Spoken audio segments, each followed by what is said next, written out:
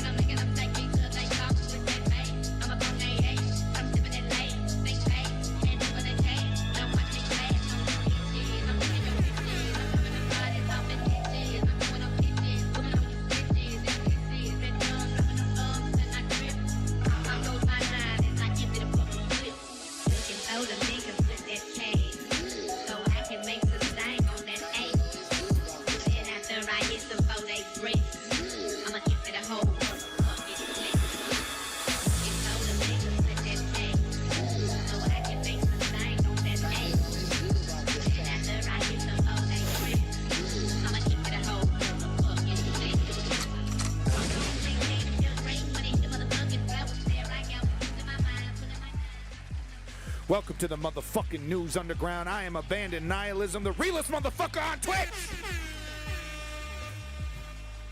I will die on my feet.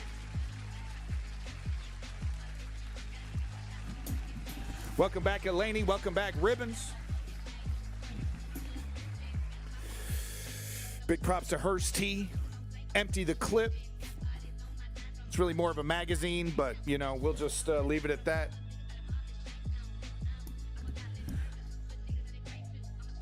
Right? Imagine kneeling to this fucking oligarchy and letting it wash over you with its mediocrity and hatred and bigotry. Imagine. Mecca Kind, welcome back. Folks, we got an absolutely jam-packed stream. We're going to start with Ukraine. We're going to talk about Epstein. We're going to talk about a specific dumbass who happens to be one of the most popular leftist streamer. Yeah, we're doing all right. Best we can. We're going to jump into the U.S. news, world, Gaza, ICE, and then the economy. I think I'm actually going to change the order here a little bit because we do need to talk about the economy. Maybe we'll do that after we talk about dumbass Supreme.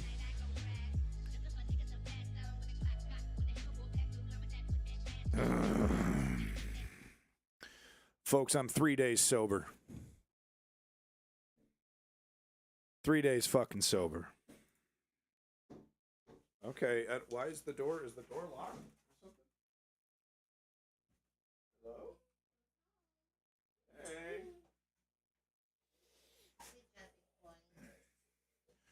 All right, folks, sorry about that. So, a little man was knocking on my door. My son and wife just got back from their walk. I wanted to start off with this very funny video. So while I'm arranging things over here, this is a good time to show you this. This is very funny. My principles are like my eyeliner, reapplied and rebranded every news cycle. My Hot Mess Express lips were made for lying, and that's just what they'll do. When I walk into a room, fake patriots salute me. Real ones think, God help us. My advice, shoot first and fact check later, especially if it's wagging its tail. A vaccine in the arm keeps me up at night, but a worm in the brain tucks me in.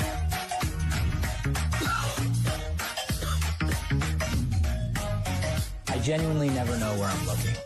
which makes hiding the Epstein files a breeze. Welcome back, Nate Slayers. Enigmas never age, and every day is a wonderful secret. A wonderful Except secret. the Epstein list. I'm on every damn page. I'm on every damn page. So there you go. That's the Real Housewives of the White House. I know it was AI generated, but what can you do? I'm on every damn page. I like that. Don't be sorry, strategy. I appreciate you contributing as much as you can. We all have lives. So we're going to be listening to DJ Echo's Playa Ambitions 2. All right, let's jump into it. We're going to start with Ukraine. A lot of stuff going on. So I wanted to start with the corruption scandal. Then we're going to talk a little bit about Pokrovsk. And there's a few other things in there, you know, just some red meat for anybody that's not a fan of, you know, a country invading another country and destroying its sovereignty. But yeah, I want to talk about this here because it's like I honestly can't believe Zelensky. Like we're gonna find out how connected he is to any of this, but it blows my mind. Like if he was knowledgeable of any of this and wasn't immediately clamping down, you know, it's like I have a lot of respect for the guy, but it's weird. It's weird to me to be like, from my perspective at least, if you were like a leader of another country, Van Raver, hello. If you're like the leader of another country and you're being invaded and it's an existential crisis and you're worried about anything else, it's weird. It's weird to me to even fathom that. You know what I mean? Money, like who cares, right? Every red cent should be, you know, I don't care if I'm a pauper. I'd rather be a pauper in a country that is somewhat free than a rich man in a country where I'm a slave. And that's absolutely what Russia wants to do to Ukraine. I'm not saying enslave everybody, but when Russia takes over another country and makes it a vassal state, they intentionally and unintentionally lower the standard of living in that country. They also assault you with propaganda. They try to assimilate you into the Russian mindset. They try to erase your culture, especially if you have a history of resisting Russia. They will erase that. So it's just like a corruption scandal. Like, we don't have time for this. We don't have time for this shit. Do you guys know Australia is allegedly funneling missile materials through China into Russia to use against Ukraine? Come on. Come on. And this is where the United States should be stepping in. This is where Joe Biden should have been stepping in. Every little thing, right? The sanctions should have been complete and full from the very beginning. I'm talking everything, not just SWIFT. Everything. Everything. And then you start punishing allies and geopolitical partners who are working with Russia. It's obvious. And yet Biden, I'm so scared. And Donald Trump is, who knows? One day he's blowing Putin and another day he's wagging his finger. Meanwhile, keeping a steady, not enough to push Russia back, but enough to keep Ukraine alive. Department of War, my dick. Yes. Yeah. No, Eleni, it's you can understand it. You can understand that a country, it has its own interests and tries to pursue them, but that doesn't mean you go, oh well, I mean, if I was in the same shoes, I'd be doing the same thing, so it's all good. No. You need to be punishing that fully and totally. And obviously China is going to be the last peg. So you got to be really careful with that one. But no, you're pressuring China, you're making deals with China about, hey, if you stop working with Russia on this, we'll do this. You stop working with Russia on that, we'll do this. Right? That's what Joe Biden should have been doing. Instead, I don't know, pissing in his fucking pants. I don't know what the fuck Biden was doing when it came to Russia. The guy's more scared of Putin than fucking the oligarchs in Russia. You know what I mean? And Donald Trump, like I said, who fucking knows? I mean, who fucking knows? But anyway, corruption scandal. Let's hear. And we're not going to do the whole 20 minutes here, but we have the first few segments talking about Zelensky, talking about Operation Midas, talking about Zelensky's response, and then how much did Zelensky know? And I think we're going to end it there. So about 6 minutes. And obviously, caveat, I know this is TVP World. This is a Polish news channel that is absolutely biased towards Ukraine. So I will be factoring that into what we're watching here. So let's get to it.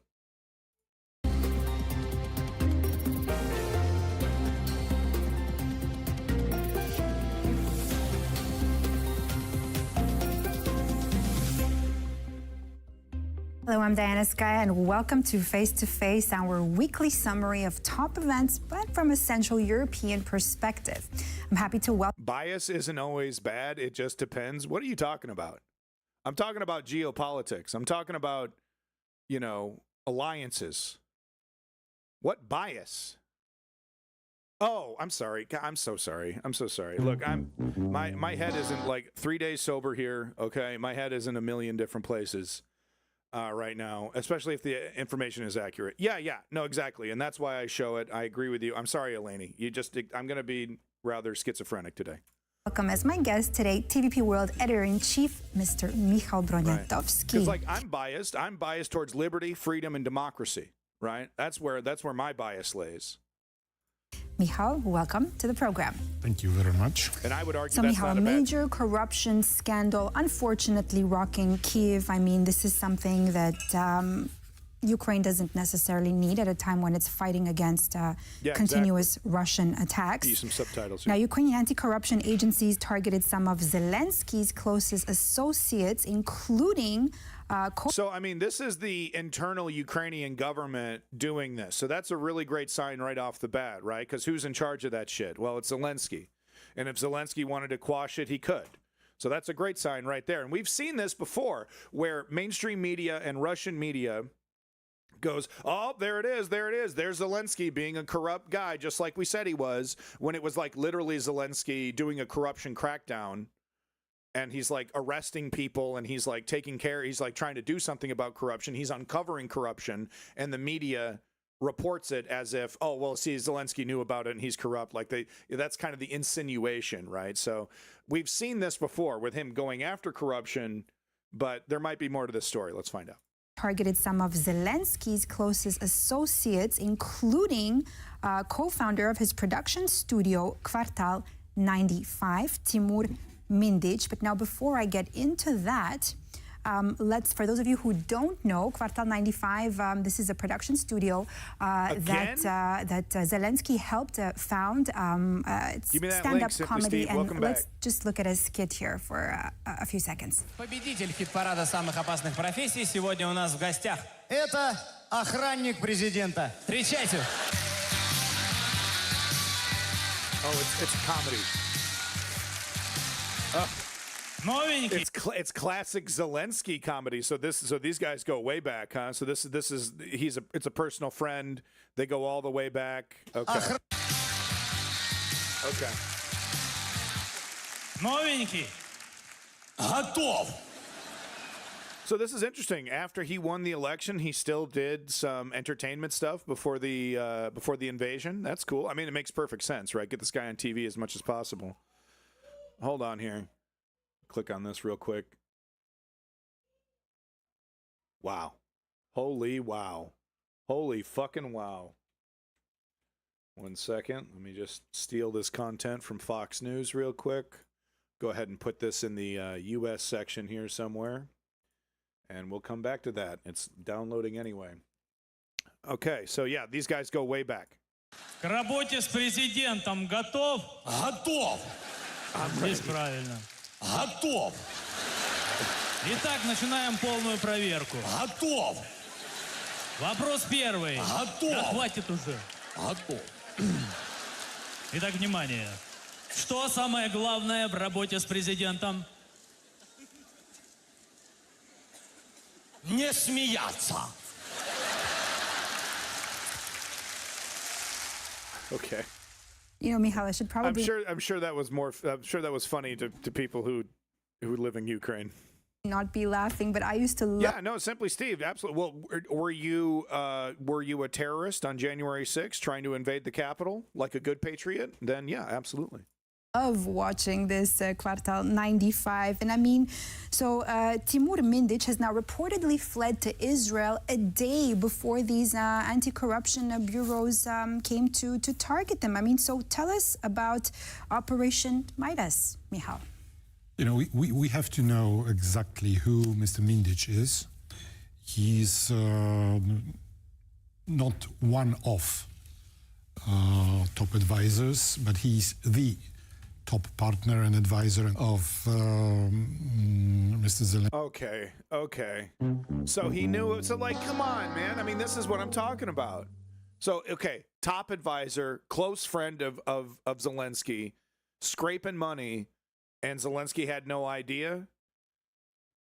I'm going to need a lot of evidence to prove that, because it's pretty hard to steal that amount of money without your buddy knowing. Not impossible, could be lying, to his friend and taking money on the side. Zelensky, he's the one who took over his stake in Kvartal 95 company after Zelensky became president. 50%, right? Well, he has 50%. I don't know how much he took from the president. Anyway, he controlled. Sorry, I didn't hear that part. I'm gonna have to repeat that. Over his stake in Kvartal 95 company after Zelensky became president. 50%, right? Well, he has 50%. I don't know how much he took from the president. Anyway, he controls this company, very big, very rich company, and he has also a lot of businesses involved in military production and so on. So Mindic is... I'm not making an excuse for Zelensky, but I am pointing out the political reality that Zelensky had to work with a certain number of oligarchs to get in office. It wasn't going to happen without them. That's how Russia built the Ukrainian political system apparatus, right? Corruption, glad handing. It was a race to the bottom to get to the top. Like I said, that doesn't excuse it, but the hard reality is that Zelensky would not have been able to win or get into that position that he's in right now if he was squeaky clean, all the way, not taking any money, not working with anybody that's associated with the oligarchy or associated with Russia. It would have been impossible for him to win. Like I said, not making excuses here, but politics is a dirty business. Close to the president of Ukraine as one can be, unluckily. Unluckily. Well, I mean, what do you think about all this? I mean, is this going to weaken this entire corruption scandal? Is this going to weaken Michal, Ukraine's credibility on the Western stage? I mean, should this entire thing come as a surprise to us? People in the whole world are not angels, and this is where transparent institutions have to come. Luckily, in Ukraine, there is... constantly talk about the importance of checks and balances, right? Because the power corrupts, and absolute power corrupts absolutely. There's no other way around that. It's a human thing. It's a human thing. So you need to build governmental systems to just inherently handle that. Similar to what happened in, South Korea, where a guy tries to pull a January 6th of his own, is arrested. President, right? Is immediately an investigation kicks off. Immediately, he's stripped of his power, and an investigation is done. Right? That's a proper check and balance against a dictator. An institution which is capable of not only finding such big affairs, we'll talk also about institutions which are capable of draw conclusions from what they discovered. And yes, this affair of which Mr. Mindic was one of the top participants have already suffered on order from President Zelensky, who is behaving here very loyally to the state. Those who participated in the scheme were demoted from their positions. Great news. Also, there is a special procedure. We're doing this again? Oh, man. Thank you. Goose X. Thank you. I feel bad. I feel bad. I always feel bad when people raid my channel because then they have to watch me. It's like, I didn't sign up for this. I did not sign up for this. I'm here for boobs and video games. What the fuck is this? But no, big props to Goose X. Thank you, Goose X, once again for coming on in. I appreciate it. Just like last time, you stuck around for a little bit. And once again, thank you. Hope you're doing well. I hope you had a good broadcast. Marculus based, huh? We're still doing that? Anyway, why am I so judgy? I'm so all of a sudden I fucking sober up and then I'm fucking so judgy. Over here. I did. Good. Did you talk about Epstein, I assume? There's a lot of Epstein stuff. I got a whole Epstein section, man. Against the... Okay. So, I mean, this guy is saying Zelensky's going after him. Zelensky, who is behaving here very loyally to the state. To the state. Those who participated in the scheme were demoted from their positions. Like also, there is a special procedure against the two top players who fled the country. I know, Marculus, among which is Mr. Mindic. They are sanctioned now, which means on political decision of the president, they are banned from traveling. They already traveled. They're not there anymore. They're gone. So they were banned from traveling, but they left anyway. Cute. Accounts are blocked and so on. So this is this shows that President Zelensky is very resolute in trying to make this story be less destructive for him. But Michal, let me ask. So So he let them leave. That's corruption, man.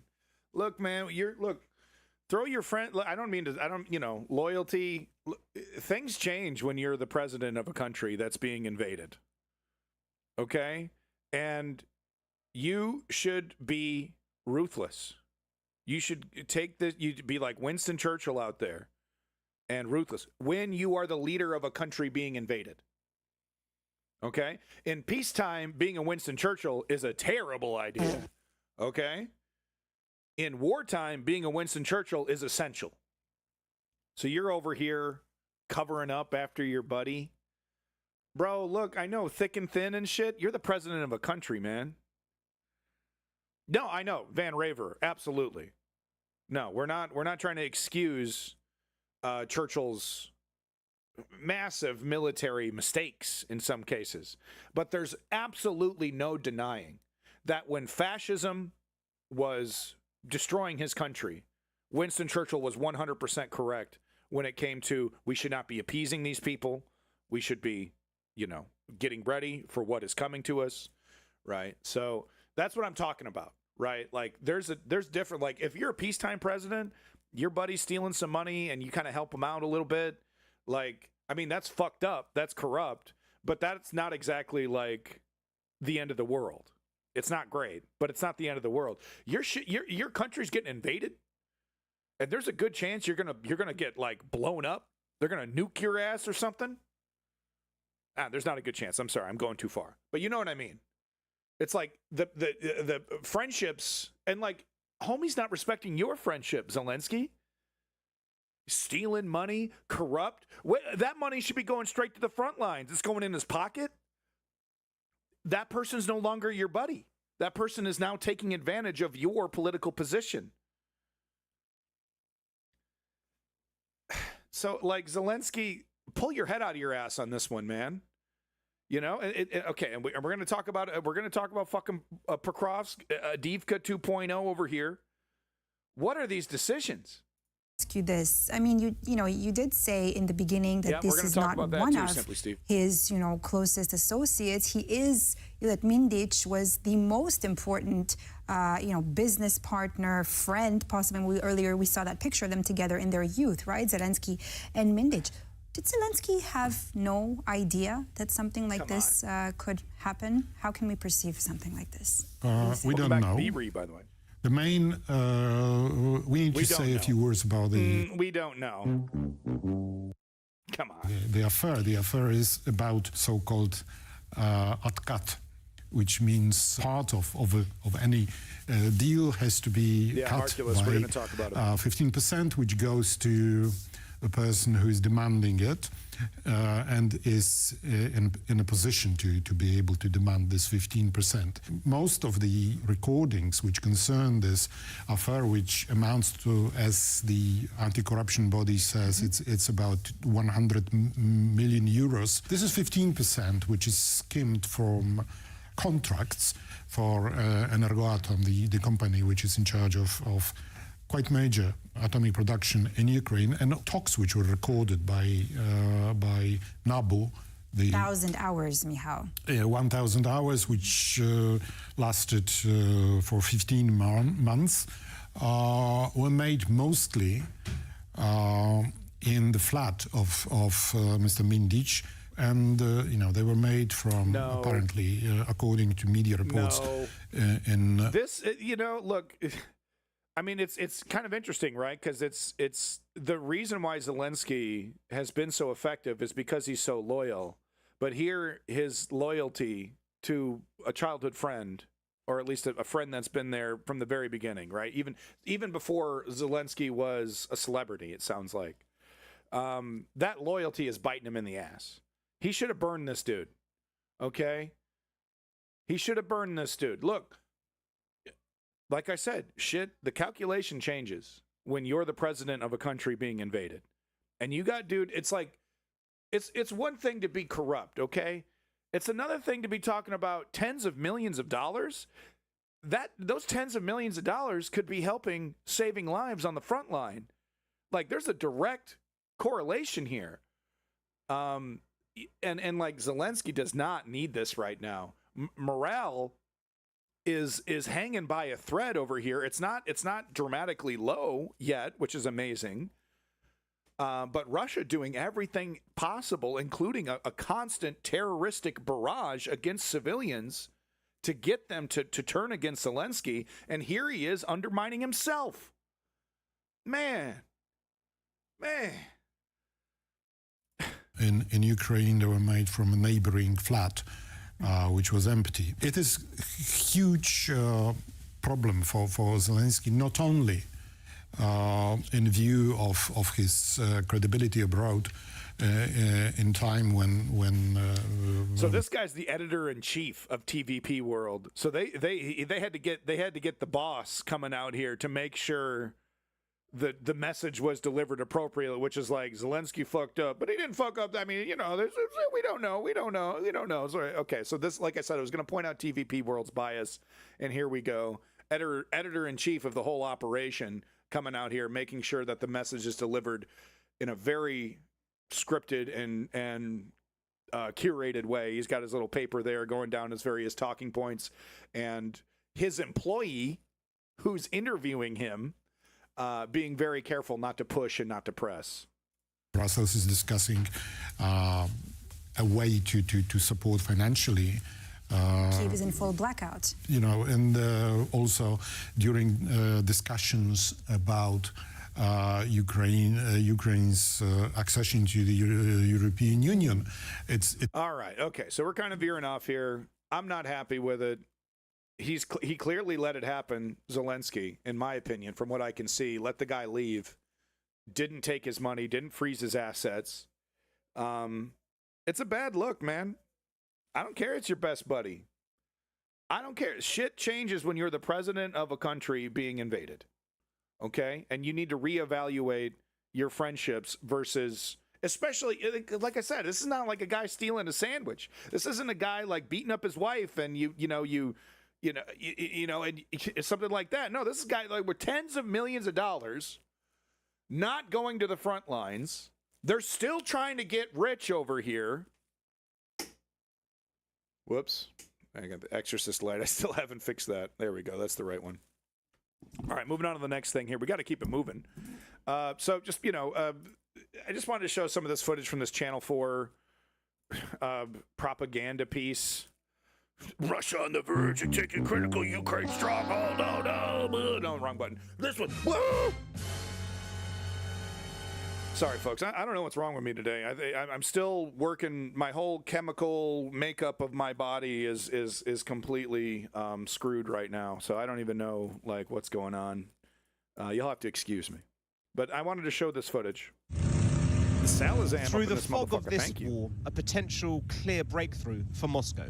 Look Using at the these dense vehicles, mist as cover from Ukrainian Holy drones, shit. a seemingly ragtag bunch of some 300... Yeah, and they've been, if you notice, there's no doors, right, so that they can run out. By the way, this column, like, this is, they keep showing this like 5-second clip over and over and over again, right? Like, dun, dun, dun, dun, you know, the invaders are coming. This column was decimated minutes later and was actually under attack. Even though it was foggy, it was under attack, and you can see...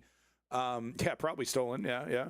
And you can see the guys with the shotguns who are keeping look at the drones coming in, because like it wasn't, because the footage, this small clip, they want to make it seem like they were rolling in there unimpeded, and that is absolutely not the case. Okay, and I have fucking proof. Dense mist as cover from Ukrainian drones, a seemingly ragtag bunch Very of likely some 300 50% of Russian these individuals soldiers are already have entered dead. the town of Pokrovsk.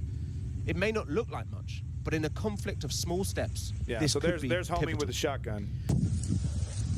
Yeah. The they took advantage of it, the fog, which is, you know, military, makes perfect sense. But, you know, they keep showing the clip like it's like the end game. Meanwhile, in reality town, Ukraine is pushing back in Pokrovsk and pushing back in the north. And finally, they're getting those motherfuckers out of Mirnograd. Way too late. Once again, just like Bakhmut, just like Avdiivka, waiting to the last fucking second, making it as hard as possible for these guys to get out of there, making them pass through a fucking kill zone to get out of there. Why? You know the reason why? Because they don't want it in the news that Russia takes 20 kilometers. Russia takes... 5 miles of Ukrainian, like they, because that's what the headline would be. Russia takes an incredible, Ukraine retreats and Russia takes an incredible amount of territory, right? That's what they're trying to avoid here. But they're getting Ukrainian soldiers killed to avoid that PR issue. And it's like, I mean, I know PR is important, especially, I just said, but I mean, the end result of waiting to the absolute last second to pull those guys out is that a lot of those guys are going to get maimed. Some of them are going to get killed. But I don't know. I mean, look, I'm not a commander, right? Because it's like you do have to weigh when you're in a situation like Ukraine, who's wholly dependent on the international community to sustain you and keep you moving in this war. PR is important. PR is important. You can't be having it in the news every week. Russia takes this amount. Russia takes that amount, because that's what Putin wants. He wants every day, every week, gains, right? Making it seem overwhelming, and that would shake the international community, because they're all a bunch of Joe fucking Bidens, a bunch of neoliberal Joe Bidens over there. Ukrainians are still holding Keir out to the Starmer, north right? of the town, and the Russian advance Coward. is slow. Notice here that Kyiv soldiers are using a remote-controlled vehicle. The commander-in-chief of Ukraine's army said that these ground-based robots have helped to supply, in October alone, 300,000 kilograms of supplies to their units. Pokrovsk was once home to 60,000 people, home to the oldest university in the Donbass, now deserted and in ruins. Fuck Russia, just like man. most of this Look at once that. bustling town. Look at that beautiful education, Institute for Education there. Shoot a missile at it. Now deserted and in ruins, just like most of this once bustling town. Right. It's very likely, though, that Ukrainian soldiers were using the building, right? This is war, but it is disgusting what Russia has been doing to this country. It's just Russians absolutely call this disgusting. the gateway to Donetsk and a key stronghold. They believe they have the upper hand, but do they? No, you can't say that they're winning. I mean, Yeah. they've been at this for 3.5 years. They haven't really moved the needle in terms of territory that they occupy, even taking Pokrovsk. So this guy was a Biden guy from the U.S., not Trump, right? Because if it was a Trump guy, it'd be like, I like the taste of Putin's dick. You know, is all not that going shit. to make that big a difference. And they certainly can't eliminate Ukraine as a state. Right. Okay, so there you go. I wanted to show you some of the footage, right? You've probably seen a piece like this. It's like, will they, won't they? And then Channel 4, which is friendly to Ukraine, ends the interview, looks like, with a super duper long interview with a Ukrainian MP who's like, you know, obviously going to be like, we're not losing. I don't know if he says we're winning. I haven't seen this whole clip, but you get the point. Here's some red meat for y'all. A mushroom cloud has developed over the Russian barracks in Novorossiysk. This is very likely missile fuel burning from the destroyed Russian air defense battery. It was likely a S-300, S-400 tasked to shield the city. So, I mean, obviously, neon purple star. We don't know. Who knows? Oh, yeah, that was an S-200 or an S-300 or obviously. It was the super salamander. But yeah, you get the fucking mushroom cloud effect. Они прям в дом целятся. Походу. Ай, Влад, отойди, сейчас могут же моего... Ай, Влад, отойди. I love cook-offs. I'm a personal fan of ammo cooking off and exploding. Yeah, I got more footage like this too. One more time. Love a good cook-off. Они прям в дом целятся. Походу. Ай, Влад, отойди, сейчас могут же моего... Shame it cuts off before the audio actually hits the camera there. Yeah, okay, so here we've got a little bit more footage right here from a different angle. Apparently, Ukraine has affected 2% of the oil supply or oil logistics chain just recently with an attack. I think Dennis covers that. We'll get into that. Top Ukrainian ministers submit their resignations as the country is rocked by a corruption scandal. So this is definitely this is probably pressure from Zelensky telling these individuals to step down. But you let your buddy leave. You let your buddy leave, and are you freezing your buddy's assets? Right? Because it's okay, you're throwing a couple folks under the bus here. That's neat. What about your buddy? As Russia's renewed attacks on Ukraine's energy infrastructure cause rolling blackouts ahead of winter, a major embezzlement and kickback scandal involving the state-owned nuclear power company has put top officials under scrutiny. It's fast becoming one of the most significant government crises since Moscow's full-scale invasion, with media reports implicating a close associate of President Volodymyr Zelensky. Zelensky actually publicly called for the dismissal of his justice and energy ministers amid the investigation. They later submitted their resignations, the prime minister said. Anti-corruption watchdogs, the same agency Zelensky sought to weaken earlier this year, and we covered that. He was going to weaken these corruption watchdogs, probably to protect his buddy. He got in a tsunami of public pressure. I'm talking protests in the streets. Protests in the streets.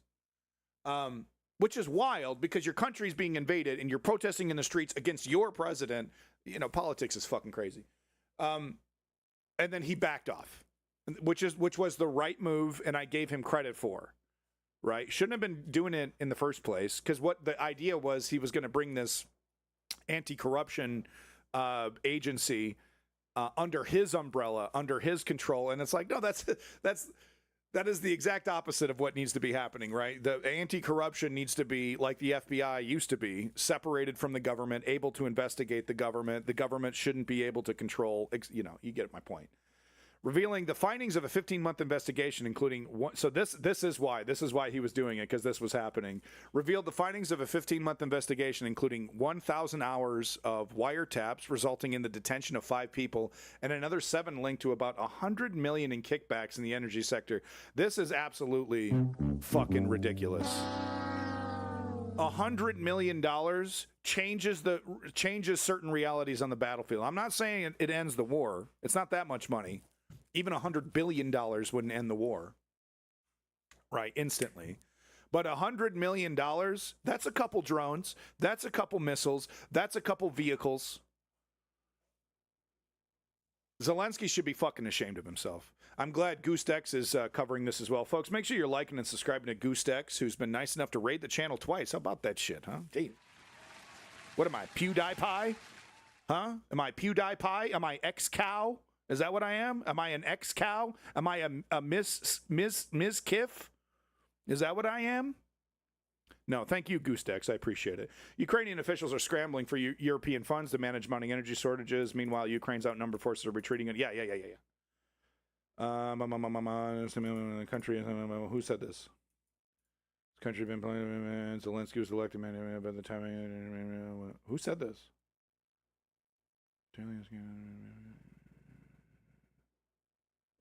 Yeah. Okay. Yeah, that's what I'm saying. One lingering question is how high the corruption goes when investigators found 8 people. Okay. Ministers resign. Zelensky partner. Yeah. So in the tapes, Mindich, 46, a co-owner of Zelensky's Cardval 95 media production company. You're too close to this, Zelensky. Is believed to be speaking under the codename Carlson. Under Zelensky, Mindich has gained clout and influence in multiple industries. It looks like Zelensky distanced himself from Mindich long ago, and when the scandal broke out, Zelensky didn't start to cover Mindich, Mrazeko said, but I don't rule out that someone from his entourage might have succumbed to temptation to make a quick buck. Look, it's impossible. It's impossible to cover all of it. But $100 million moving around, it does look like Zelensky was like, I don't know. It doesn't look like he was like, yo, give me that money. Yo, I'm going to my best buddy Putin. Yeah, I'm going to get a fucking, a beautiful house on the lake, just like Putin does. And I'll have a mistress who's a ballet dancer and all that stuff. It doesn't look like Zelensky was doing that. Which is good, but he didn't go hard enough. That money should have been, those assets should have been seized. Key factor here is that the company supposedly affiliated with Mindich is getting government contracts outside the competition because of the personal relationship to the administration, said Ukrainian investors. And like Zelensky knows this is happening. He knows that there's a buddy of his using his name, using his clout, using his relationship to enrich himself. So that's a decision that Zelensky made to allow that to happen. After his suspension as Justice Minister, Halushenko said in Facebook post that he would defend himself in court. I believe that being suspended for the duration of the investigation is a civilized and proper course of action. I will defend myself in the legal domain and prove my position. Okay. I didn't do it. And if I did, you got to prove it. Okay. Reactions in Europe. Spokesperson for German Chancellor Friedrich Merz said that the government is concerned by the reports of corruption, noting they involve a sector that receives considerable support from Germany. So Germany is pretty supportive of Ukraine. So that, the language could be a lot more harsh. That's like, well, that's concerning. So I don't think this is a career ender for Zelensky, but it's not a good look. And Russia is going to take full advantage of this. So the spokesperson, Stefan Cornelius, pointed out, wow, really? That's his name? Cornelius? That's awesome. The spokesperson, Stefan Cornelius, pointed to worries voiced in last week's report by the European Commission and said Ukraine needs to ensure progress in fighting corruption. We will now watch developments in this concrete case. But he is, right? So, I mean, like, I don't know what the deal is with that Zelensky move, but he backed off it, and hopefully he continues. Germany now asking people to sign up to the army. Yeah, that's great. That's great news. That's great. So here we got Succumimus over here. New excellent footage of Novorossiysk attack. Air defense fails miserably. Lighthouse destroyed. So he's just got more footage of that stuff that we saw. Let's take a look. Make sure you're liking and subscribing, by the way, to Succumimus here. The guy fucking rules. He's a military analyst out of the UK. Absolutely. Give him that like and subscribe. Support these independent journalists that are helping us. I mean, could you imagine if we had to depend on CNN? For like our Ukraine news, like it's 1950s or something. Could you imagine how uninformed I would be? Hello everyone, an update here of a big attack on Novorossiysk that occurred yesterday. I have a new video. It's just 4 hours of Jake Tapper clips on my show. God help us all. attack itself filmed from on board a cargo vessel parked in the How harbour at deep the into? time. I don't And know. it's an I'd have to excellent look at the video map. I and don't know. definitely worth a watch. Oh, so I mean, this is all the anti-air. It looks like traditional anti-air too. It's just like firing bullets and shit into the air. That's a lot. Didn't work. Didn't work. Holy shit.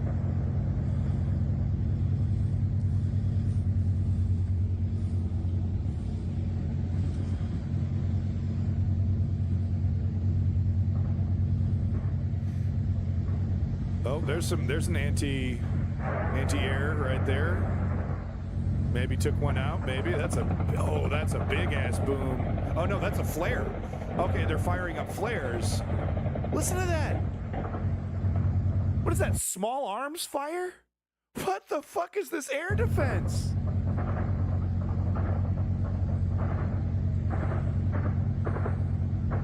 Holy shit. What are they sitting in, World War II? You know, just like, you know, boom, boom, boom, boom, boom, boom, boom, boom, boom, boom, boom, boom, boom. Yeah, you're not shooting down the Luftwaffe.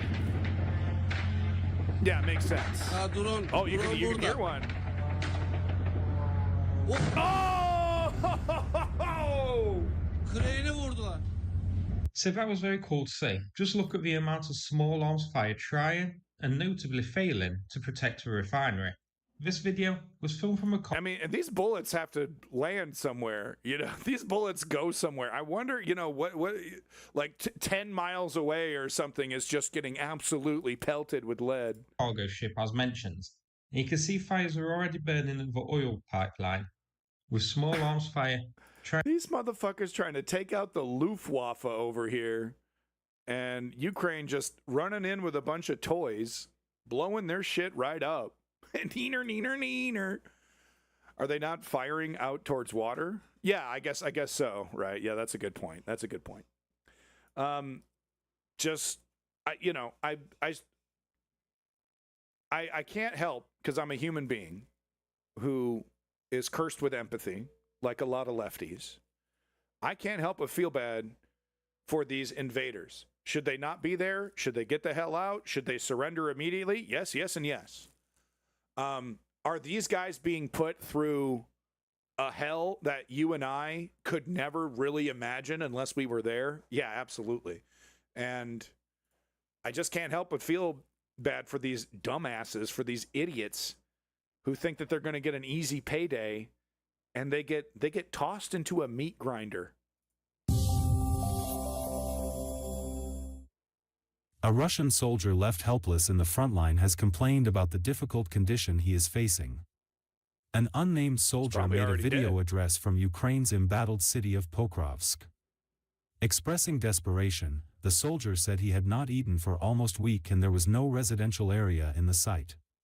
I mean, he looks like psychologically, you know, because like his eyes are wide open, right? And he's you know, constantly bugging out, which is exact. I mean, like, if you've seen the footage, anyone seen the footage of the guy running from 5 different drones? He's like running around a bush and like boom, boom, boom. So he's starving. He's probably, you know, dehydrated. He could die at any second. You hear the fucking drones flying around like flies. So I mean, there's a good chance this guy's already toast. The wounded soldier said a large number of Russian were killed in fightings and there were many dead bodies around. Yeah, situation remains tense in Pokrovsk in East. Well, you know, that's all well and good, right? You can do that, but then expect the entire army behind you, the people that was once your comrades, to then try and kill you. There's lots of footage of Russian drones taking out Russian POWs, people that are Russians that are trying to surrender, and Russia will fly a drone right into those guys. So, I mean, it's just like, if you're lucky, you just get your leg blown off, and you're one of the lucky, you know, 1 out of 1,000 that actually gets exfiltrated and taken back, because Russia just lets you die most of the time. You just die and bleed out in the field. They're not gonna get you. eastern Donetsk region where heavy fighting is underway. Yeah, if he's lucky, he gets captured. Ukraine's The lucky top ones commander get captured. Alexander Syrsky said they on get Monday fed that and Ukrainian medical troops attention. were launching counteroffensive against Russian units who entered the city.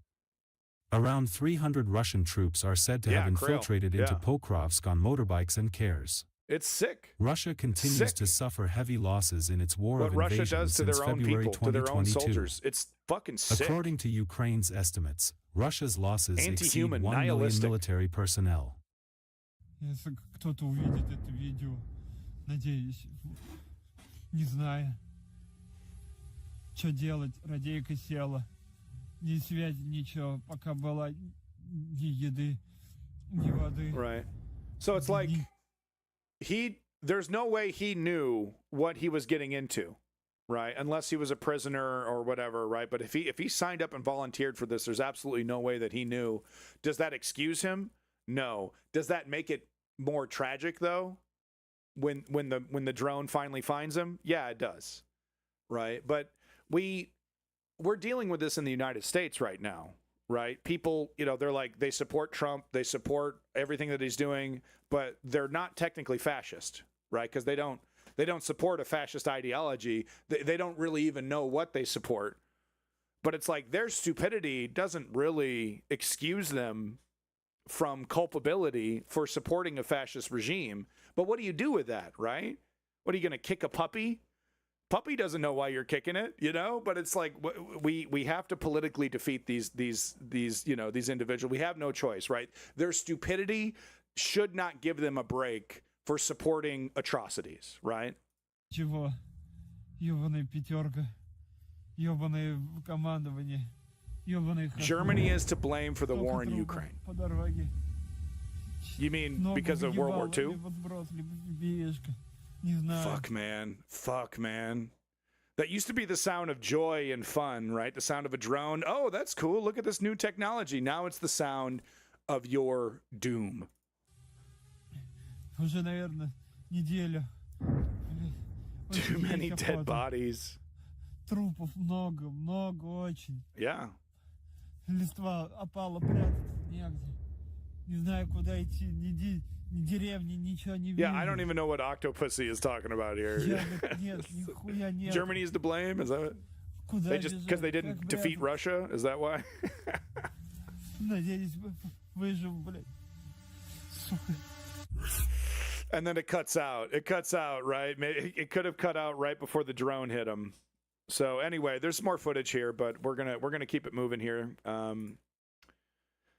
I got a couple clips from Dennis, and Dennis is being way more honest than reporting from Ukraine is about the current frontline situation. I think Dennis has some buddies, right, that are on the front line or close to the front line, maybe some commanders. I feel like he knows some folks, and he's kind of trying to, like, convey the message from the front lines, outside of the Ukrainian channels, right? And trying to do that in a way that isn't like, oh, I got the inside scoop and I'm going to leak some information, but it's like, okay, this is information that my buddies are telling me and they would like me to express some consternation, et cetera, et cetera. Oh, he's got an 88 in his name? Oh, okay, well, there you go. Yeah, okay, yeah, good point. Thank you, Krail. I didn't even notice that. Thank you. Welcome. It seems like Ukraine mastered the strikes Nazi. on Russian oil facilities so much Thank you. that Come now it again. is affecting 2% of the global supply of the oil, sources say. Well, mainly we're speaking about the yesterday's strikes on Nova, which means Novorossiysk, Russian export port, the biggest one in the Black Sea for Russia. For those who Russia don't know still what may 88 export means, it some of means the Heil oil Hitler. from Ust-Luga port, but sometimes Ukrainian drones visit that facility as well. And if Novorossiysk is roughly 2% of the global oil supplies, imagine all of this Russian shadow oil fleet and how it is integrated into the world economy. And of course, there are powerful people outside Russia who are interested to push Ukraine Here, I'll to seize wave. those I'll wave strikes. to my And actually, it was done window. already before. Ukraine was Put 'em together. told not to strike Novorossiysk or any other Russian oil infrastructure. Just the last year. For example, this is the older article from the last year. Ukraine says Russian oil refineries are Right. So this was this is when he just put this out, and it's basically Ukraine affected 2% of the world's oil supplies with this attack. See if he's got some footage. We already saw that. I don't think we've seen this one yet. This next one that he goes to. No, all of the kabooms are ground kabooms, or were ground kabooms in this case. And here we see where the okay. I thought that was video. See if we got anything else. We already saw that. So okay, so that was just that. I just wanted to point out that Ukraine is targeting Russia's oil infrastructure, and it is being effective. We keep hearing, oh, it's going to happen. No, the Russian economy, it's going to happen. It's going to collapse. And then it doesn't. Okay, so here he goes. Yeah. So this one, I think, is this the thumbnail where he said Avdiivka 2.0? Yeah. So he was like basically raising the alarm. Like, we still haven't pulled these guys out. Last week when I was reporting on this, reporting from Ukraine was talking about rotations. You're bringing fresh meat into this fucking bear trap? Good God, why? So 1 week later, after rotating, they're now officially pulling out of this. And look at the kill zone. Look at this. And now it's not totally accurate, because this yellow represents, if you're in this area, there's a high likelihood that you'll get attacked. It's not like we have Russian soldiers occupying every piece of this here. I've heard analysts describe the battlefield, these frontline areas now, as more of a zone of conflict, where apparently Ukrainians will be hunkered down in one building and Russians will be hunkered down in the next building over, and it's these, it's very, very contested area. So what I'm trying to say is that if you were a Ukrainian and you had to go through the yellow to get out of there, there's a chance that you could survive. If you're in the red, you're in enemy territory, and there's a good chance you're totally boned. But in the yellow, it's not guaranteed. But with all saying that, like I said before earlier, how come these guys, just like Avdiivka, just like Bakhmut, last fucking second? And I think it's because of PR. I think it's because they don't want,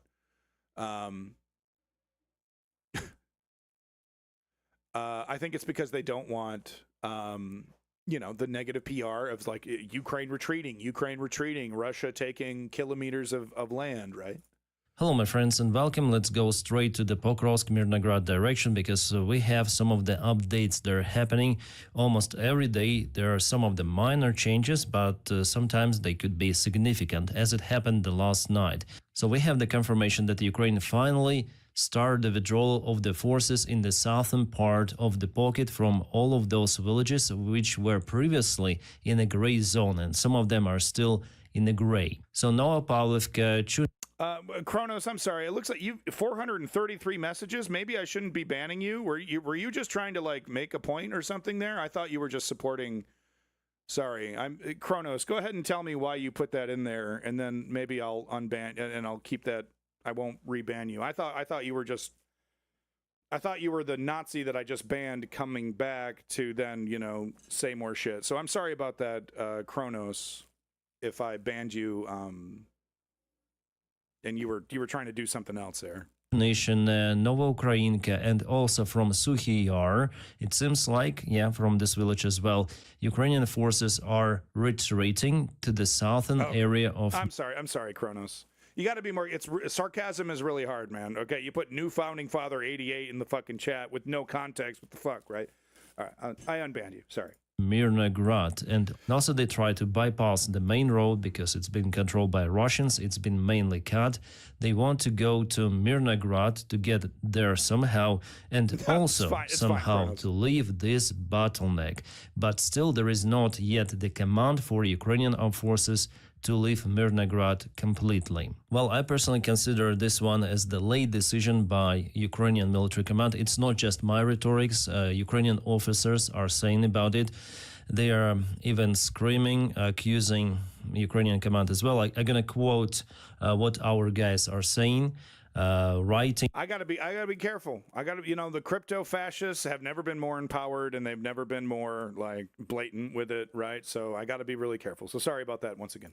Typing, because they're in desperate, they spread the messages also openly in internet. The messages are being taken by our volunteers and even by the Russian propaganda, showing that definitely the situation is not good for Ukraine. But the start of this movement from the south, it's more or less positive step for Ukraine. Still, Ukraine will not be able to withdraw their forces completely without losses. And I'm just repeating what other military analysts have said, but apparently one of the most difficult things in military maneuvers that you can do is retreating while under fire.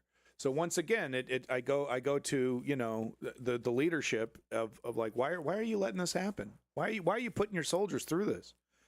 Because of PR, and PR is, like I said, this isn't like the United States that can roll over and just do whatever the hell they want, and like I said, Ukraine is heavily dependent on the international community for sustaining its battle. So the PR situation is actually extremely important for Ukraine, and the calculation might be that it is it's more important to not have the Ukraine retreating in the headlines than to put your soldiers through it, but. For the soldier on the front line, that's like, yeah, whoop-de-doo, man. Whoop-de-doo. I gotta walk through a 2-kilometer kill zone, right? And I'm already wounded, and I'm starving, and I'm almost out of ammo, and it's like, well, we couldn't have it in the headlines that you were retreating. Okay.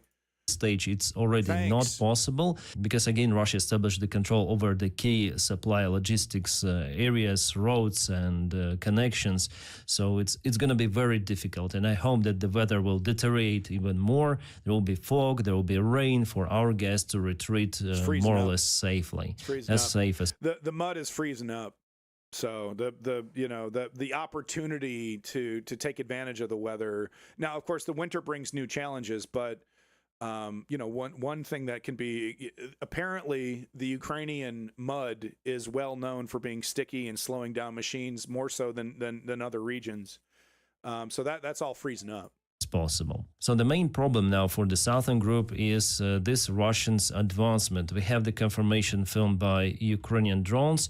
They show the presence of the Russian armed forces there. Ukraine now tries to use drones to somehow slow down the Russian army advancement, but still sabotage groups are out there. And the job is because of Joe Biden and of course Donald Trump. But I'm putting a big chunk of this because Joe Biden had 4 fucking years. Or 3 years or whenever, right? What was it? I don't know, whenever it started, right? But he had ample time to snuff this out right then and there, push hard then and there, while Ukraine had a technological advantage. But now that Russia has had time, they're changing up the strategy. So, they did try a big mechanized assault a couple weeks ago that completely failed. Now what they're doing is this interesting strategy of a creeping wave of just small but constant, small 2-3 groups of 2 or 3 soldiers, a couple motorcycles, maybe one van, right? But it's just constant, 24/7, just one after the other. This creeping wave instead of big waves, a smaller, more consistent wave. So you take one out, 2 more pop up. You take those 2 guys out, 3 more pop up. And it's really not about these guys aren't the ultimate badasses. We're talking about barflies who were like beating their wives and arrested, or drug addicts, or mentally ill people, or down and out losers, right? Who just, they don't have any money for one reason or another. Doesn't necessarily mean you're a loser, but you get my point, right? Just people who are desperate signing up. So we're not talking about Rambos out there, but it's not about being Rambo. It's just about being there. It's just about occupying that territory, and then digging in. And if you can successfully dig in, and then Russia can reinforce, and eventually you're holding that territory. And that's what they've done throughout a good chunk of this war. Already crossed the road. Our drone operators are working 24/7 to eliminate the threat, but still Russia basically has more army men, also have and help from they SAS. use those army Does men Ukraine in have a those chance? straightforward attack. I mean, Kronos, that is a very difficult question to answer because it is wholly dependent on a myriad of factors. If the international community drops out, Ukraine is done. If Zelensky gets assassinated, Ukraine is done. If there's a couple other, like if Russia were to like drop a nuke or something like that, but you know what I mean? Like there's this.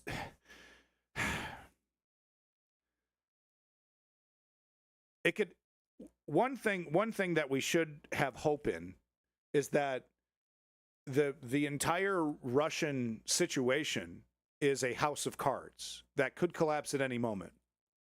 The economy could have a situation. There could be a group of oligarchs and army officials that are plotting against Putin. Putin could die, and then his replacement is no longer interested in Ukraine, which doesn't seem likely. Is Trump a Russian asset? No. Trump is a completely different situation. Trump is a mentally ill narcissist who is stuck in the 1980s, and his conception of Russia. I mean, it's hard even for like regular people to even put themselves in this in the situation, to even put themselves in the Trump mindset. But from Trump's point of view, the Soviet's still the strong Soviet Union. After World War II, big success, right? So he's not an asset per se. Trump is Trump. Trump is Trump, but no, he's not. But I don't know. Does Russia have something? I don't know. They don't care about the losses. So against this kind of the enemy, some kind of enemy compromise, that goes, it's very hard. Plus, as you saw in multiple of the videos, so he gets into it, and he's doing his dentist thing, and he's not saying like fuck Ukraine, obviously, but he's just like, this isn't good. This is a failure of leadership. We've seen this before multiple times with Avdiivka and Bakhmut. Why are we repeating the same mistakes? And really, my assessment is that they're repeating the same mistakes because they don't have a choice. Like I said, they want to avoid it hitting the news, Ukraine retreating. And technically, in this case, waiting until the last second, you can, I don't know if you time it right, because they're still going to say Ukraine retreating, big victory. But I guess there is a way to kind of do this, because that's what we had with Bakhmut and Avdiivka. Like, there wasn't like Ukraine losing, retreating. Like, I mean, there's always that drumbeat from Russia, but it wasn't like, oh, stone cold fact. Yeah, Ukraine's getting its ass kicked. Because it was like, well, it was kind of a slog, and Russia lost, 8-1 soldiers in Bakhmut. I mean, almost the entire, what was the name of that special group? It's right on the tip of my tongue, right? But Ukraine basically annihilated those fuckers in Bakhmut. God, I don't know. My head is scrambles right now, but I don't know. It's just like it's too simple. It's too simple just to go, he's a Russian asset. Wagner, thank you, Marculus, for keeping up with me there. But yeah, I mean, Ukraine decimated Wagner, and of course, maybe Wagner did technically win in Bakhmut, but they were a shadow of themselves by the end of that. They had to dump everything to get Bakhmut. Yeah, Wagner's now in Africa, fucking mining jewels, and probably sticking a gun in some little kid's face to get him to go into a diamond mine or something. Stickers, welcome back. Good to see you. So here we have a reporting from Ukraine. And once again, grain of salt from reporting from Ukraine. Ukrainian command pulls off tactical illusion to withdraw half of the forces from Mirnorad. So this was from 1 day ago. And actually, so I was talking about this. I thought this was a week ago. No. But you'll see in this report, there's a rotation. I guess it makes sense. You kind of have to do a rotation, right? Because you need fresh meat to defend the wounded, the injured, the too tired, to get them out of there. So I guess you kind of have to do a rotation to do a proper extraction, right? The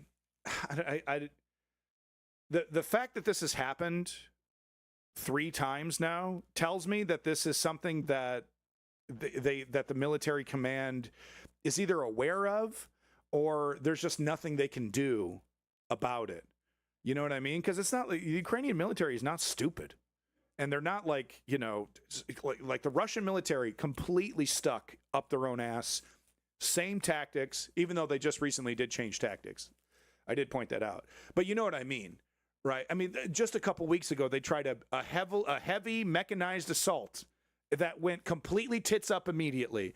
And it's like, that was not the first time they tried that, okay?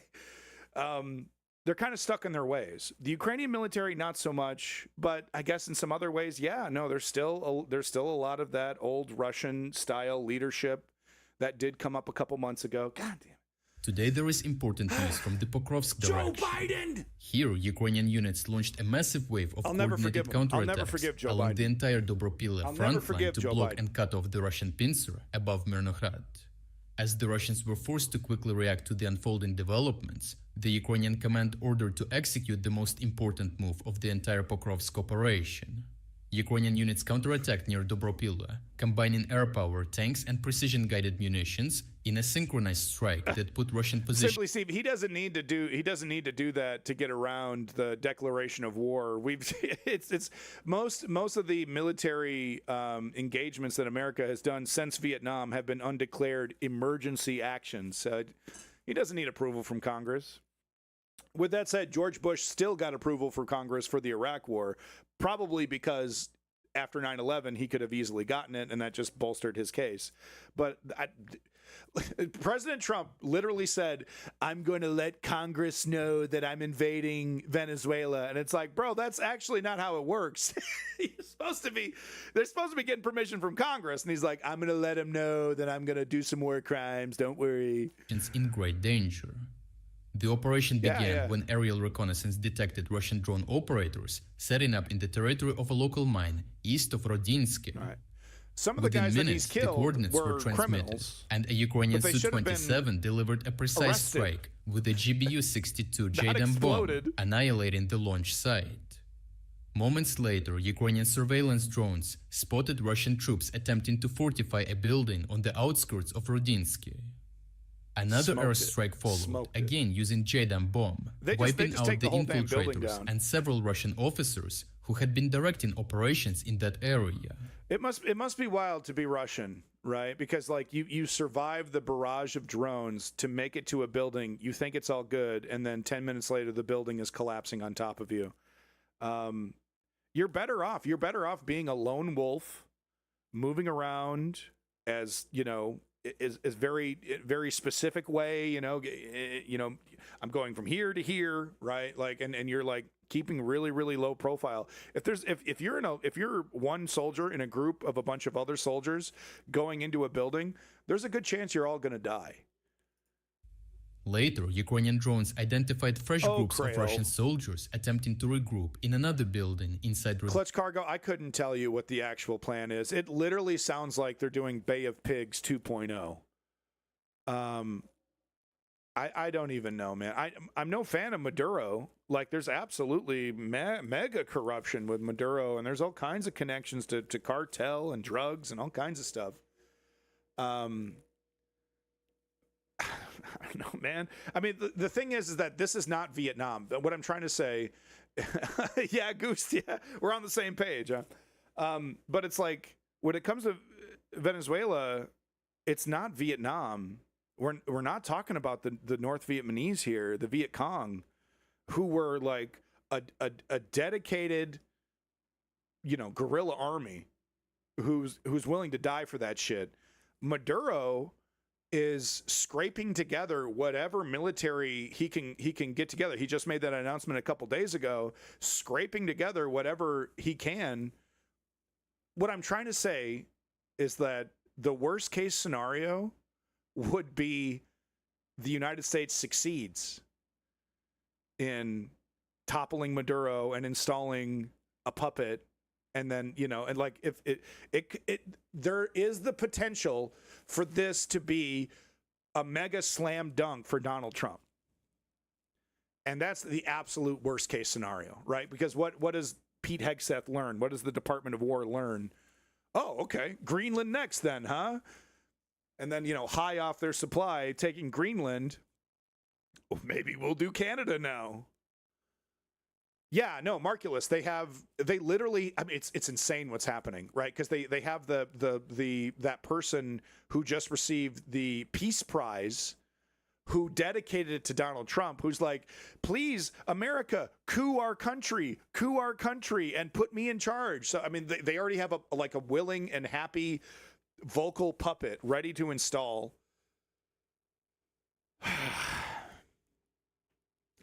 It's like the Venezuelan army is not like the Vietnamese, okay? They could easily fold. They could easily fold. Dinska, but a Ukrainian tank opened fire on one structure, clearing it of enemy forces. Say bad things about Norway Inside Parliament. an industrial complex I don't know nearby, much about the Norway more Russians Parliament, were so. spotted. So Ukrainian jets launched JDAMs again, with the first And if one Russia missing and China- slightly they're not- due to no. Russian electronic warfare interference. Russia and China are not coming to the defense of Venezuela. Absolutely not. No. Maybe Russia, but I like just the simple fact that logistically Russia doesn't have the manpower or the equipment to be sending there, so they're out. China, they're not going to get their beak wet in Venezuela. They're going to get their beak wet with Taiwan. Okay, they're not going to, they're not going to push back. They're not going to let America they're not going to show America that, that China is willing to militarily engage with America. They're not going to play that. Maybe they'll, throw some money to Maduro. Maybe they'll throw some weapons to Maduro, but the Chinese military backing up the Venezuelan army, not happening. Absolutely not. While the second flattened the site successfully.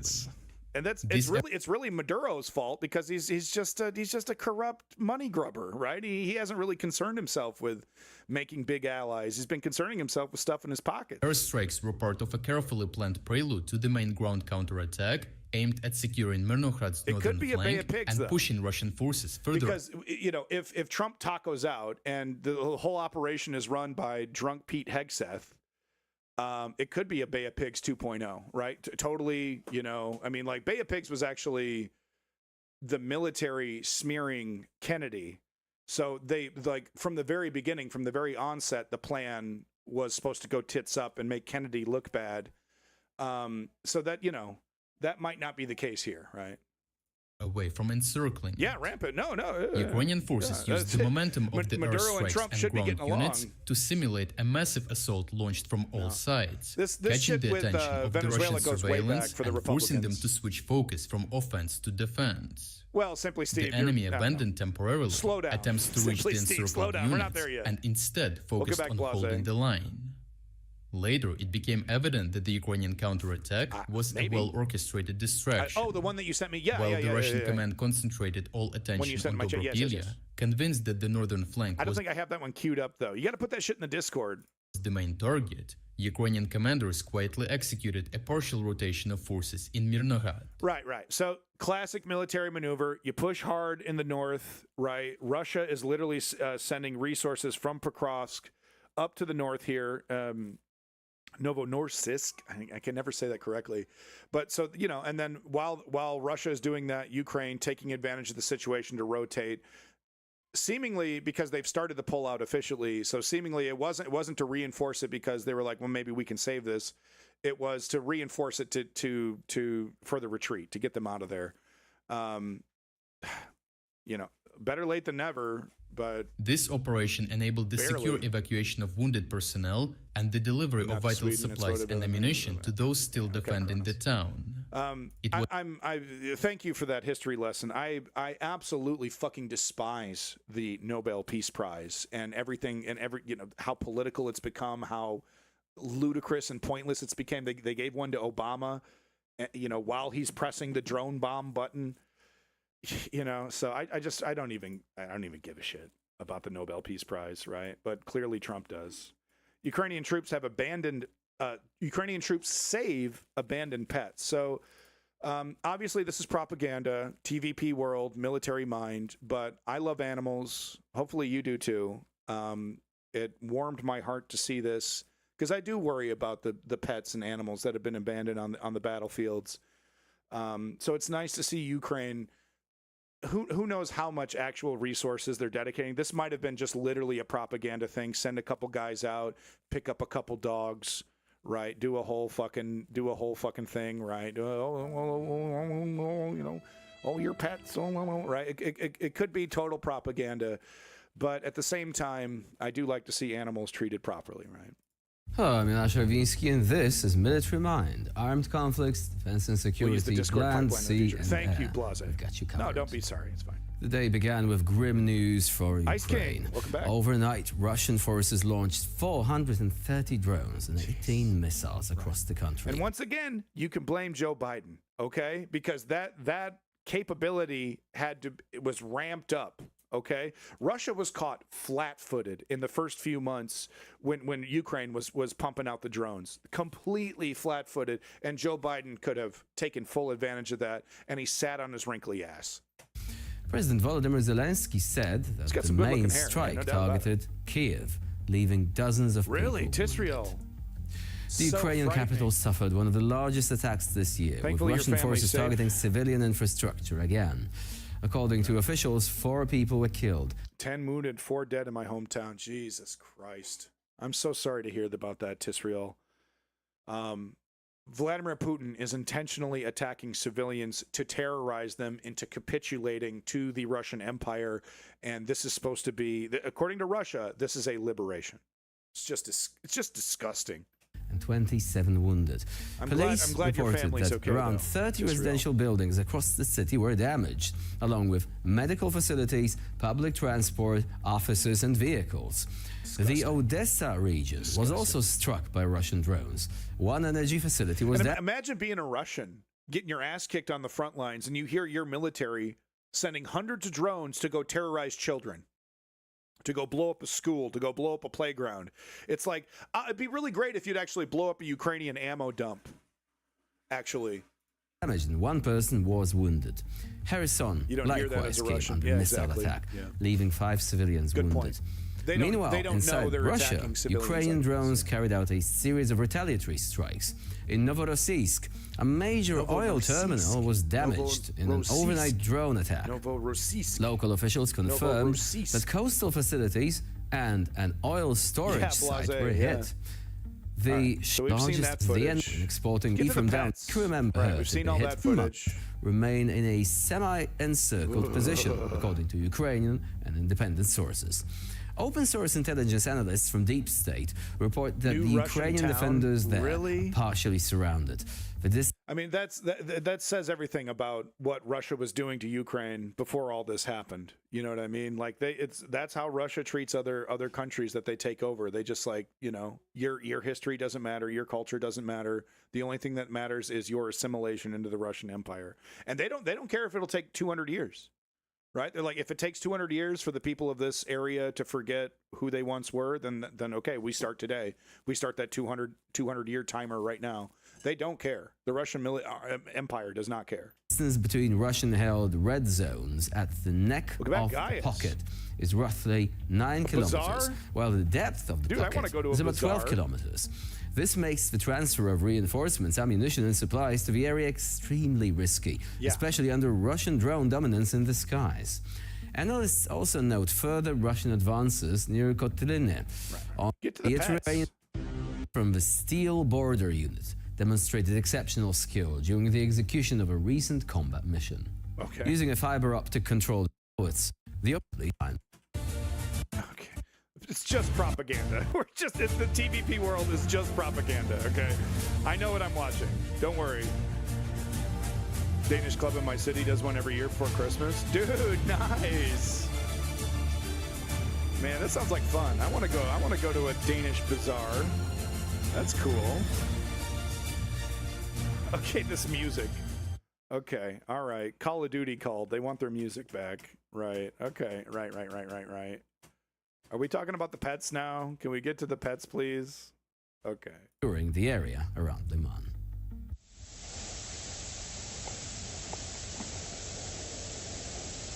Damn, dude. Damn, this is some motherfucking Metal Gear Solid shit, dude. Jesus fucking Christ. I mean, just look. It's just crazy, man. Clearing this isn't every day. This is their job. They do this every day. Creep up on positions and just dump on motherfuckers in holes.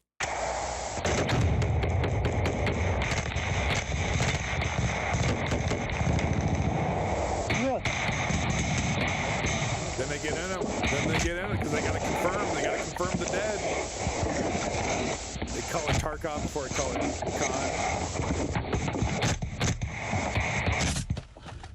Khan. Imagine the nutsack. Imagine the fucking nutsack. Okay, you can't see shit. You can see more than what the camera can see. Obviously, the human eye can pick up on movement and things like that. You got smoke billowing out of there. You have no idea what you're walking into. Imagine the sack. How do you fit your sack in the hole? I ain't going in there, bro. I'm not going in there. No, you have to go in there. Your commander is ordering you to go in there. We're moving on to our next story. Okay, I quit. I'm not going in there. You go in there. No, you go in there. Oh, here we go. Here's the pets. Here we go. Okay, yep. Set it up. Here we go. Let this kindness die. I'm adding the music. Oh, totally abandoned. Oh, so he was still chained up. They didn't even, come on, man. Look, I know you're in a hurry. I know it's an emergency and you can't bring the animal, right? Because you're being exfilled by the military and there's no room or whatever. Okay, I get that. But take your fucking dog off the chain. Give your dog a chance. Wow, my friend's dad recently enlisted. 50 years old and he enlisted. What a hero. What a hero. Oh my God. And look, this isn't just Ukrainian. We see Americans do this to their pets during flood situations and other things. Nothing makes me more disgusted. I mean, okay, not nothing. But one of the things that makes me incredibly disgusted is pet owners who treat their pet like an object that doesn't have feelings, like it's your toaster, right? If you have no problem leaving your toaster behind. Yeah, I know, Tisriel, I know. How long does it take to open the cage? Oh, okay. Well, that's a different thing. If you're fucking murdered, that's a different thing. Okay, I will. Thank you, Tisriel, for giving me that context. I will make a special exemption if you are dead and you abandon your animal. So, thanks, Russia. Fucking Russia, huh? Fucking Russia.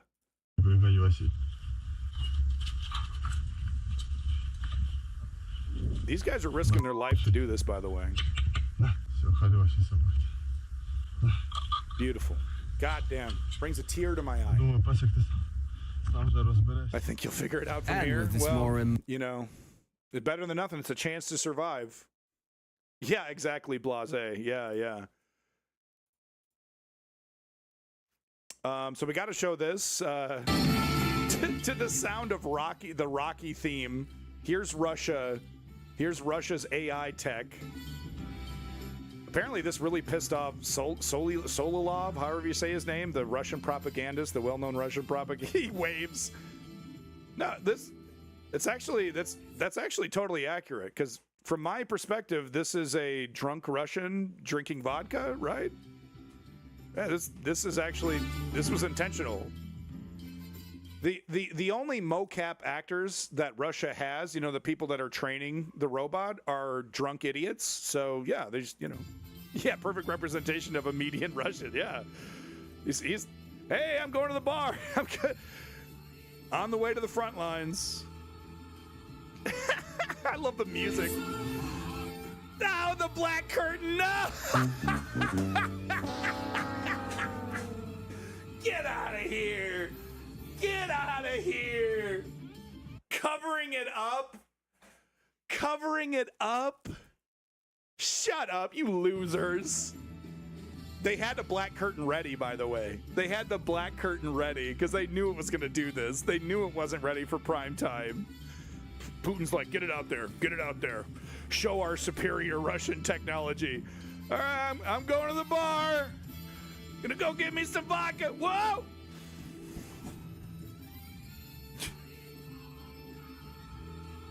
They had, look at this. Look how quickly. Look, they had it ready. They had it ready, man. Holy shit. The only Russian running for president against Putin, he'd win too. You just can't write that shit. You literally, I mean, if this was a movie, that'd be like, oh, that's too much. Come on. This is like anti-Russian propaganda. They would never do this. I mean, this is just a joke, right? This guy over here, he's like, great. You might as well just hop on a plane, go straight to Siberia, buddy. Nice. So your boy Preston Stewart over here, crazy footage. This is why you're watching the stream, okay? This is why you stuck around. This is what it's like to be a Russian on the Dnipro River, okay, in a boat.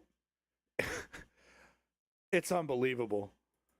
Pretty wild. We've got Russian soldiers trying to dodge Ukrainian drones on the Dnieper River. And it looks like they're moving fast, right? Looks like they're moving, at a pretty good tip.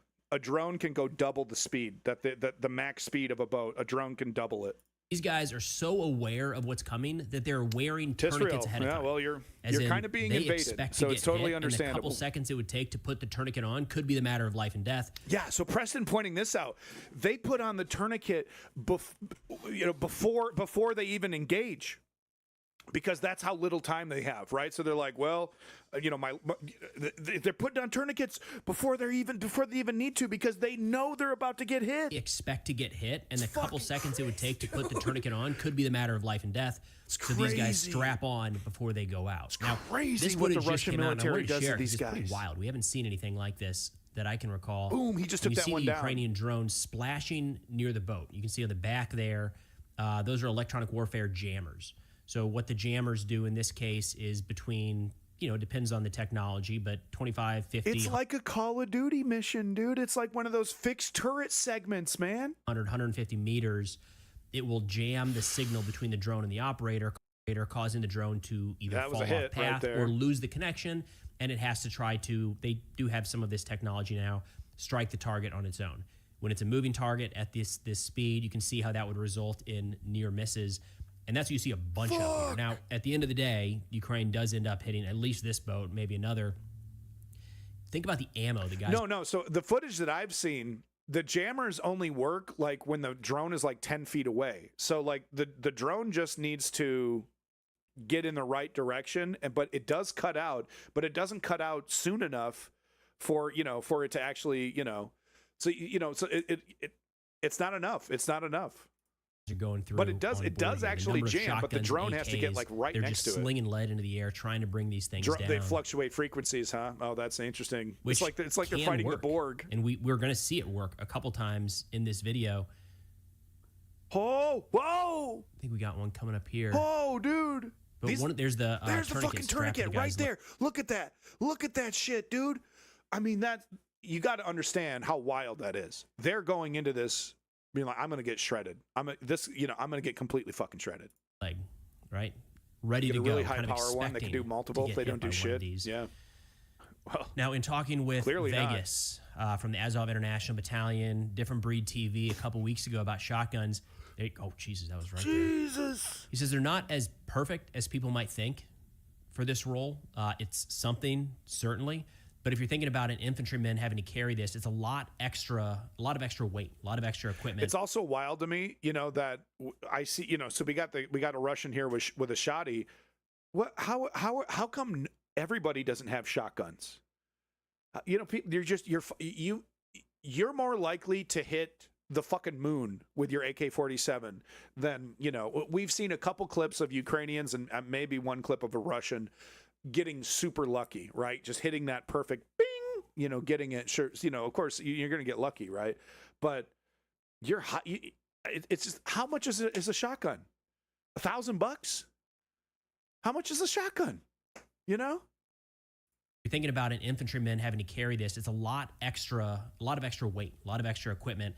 And he said there's just not a perfect solution because you get some of the smaller BBs like you might get with birdshot. It might not be enough, might not be powerful enough to actually bring the drone down. You're in a boat. And then you have to worry about the spread and the distance. So shotgun pellets spread out wider and wider the further away they are, which means the closer into the barrel, the closer the spread, the more BBs or more pellets are going to hit the drone. So this is really trying to hit something in the last 20, 30 meters maybe before it strikes your position. It's absolutely a tool of last resort. We will see a couple. Really? $50 for a shotgun? You're kidding me. Oh, okay. Like what? Really? Either shotguns or AKs effectively shoot down some of these drones, but look at the boat just having to go in circles to dodge this. Oh, they really do sell a $50 shotgun. On the battlefield of drones. I don't know if right I'd now take that to the front lines. Like, how many have you seen? Dude, the boat's on fire. How many have you seen at this point, right? 20, 30, maybe? At least in this clip? Nerf shotgun. It's on sale for $70. Even with the electronic warfare. I would not trust a $70 shotgun. I don't care, man. Actually knocked one out.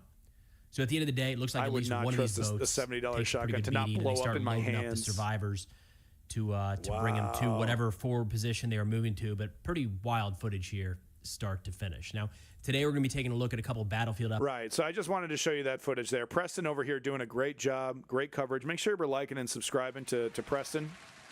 He is he's definitely a Ukraine supporter, but he's not afraid to criticize the Ukrainian military for mistakes. He does it in a more technical way. I think Dennis is more emotional, whereas this guy is more clinical. So I have one more clip from him here. This is actually really useful because we've seen so many clips of Russians just like playing dead, and you're like, what the hell is going on? What is the rationale behind that? Apparently, early on in the drone war, playing dead was somewhat effective.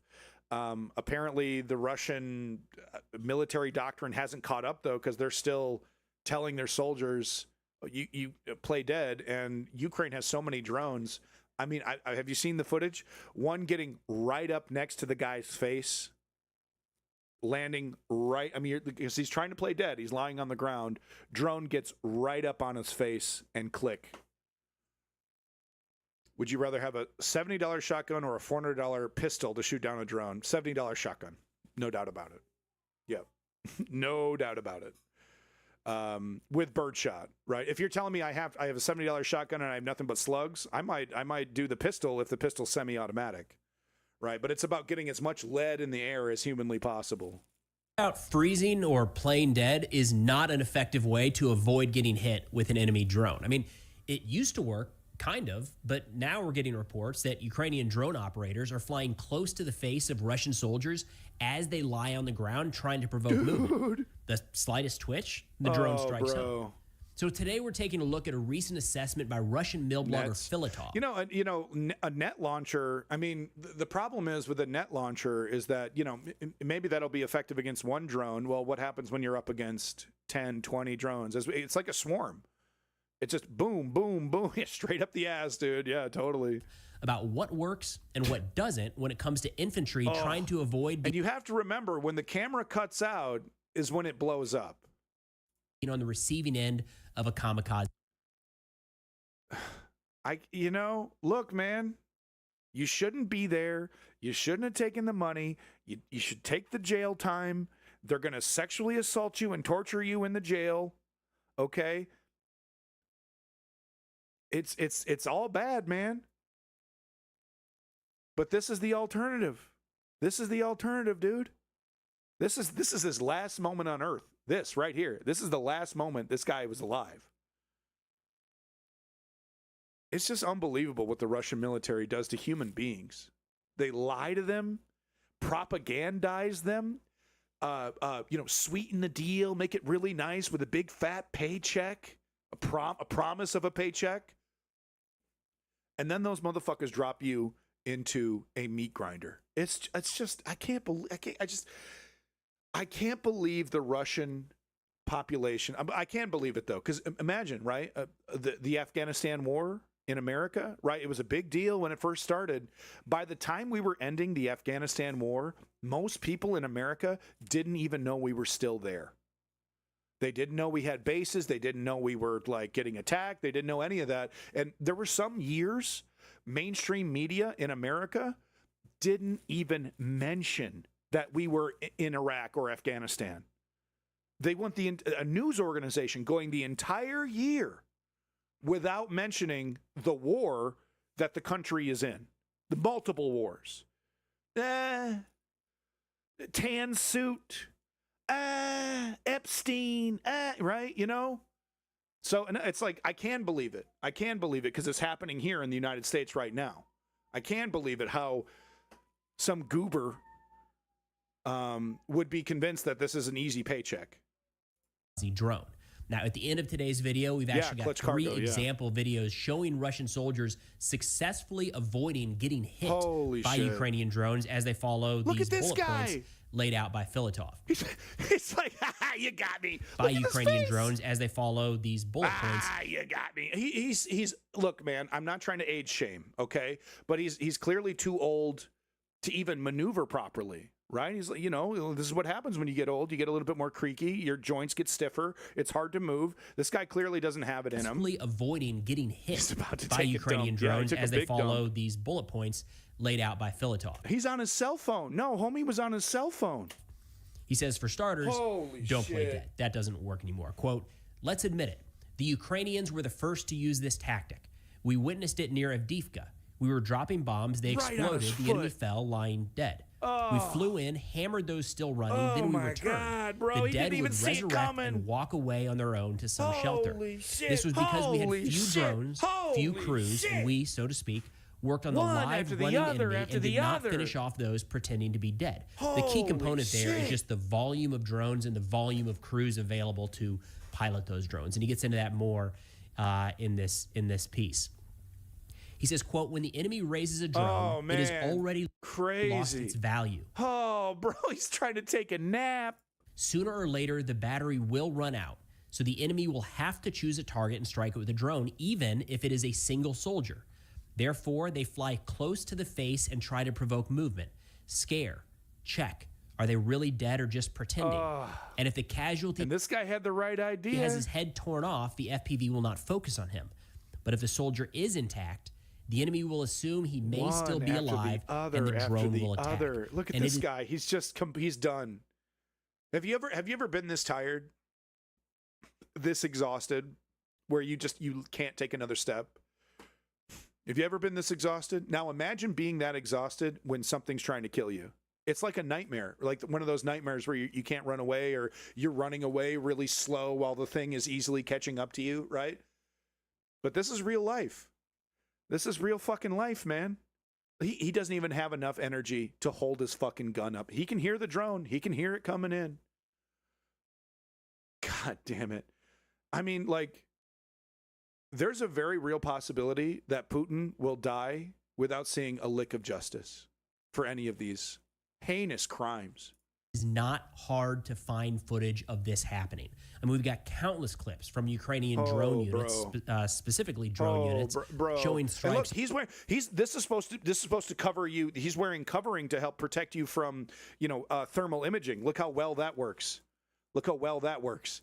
Guys glowing like a cheap toy. On Russian infantry all across the front. Look at this guy's begging for his fucking life. Every day there's a video. It's not against the Geneva Conventions to kill this man. I need to point that out, even though he's thrown his weapon down and he's begging for his life. Where you see the drone coming right up against the face of the Russian soldier lying on the ground, and it looks like it's kind of interrogating him, like making sure, is this actually a target or not? A key component of that. Neither did the Confederacy. And look where we're at right now. I'm so sick and tired of this.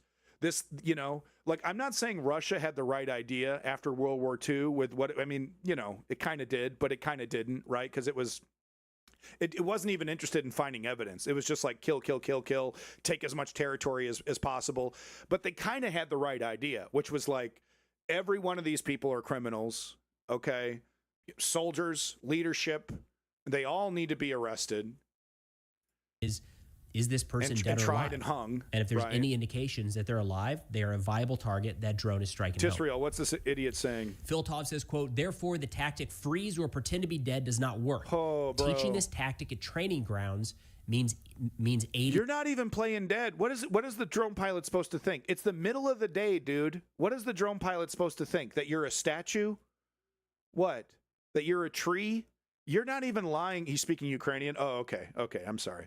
I apologize. Just asking what's happening. I'm sorry. God damn it. I am like 0 for 2. 0 for 2 today, dude. 0 for fucking 2. I apologize. What's going on? Russians are getting their fucking ass kicked. That's what's going on. In the enemy.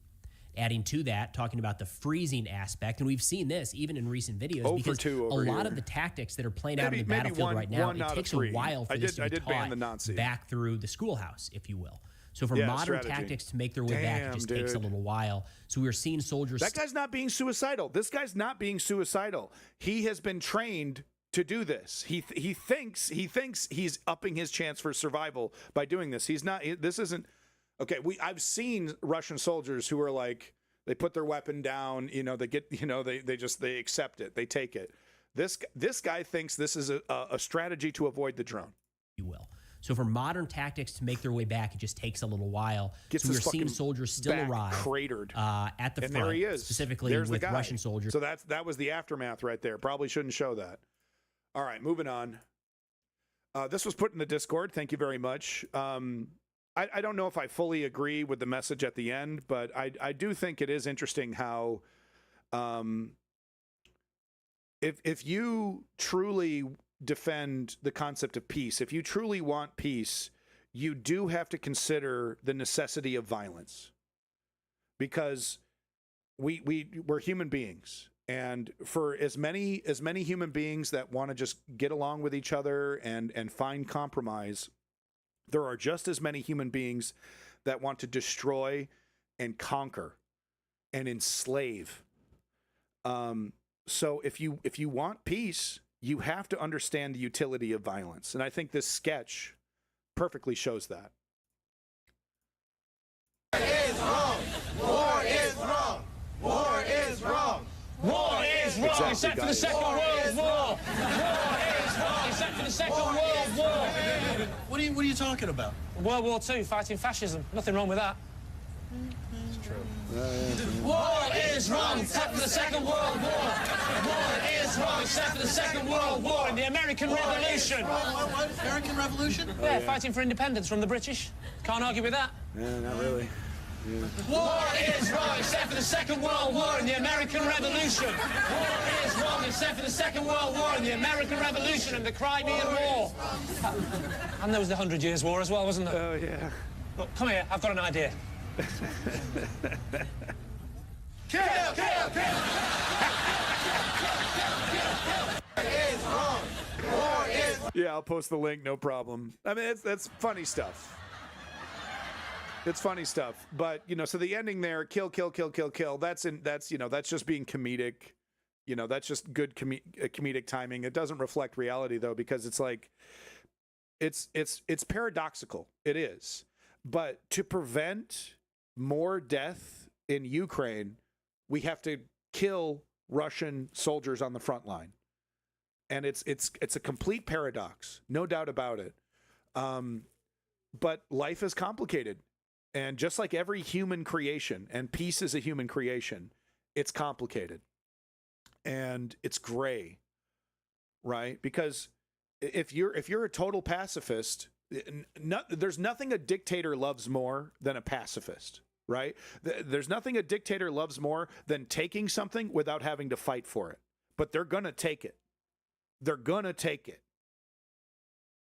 That's not to be questioned, right? Because that's a pacifist is always like, well, what if they don't? What if they don't? What if they don't? Well, what if they do? Because they almost always do. Well, what do you do then? Well, they don't really, and it's like I want to be a pacifist, but I simply live in the real world, and I know that if I present myself as a doormat, there will be individuals who step on me. Do I want things to be different? Yes, absolutely. But, You know, we don't live in that fucking world, do we? We don't live in that fucking world.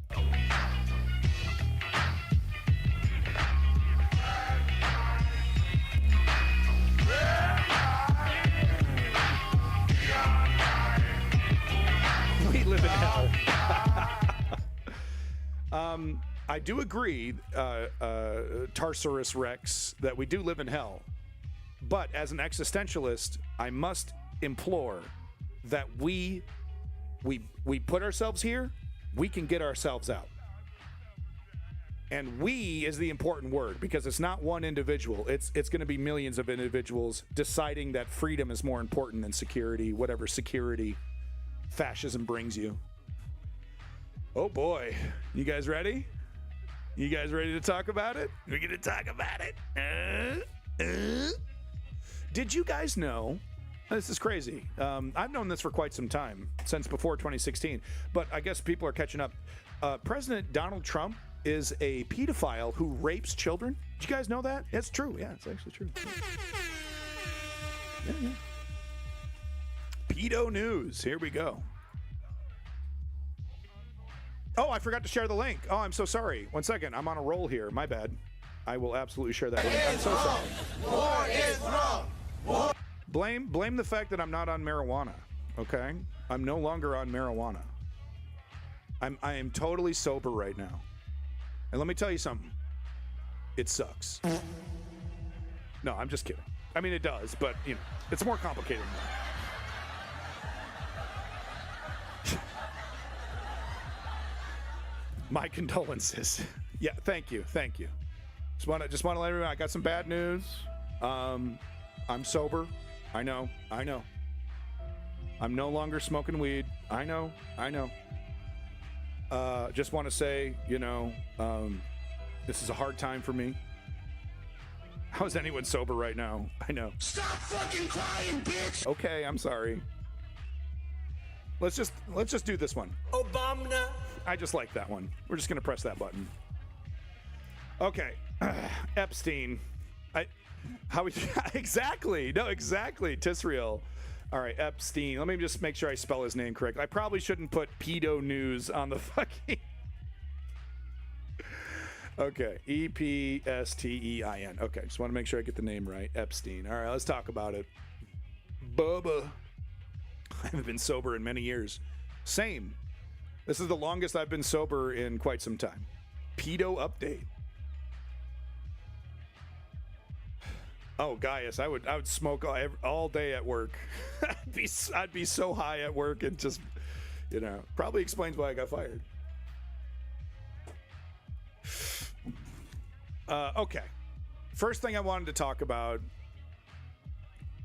Hey, thank you, Van Raver. I'm talking about marijuana, but thank you. It's hard. It's hard. Now, with that said, speaking of alcohol, I do have a cider that I might sip on if the cravings are too bad. I've been taking little sips off alcohol every once in a while. Oh, that means you're not sober. True. That's technically I haven't drank anything today.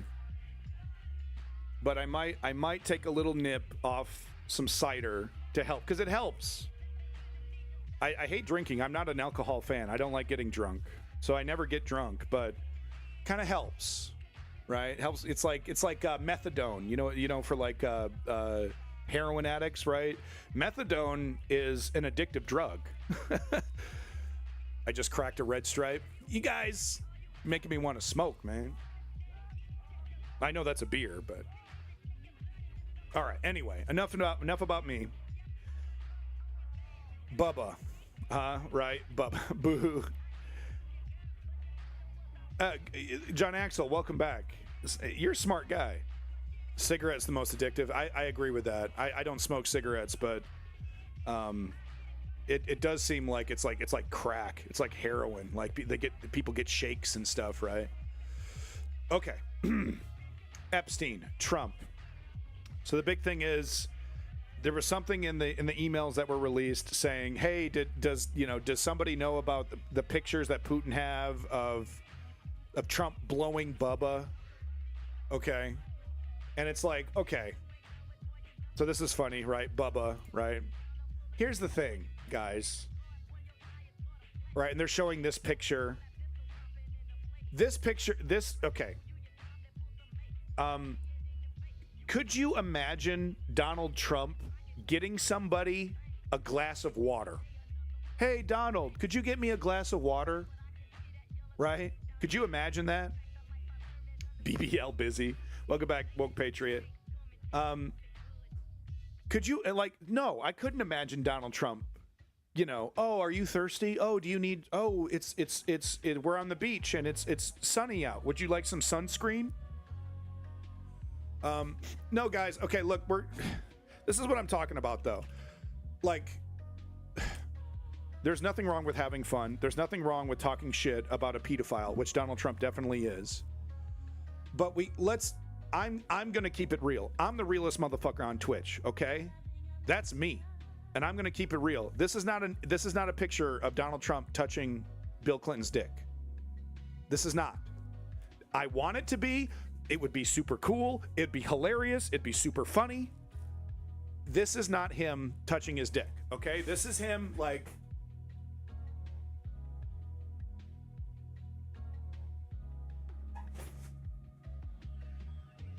he's not grabbing the guy's junk. He's not. And, okay, this idea that Donald Trump gave Bubba a blowjob. Could you picture Donald Trump giving anybody anything, let alone an enthusiastic blowjob? Okay? To give somebody a blowjob, you have to give somebody a blowjob, right? I've never given anybody a blowjob. I've been given blowjobs. Okay, and we're talking about one of the most selfish, narcissistic, sociopathic individuals that has ever. Yes, exactly, Van Raver. That's how I would give head. Just fucking slamming my head onto there. I throw on the speed metal and then I get to work. Okay, so do I want this to be true? Yes. Do I think it's true? No. Okay, I'm sorry, no. Woke Patriot, I don't know. Shitty head is like pizza. I'll eat some cold pizza. I'll eat some cold pizza. All right. President Hawk Tua. So I want it to be real, okay? I would love for the photos to be real, okay? I would love the fucking... I'm just not buying it. And the main reason that I'm not buying that Donald Trump gave Bill Clinton a blowjob is the give part. The give part. Okay? Yeah, I mean, I don't know. I don't know about these photos and this compromise. It's like, I don't know. Because think about it. Trump has been funding Ukraine his entire second term. He delayed, he's been threatening they're going to cut off, but ultimately he's still signing them checks.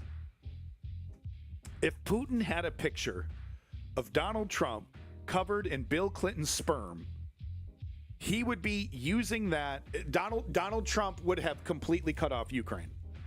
Donald Trump would have completely cut off Ukraine by now. He's fucking Satan. I love how Donald Trump is like too much for Satan, right? It's like, and I love how Satan is there because he's like, nobody. It just makes sense. I don't know. He's just in an abusive relationship with Donald Trump. He's like, this guy's so evil. I can't handle him. But I'm pretty sure Trump let Roy Cohn blow him. I mean, that I could see. A little bit, right? He's a sadist. He's a deviant, Donald Trump. I'm not saying being gay is being deviant, but I'm just saying like he's a sexual pervert, and he'd let somebody. There is a chance that he would let a guy give him sloppy toppy because it'd be more of a power thing, right? Donald Trump is a queen. Okay, the guy's building a ballroom. Okay, he's a total queen, Donald Trump. And I have this really great skit that I'm going to show you. That's really funny. But Do I think Donald Trump gave Bill Clinton a BJ? No, I'm sorry. I don't. Last Phantom of the Opera Monday morning at work. I support that. Maybe some Les Mis too. Bust out the Les Mis. Two chubby old white guys, yet one of them manages somehow to look classier than the other. I don't know. I mean, technically Bill Clinton,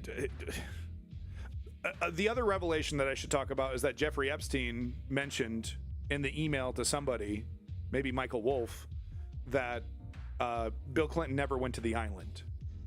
Also, giving head can be powerful. Just saying. Damn, girl! Goddamn! Yeah, no, I mean, engaging in sexual activity with another person doesn't necessarily have to be a submission dom situation, right? You know? Because I be eating pussy too. Okay, I'm sorry. Did I go? Oh, well, shit.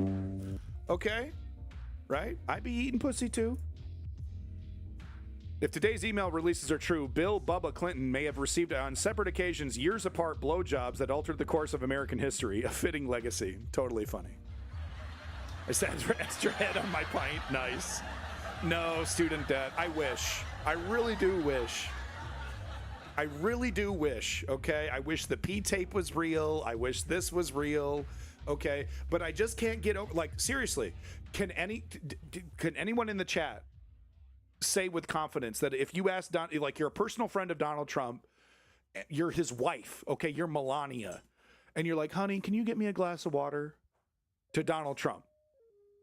And he does. He gets off his fat ass, he gets off Twitter for 5 seconds, gets a glass, fills it with water, and brings it to Melania. Does anyone believe that? So I'm supposed to believe homie got on his hands and knees and fucking gave Clinton some sloppy toppy. He doesn't, like, Donald Trump doesn't even believe in exercise. Donald Trump personally believes that if you exercise, you're draining your life's battery. So if you expend energy, you have according to Donald Trump, you have a finite amount of energy. You have like an E-tank from Mega Man, okay? And if you exercise, you're draining that tank faster. So I'm supposed to believe the guy who's avoided exercise his whole life, who's made this whole insane philosophy around draining your own internal battery, enthusiastically, right, this is how the least amount of movement humanly possible to convey dancing. That's what he does. Yeah, Nate, look, I want to believe it, but I don't. Okay, I got to keep it real. I'm the realest motherfucker here. I got to keep it real. I want to believe it, but I don't. Moving on. Here's the play. This is interesting now, because this should have been the play from the beginning. These guys are so scattered. They don't know how to lie. They don't know what they're doing. But so now what they're doing is, so now it's like they've tried to say, oh, it's a hoax. It's not real. I'm not in them. None of that works. So now the play is, according to this tweet and according to their actions, the play is it's real. It's all the Democrats, and I'm going to take this seriously, and I'm going to open up. I'm going to inform my DOJ to open up a case, because the DOJ is 100% political, and we're beyond even talking about that. It's perfectly acceptable for the president to order his DOJ to arrest and do whatever they want, I guess. Open up an investigation, right? But okay. Now that the Democrats are using the Epstein hoax involving Democrats, not Republicans, to try and defect from their disastrous shutdown, blah, blah, blah, blah, blah. Like I said, it's basically the play is, it's real, it's all the Democrats, and we're going to get to the bottom of this, and, just, it's nothing but a big distraction. If you think I'm in the tape, if you think I'm in the emails, you think I'm in the documents, it's all a lie, it's all a Democrat hoax. The guy's in the documents more than any other person. I think Donald Trump is in the documents more than Epstein. Okay? But this should have been the play from the beginning. The wheels are coming. Maybe. Tarsosaurus Rex. Because remember, what's going to happen? What's going to happen? And say Donald Trump, 100% stone cold proven. We got the documents, we got the videos, we got the pictures. What happens? Nothing. Nothing. The first thing Donald Trump did, following Project 2025's advice is make sure that the enforcement mechanisms were neutered, right? Marshals, neutered. Cops, army, neutered. There's no one to arrest him. There's no one to arrest him. So even if all of this is true, people are like, oh, it's over, it's over. What is he going to do? Step down? Yeah, right. They're just going to barrel through, and eventually it's going to get to a point where if you ask Donald Trump or if you bring up Epstein, you're arrested, right? Donald Trump eventually, probably by the third or fourth year of this term, will be going full Putin in terms of police state. You said something on social media, you said something on Twitch, you said something on YouTube, you said anything against the administration publicly, you're gone, you're gone, you're gone. Where's my button? Oh, there it is. No, there it is. You're gone. Right? He's not going to have to admit anything. He's not going to be arrested by anything. Are the fucking Democrats going to, I don't know. We could get into it. Let's get to the next thing here. We got a lot of Epstein stuff to cover. Trump says he's asking Justice Department to investigate Epstein ties to a slew of high-profile figures, right? So this is the play now. And honestly, it should have been the play from the beginning. It shows how incompetent they are, right? Because motherfucker, I couldn't believe it. I couldn't believe it when him and all of his minions were out there like, we're going to release the list. We're going to release the list. And the whole time I was like, he's on the list, right? No, he's not. No, he's not. Not my guy. Not my guy. So it should have been the play from the very beginning. Oh, the list is real. Epstein was a bad guy. It's that list is nothing but Democrats, right? Then you get your minions to manipulate the data, and then you make it all above. You make it look like it's all above board, and that we're just trying to get down to the bottom of it. So he's only just now resorting to that play, which is the smartest play. So that tells me he's listening to somebody else. We've been doing it Trump's way up until now, and now he hasn't pardoned her yet, but he's thinking about it. He made a statement a couple days ago. I have it in here somewhere, but he made a statement a couple days ago saying, "Yeah, we might pardon Ghislaine Maxwell, whatever. Yeah, we might do that. I'm not guilty, by the way." So here, this is a famous, infamous, really, press conference where just he gets his army, and no offense to the ladies in the audience here, but I'm sorry, let me just apologize in advance for using this sexist term, but he gets his army of blonde bitches to just shut this down, like 19-20-year-old blonde bitches, the anti-feminist army, to shut the whole thing down. It's actually really funny. Everybody, Mr. President, are you prepared to negotiate with Democrats now? It's by design, yeah. Thank you very much. Mr. President, can you respond to these Epstein emails that Time released to go. today? Bye-bye. It's all a bunch of blonde 20-somethings. Thank you.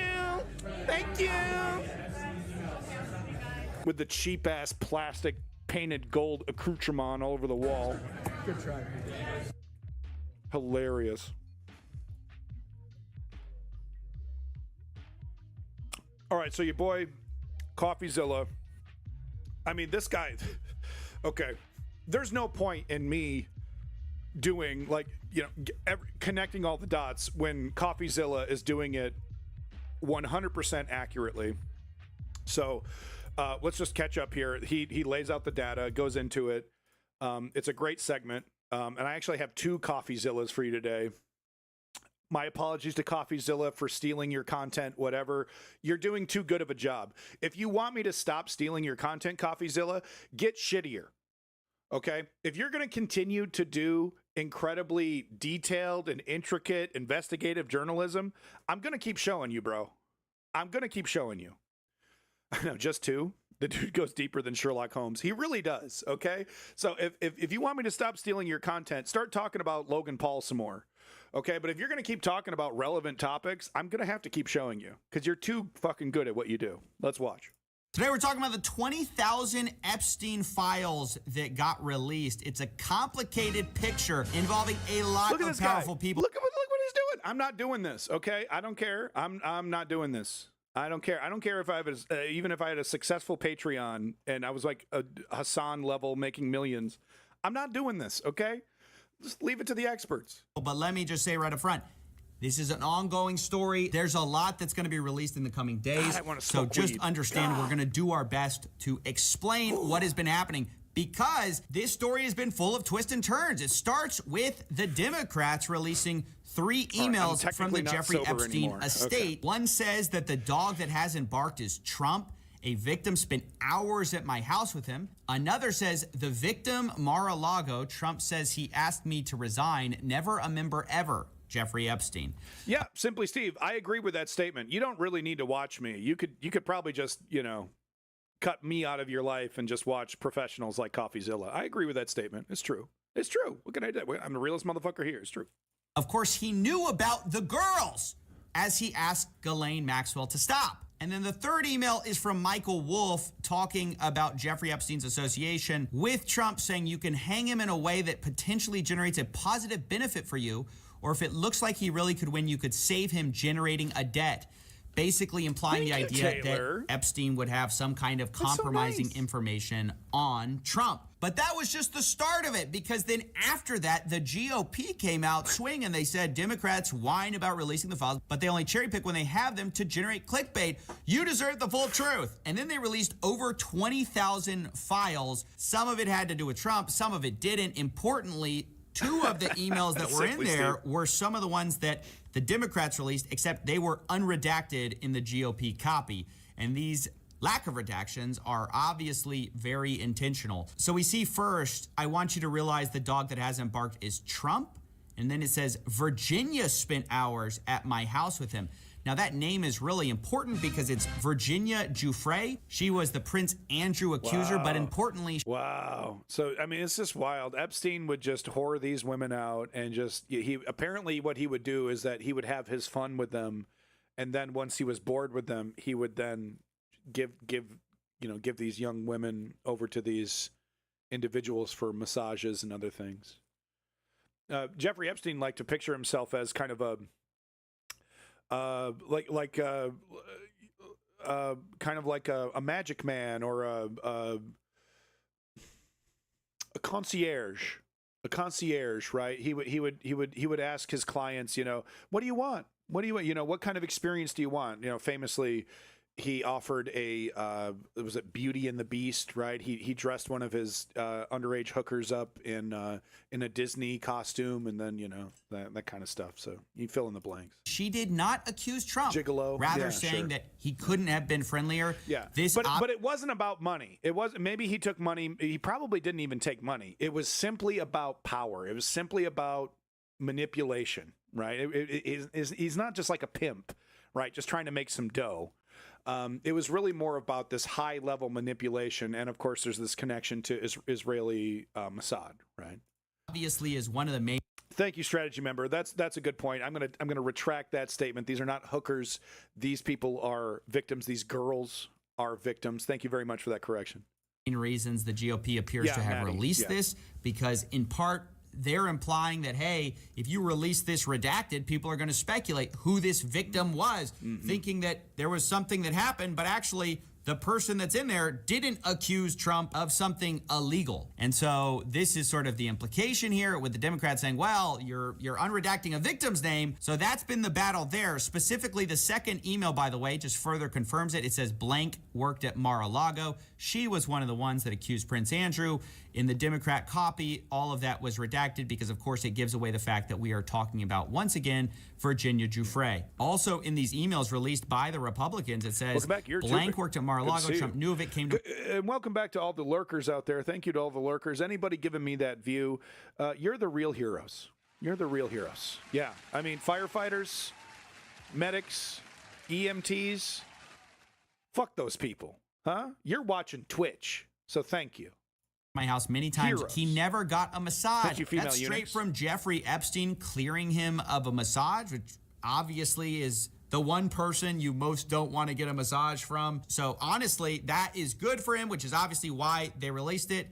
Begging the question why they didn't release it sooner. Maybe it's because they didn't want people to know that Trump knew about the girls. Now, one thing I want to talk about is the fact that... and of course, all the video evidence, right? His whole thing strung up with a bunch of video. Could you imagine? Can you imagine? hey, Jeffrey, can you put me in the room without all the cameras so I can get a beach from a 14-year-old, please?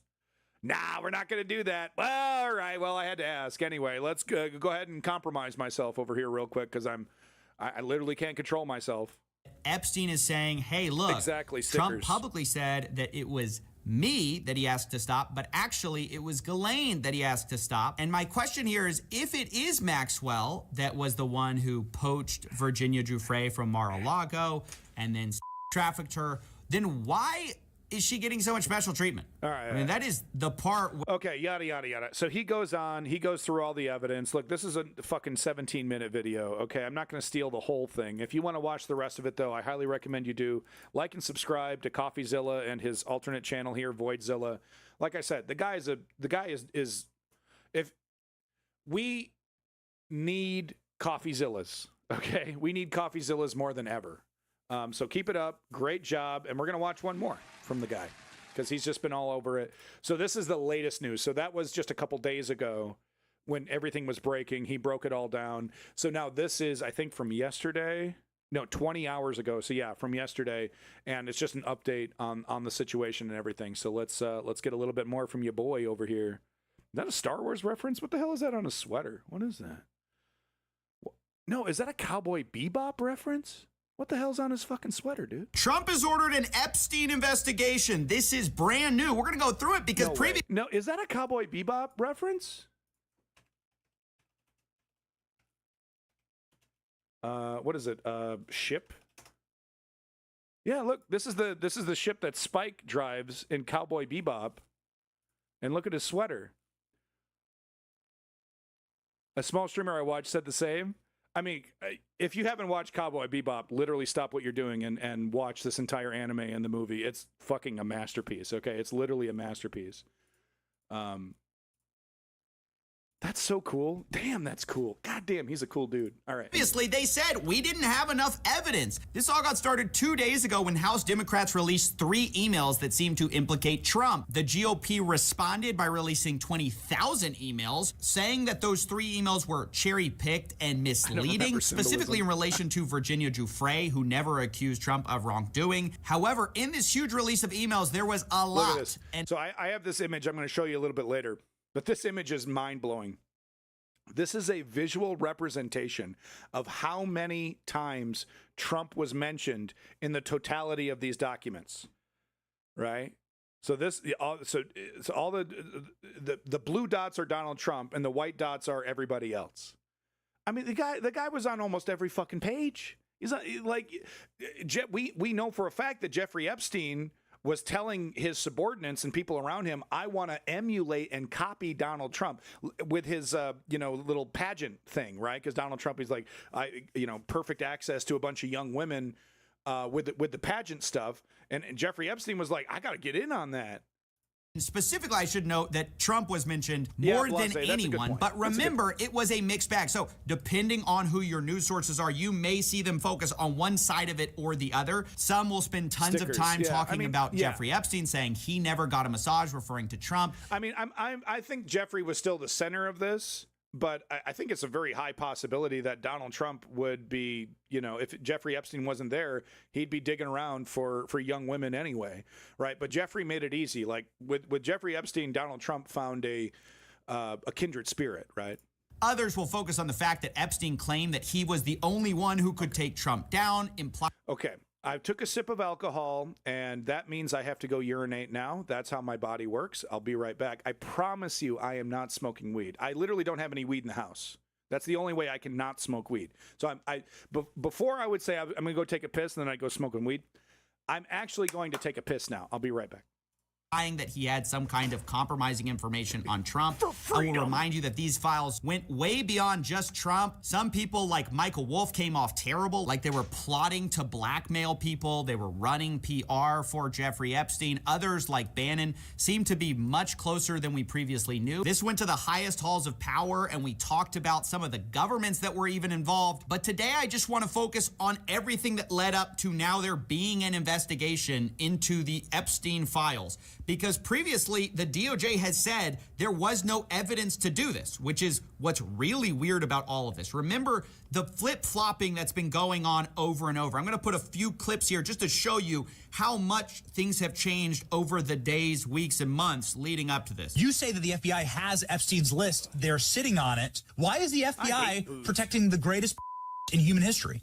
Simple, because of who's on that list. Right. So I was talking about this earlier where it was like, I was talking about, I brought this up, I was like, these guys know Donald Trump is on the list, right? There he is. Oh my God. You got all the variants too.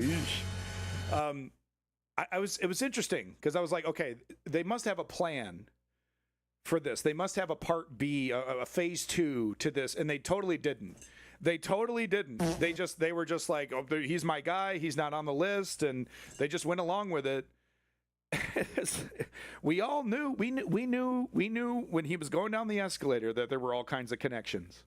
The reason why it wasn't mainstream news during his first term is because the Democrats didn't touch it. Also, the Democrats, get this, second time around, or third time around for Trump, right? Up against Joe Biden and then Kamala Harris. They never mentioned Jeffrey Epstein. Kamala Harris never said the words Jeffrey Epstein during that entire 100-day campaign. You would think that would be the cornerstone, the goddamn central pillar of their campaign strategy is to connect the dots on those two. Didn't even say it. Mainstream media went right along with it. Didn't connect Donald Trump to Jeffrey Epstein. Only after he won did they start up that. Did they start that up? That's who we're dealing with these neoliberal bastards. There are a lot of people who are knee-deep in the Washington swamp who are not telling you the truth. Seriously, we need to release the Epstein list. The DOJ may be releasing the list of Jeffrey Epstein's clients. Will that really happen? It's sitting on my desk right now to review. A lot of people are wondering, because you said last week that you have the Epstein files on your desk, when can we see them? And what's... I mean, maybe stickers. Maybe that's true, but that shouldn't have prevented you from having your minions in the media talk about Jeffrey, having, getting in front of a microphone yourself, talking about Jeffrey, right? Just keeping that shit in the news constantly. They decided not to do that. Taking so long to release them? Breaking news right now, you're going to see some Epstein information being released. I'm not going to withhold information from the American public ever.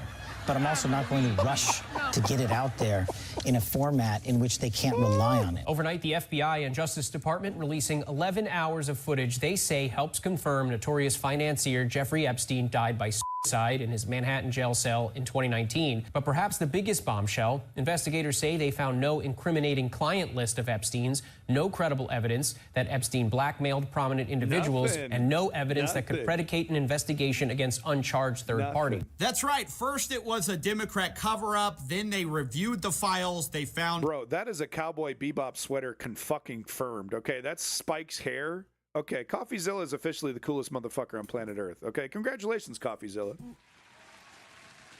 I cannot touch your coolness. Trump's name and a few of them. Then they said it was a Democrat hoax. They said there's nothing to release here. Jeffrey Epstein was a soul trafficker to himself, and they released a memo basically saying there's nothing to see here. They said specifically, we did not uncover evidence that could predicate an investigation against uncharged third parties, and that it did not expose any additional third parties to allegations of illegal wrongdoing. And yet now we are investigating people. So what has flip-flopped us yet? You know what's disgusting? In a couple months, most of the Republicans you talk to will be saying it's all fake. It's all the Democrats. It's, if Donald Trump was in it, it wasn't that big a deal. They have a few things like they're grasping onto, right? Like, oh, various things, but that's what it's going to be. It's going to be like this whole idea, these liberals that are coming out here and saying, and lefties as well, not just liberals, but they're like, this is it. This is the end of Donald Trump. If anything, this is going to push him further into authoritarianism. Again, I'm not saying we shouldn't talk about it, right? That's not the argument that I'm making. I'm simply saying that this idea that, okay, this is it. This is the thing that takes him down.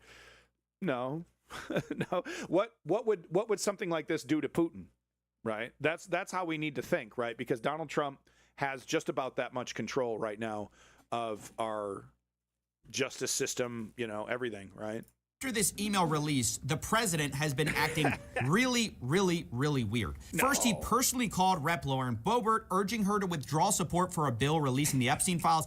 And then several of the top law enforcement officials met to discuss the Epstein files, specifically in the Situation Room, which was covered by a White House correspondent. And I think it's worth hearing him talk about how weird this is for people who aren't in the Washington zeitgeist. In that same day, she was summoned to a meeting with the... Just want to remind everybody, Saagar Enginetti is a right-wing hack who has never done a mea culpa for his full support of Donald Trump for years and years and years. Every single day now getting in front of the camera. He works for The Hill, who is supporting Breaking Points, who has some kind of ties to Russia.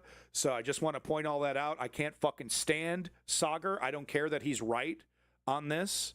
On this thing, I've heard him say some of the most disgusting things. One thing that the absolute peak, most disgusting thing that I've heard Saagar Enginetti say was that it's more unhealthy for children to be asked or forced to wear masks in school during a deadly coronavirus outbreak than gun violence.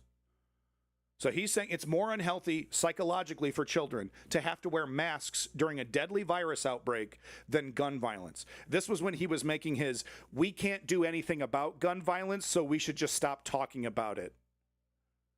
Right? Because that was like a right-wing thing for a couple minutes of like, oh, this is the new normal. We just give up. Just give up.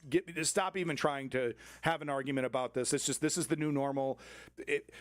This is freedom over civil rights, right, or individual rights. This is just how things work, and we just have to accept that the number one killer of children in the United States to this day, to this second, is guns. And this motherfucker got in front of a camera and said wearing masks is more deadly for children. All right, I just need to point all that out, that I fucking hate Saagar Enginetti to my fucking core.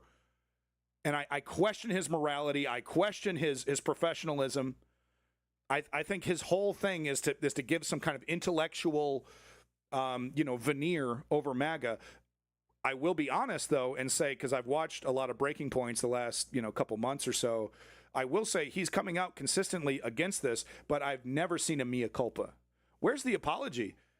Two seconds ago, this guy was full MAGA. J.D. Vance is my buddy. I'm voting Trump. And now we got all kinds of problems. Where the fuck is the mea culpa, Saagar, anyway? Attorney General and the FBI director. So these are the top law enforcement officials of the whole United States government are sitting in the White House Situation Room providing a briefing. I'm like, okay, so what does that all tell you? No, he doesn't, with fucking reality, objective reality, staring him in his stupid fucking face, he still doesn't want to acknowledge that his side, his party, his ideology is fomenting and creating a fascist dictatorship, and he won't even take ownership over that. He won't even apologize for it while criticizing him, while acknowledging the reality. Very sensitive information. They're being briefed here to a member of Congress, presumably. He's America's mayor. With a security clearance. Honestly, when I see something like that, I'm like, that's just flashing intel, right? So the fact that this happened in the Situation Room really was like a whoa moment for me. Right. Because I'm he like, said wow. That? So this goes. He said, let's pardon Giuliani? Oh, this man. I mean, this absolute fucking dude. What the fuck, bro? This absolute fucking pile. To classified setting. Pardon Giuliani? They don't want her to bring a briefing, or they don't want to bring her phone in. Presumably, she probably didn't have any staff that were allowed in there. This is like clearance to the max. Yeah. So this wasn't an ordinary reaction. I mean, they were taking it very seriously. And the fallout to all of this was Donald Trump today saying he will be asking AG Pam Bondi and the Department of Justice to investigate Jeffrey Epstein's involvement and relationship with Bill Clinton, Larry Summers, Reid Hoffman, J.P. Morgan Chase, and many other people and institutions to determine what was going on with him. And Marculus, I totally agree. Look, I know they have a relationship, him and Crystal and whatnot, and like there's it gets them views, right? This whole idea, it's like a Hannity and Colmes 2.0. But like, when I was talking about Saagar talking about masks and guns, Crystal was visibly uncomfortable and verbally angry and like was definitely pushing Saagar on that point, which she often doesn't do. But with that said, I have to agree with you, man. It's like, He's a liar. He's a grifter, and he like I said, he's laundering MAGA. He's trying to be like, oh, we can do MAGA, but better. Right, all the fascist stuff is okay, but we just need to, be like George Bush and wear suits and act like professionals while we're, taking away health care from people, taking away education from people, making people's lives harder. We just need to do that, all that MAGA shit, just more professionally. That's where Saagar and Emily is coming from on Breaking Points. He immediately accepted, saying, thank you, Mr. President. The department will pursue this with urgency and integrity. But notably, all these people are sort of Democrats. So there don't seem to be any Republicans mentioned here, which makes sense given that Trump's initial statement calls it still an Epstein hoax involving Democrats, not Republicans. So it seems clear that they're not going to go after their own. Instead, they're going to go after Democrats only, which again is weird because they previously said they did not have evidence to do any of that. They said they didn't have evidence to investigate anyone, Democrat or Republican. And when people didn't buy that, and you might be thinking of Crystal B. Emily is another host that's on Breaking Points and a bunch of other conservative fucking outlets. But yeah, she voted Trump, and once again, no mea culpa. Then yeah, if you know Crystal, then yeah, it's the other woman. Crystal and her will when Saagar is doing interviews with Tucker Carlson, which I just a couple days ago heard Saagar Antonetti say Tucker Carlson's a good guy. I mean, come on. Yeah, no, you're thinking of Emma Vigeland. Emma Vigeland is all right. I had problems with her in 2016 during the Bernie. I've forgiven her officially, but no, you're thinking of Emma Vigeland. Said, well, clearly there's something here and you guys are hiding it. They go, okay. There's another person named Emily who is like just a right-wing woman. But like I said, no mea culpa. Like, okay, like you're not even going to apologize. You're not even going to apologize for voting for this. And like, because like we know you voted for this because you told us. We know you supported this man because you told us, because you were selling him during his election. Where is the mea culpa? Where is the apology? Well, we're only going to investigate. They're not sorry. That's why. One, they're not sorry. And two, they don't think that they were wrong. Investigate one side of it, which I don't think is going to appease anyone, especially given that these emails that we just saw crossed the spectrum once again, as we knew, and heavily involved Trump, despite the fact that some of them were good for him, some of them were bad for him. There's just no basis to just investigate one side of the political spectrum here. And especially given that previously y'all said that there was nothing, there was no evidence. What's the evidence now to justify an investigation? Well, I'll give you one theory, although to be clear, it's impossible to know. Maybe this is just vindictive, but take the context for a second that we are about to have the House order the release of the Epstein files. Well, if the DOJ has an ongoing investigation, suddenly they can say, hey, we can't release all the files to you because there's information here that's part of an ongoing investigation, so we have to hold that back. So it's very worrisome that on the eve of these Epstein files being released by the DOJ, suddenly they have this investigation, which might mean that they can't release them. It's honestly also correct. Right. So technically, right, that's what it's supposed to do. But also technically, any Democrat could read these things into the record. So would you believe that Donald Trump is trying to prevent this? There's an avenue that the Democrats aren't going to take, and they're just going to let Donald Trump cover it up because bipartisanship and good. We got to right. So there's still a way to release the documents, even though the DOJ has now turned this into a criminal investigation, and supposedly this information is supposed to be under lock and key while this 2-3 year investigation goes on, right? Stretch it out as long as possible. But no, they could actually still get the files out there if they wanted to. Corrupt, and all of us are just wanting everyone to be investigated in all of this, or at the minimum, some transparency, which it seems like we're never going to get. Right. Right. So once again, folks, make sure you are liking and subscribing to CoffeeZilla. And once again, to CoffeeZilla, I say to you, if you want me to stop stealing your content, stop doing such a good job, okay? Talk about, crypto scandals and stuff, right? So Steve Bannon over here is actually big time in the files. Him and Jeffrey best buds, dude. Close as hell. You know, strategists and, you know, zeitgeist curators over here. But attaboy, Jeffrey Epstein coached Steve Bannon to defend Trump in newly revealed texts. So one side of the conversation is sent from an iMessage account associated with the Epstein email address.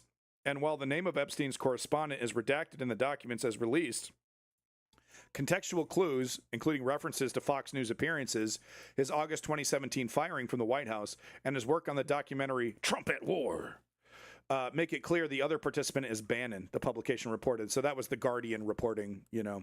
And it's not like the Guardian is the, you know, the ultimate end-all be-all, but there are some journalistic standards, a small amount of journalistic standards over there at the Guardian. They're not going to make this statement unless they feel fairly confident.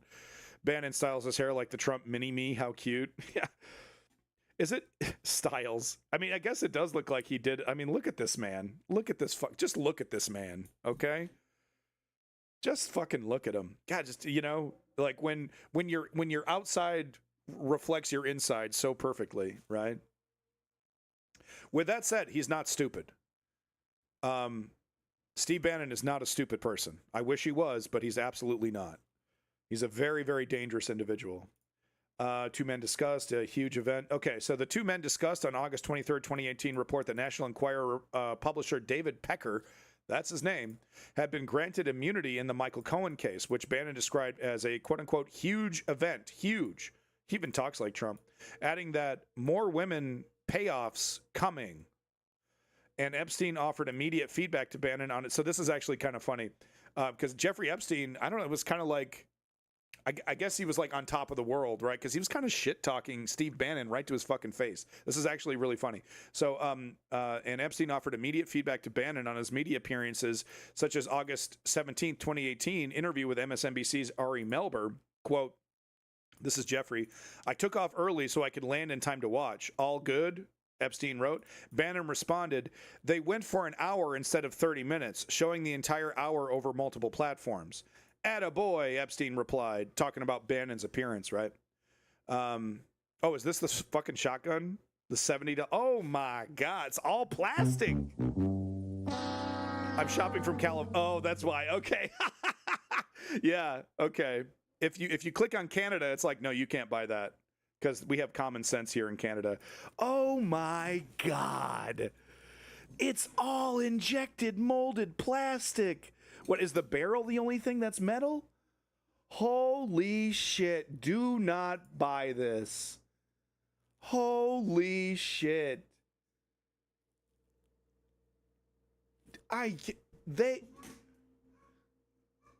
Look at the ratings, 2.9. I'm curious. Let's see the ratings here. Hold on. Okay, hold on. 4 stars, 4 stars, 4 stars. Show me the negative ones. 1 star. Let me see the 1 star. 10 1 star. Bad customer service. This was represented as a shotgun, and it is not a shotgun. We would like to return it to you. Gun didn't work when I received it. This was unboxed, and literally for anyone to see what was at the end of the box was open and falling out. They shipped this through the mail. They shipped this through the fucking mail, dude. They don't even put it in a box. They don't even put it in a fucking box, man. I mean, well, they do. They put it in a small box, but they don't put it in a cardboard box with shit. Holy. Maybe they do. Maybe this did come in a different box. Okay, I'm exaggerating here. I'm going crazy. Trash, trash, trash. Broke first day I had it. Of course it did. Wow. That should be illegal, man. This should be illegal. Wow. I'm speechless. I'm actually speechless. Look at this. What is it? So it's not a real shotgun. Look what it's firing. Yeah, this isn't a real shotgun. This is a toy. It's an airsoft gun. Oh, okay. Never mind. I have been lied to. Someone in the chat lied to me and told me this was a $70 shotgun. This is not a $70 shotgun. This is one of those pop cap guns, but shaped like a fucking shot. Okay, all right. Y'all motherfuckers lying to me. Lying to me. Lying motherfuckers. Anyway, back to the thing that I was talking about. Yo, south of Boston, it's your boy Lenny. How you doing, Lenny? How's business, man? How's everything going? Epstein teased Bannon about his appearance, so listen to this. You looked so clean cut next to him, I thought I turned on the figure skating channel by accident. Oh, so funny. My come hither look, Bannon retorted. Epstein joked, better than the usual come Hitler look. Whoa! They know. They're in on it. They know they're a bunch of fascists. They fucking know. Ouch, Bannon reacted. Ouch. They know. They so fucking know what they are. They know exactly what they are. Bannon told Epstein that he had wanted to appear clean and not sloppy for his interview on the Soy Boy network. And the convicted sex offender snapped back, closer to Toy Boy. So that's kind of funny. Moving on. Here's that graphic that we saw earlier. Here's all the various mentions, right? Donald Trump. He's mentioned in 1,670 of the 2,324 email threads. But to be fair, which we don't really deserve to be, but this is the timeline, right? So it right there at 2016, Trump. It makes sense. Yeah, exactly, Gaius. Yeah, he combed his hair and he wore a fucking button-up shirt. Yeah, Gaius. I agree. Trump has successfully blocked the release of the Epstein files at Trump's urging U.S. Justice Department to probe Epstein ties with Democrats. So CoffeeZilla just went over all this, but like I said, the Democrats could read off this information. They could. There is a way to release these files, even though they're going to be locked up now. And will the Democrats play along? Probably. Yeah, they probably will. He's all over those emails. Oh, yeah.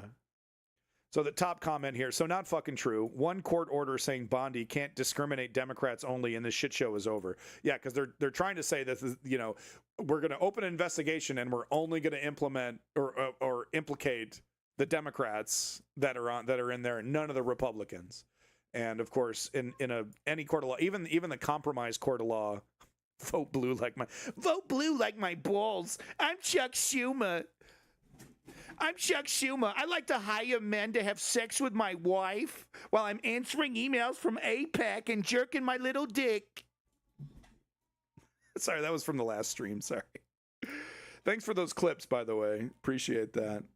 And then what was the other comment here that was kind of interesting? No, he hasn't. The vote is still set for next week. The vote is meaningless at this point. The DOJ will just keep the investigation going for years. The vote was for the files when they were not part of a criminal investigation. Now that criminal investigations are going, they will not release them, nor is there legal precedence to force the DOJ to release the files apart from an ongoing investigation. This guy gets downvoted. And by the way, these are all just random comments from random fucks, so we don't know how true any of this is, right? MTG went against Trump and immediately threw under the bus. Good. She can go ahead and run to TYT, where apparently she's just a hero in Cenk Uyghur's eyes. This is a little taste of who Donald Trump really is. He had a moment of honesty. I think this was an interview he actually was doing on like the Tonight Show or something. But this is a quote from him. I tell you the funniest thing. I'll go backstage before a Miss Teen USA show and everyone's getting dressed and ready and everything and no men are anywhere. And I'm allowed to go in because I'm the owner of the pageant and therefore I'm inspecting it. So no, it's actually still sexual assault when you're doing this. You're not inspecting anything, right? I mean, it's literally like going into a woman's locker room, right? Because these women are like, they're getting ready for a beauty pageant, right? They're getting naked in front of each other. And here's Donald Trump, right? I mean, it's like almost literally, like licking his lips, So he is a pedophile. And I've been saying that since 2016. I mean, like, you guys know he's a pedophile, right? We had that interview with the girl who was 14 years old and jacked him off. We've had that interview since before 2016. Oh, don't believe her. We don't believe her. We don't believe this. That wasn't the only piece of evidence. Okay. It's like, fine. You don't want to believe her. Okay. That's fucked up, but I get it, right? Because, Donald Trump's a known person, right? Anybody can make up anything, but there's corroborating evidence. It was all there. The reason why this is a big deal now is because the Democrats didn't, for some reason, the Democrats didn't want to talk about Epstein until they were desperate. Gee, I wonder what that reason is. Anyway, this is a great clip here. I was going to show a Tapper Jake clip, and then I decided I wasn't going to do that to you because I care for you. So we're going to watch this from this guy, OGM News. I don't know. Let's watch it. Picture Elena Treen on CNN describing the fatigue at the White House. Like everyone just finished running a marathon through a scandal minefield. New emails from Jeffrey Epstein's private estate over the last 15 years that mentioned the president by name. And ever since then, ever since those were released, the White House has really been in damage control mode. And my colleagues and I broke yesterday that part of that was to bring Congresswoman Lauren Boebert, one of the people who ultimately did join that petition, bringing her to the White House, and not just coming to the White House, but bringing her to... You know, Nate, I think they're going to, come hell or high water, they're just going to be like, they're going to shop around for judges. They're going to shop around, to try to find the ideal environment that's fully biased for Donald Trump. And, I think they're just going to try to they'll probably do something along the lines of like a slap on the wrist, but like, oh, we investigated and his name is mentioned and he was a naughty boy sometimes, but ultimately he's not as guilty as what the Democrats are saying. And I think, I don't know how they're going to do it, but they're going to, one thing I do know is that they're not going to hide it very well. Like they're absolutely terrible at cover-ups. I mean, just the worst, absolute worst. To the Situation Room, the room where presidents go over war plans to try and urge her not to sign. What will Maxwell do? Maxwell is going to play this to her maximum benefit, and she's been doing that brilliantly, right? Where she's like, yeah, Donald, no, I'll keep saying to the media that I never saw you with an underage victim. Never. Of course she did. She literally according to the girl who was interviewed, the 14-year-old, Ghislaine Maxwell was like, look, here's the rules. You're going to go jerk off Donald Trump. You need to wear a white glove. And you have to, don't touch his dick without a glove. She knows. So that's what Maxwell is going to do. Keep playing this to her maximum benefit. And her ass might get a fucking pardon. Now imagine the Situation Room. Yes, the same room meant for nuclear threats and national emergencies, being used for damage control over Epstein-related chaos. Seriously, that room was built for America under attack, not president under fire for hanging around minors. Yo, I mean, look at the fucking picture, yo. He's got his daughter on his lap, loving it, dude. Look at this. Whoa, that is on the thigh, bro. That is on the inner thigh. That is on the inner fucking thigh. Here's all his daughter's friends. He's got one of his daughter's friends sitting on his lap.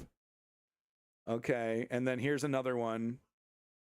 Maybe she didn't want to get on his lap. What is it? What is he holding? A catheter? What the hell is he holding? What the hell is that? It's like an IV bag? Anyway. And that, my friends, is the cold truth on Code Blue in America. Yeah. Only on OGM News. Only on OGM News, except it's literally everywhere. But anyway. Epstein spent... So this is amazing. This is another one of the really big revelations. Because like Donald Trump is, and all the hangers-on are like, Donald Trump kicked this guy out a long time ago for being a creep at Mar-a-Lago, and then that was it. No. Donald Trump invited this pedophile in his first term to the Thanksgiving in his first year that so it's hard to remember, right? But in the first year of his presidency, he had a super private Thanksgiving celebration at Mar-a-Lago. None of the press were allowed to go. It was all hush hush, and it looks like this is the reason why, because he invited Jeffrey Epstein. According to the emails, Donald Trump offered this guy a job in the administration.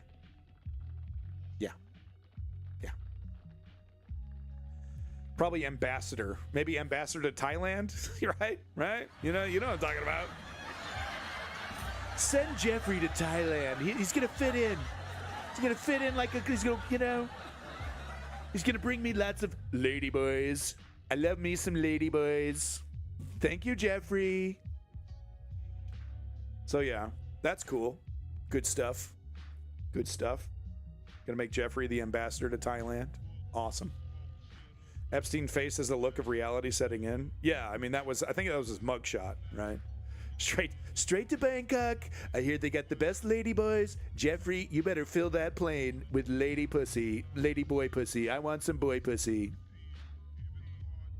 Air Force One better be a harem of boy pussy by the time you get back, Jeffrey. Right away.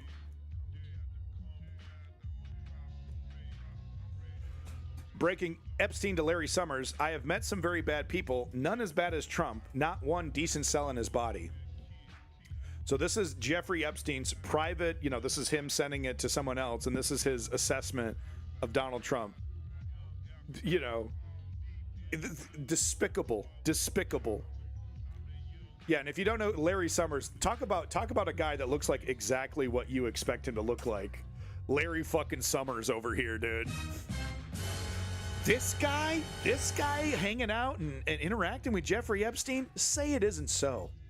Say it isn't so. Not my Larry Summers.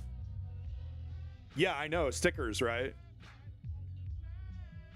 So, when Satan says you're a bad guy, it really, that's what I voted for. I voted for this. So this is it just keeps coming. It just does not stop. It does not fucking stop, dude. It's like 90s hip hop, okay? It's blowing the roof off and it does not stop.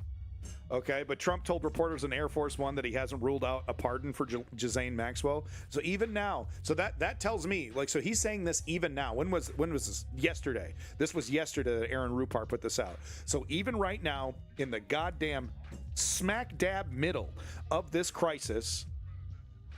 Oh, you're totally right, guys. So smack dab Ghislaine. I know I keep saying that. I know it's wrong, but I'm going to keep doing it. So smack dab middle of this massive crisis, he's like, yeah, I'm so fucking guilty. So that tells me Ghislaine has all the fucking, she's got all the, dude, the book that she's going to write is going to be sick. But of course, Donald Trump will already be dead. It'll be like a decade from now. We're going to get some juicy shit from this woman. But, in the meantime, Donald Trump is, look, of course, I'm not a human trafficker. I'm not a pedophile like Ghislaine is.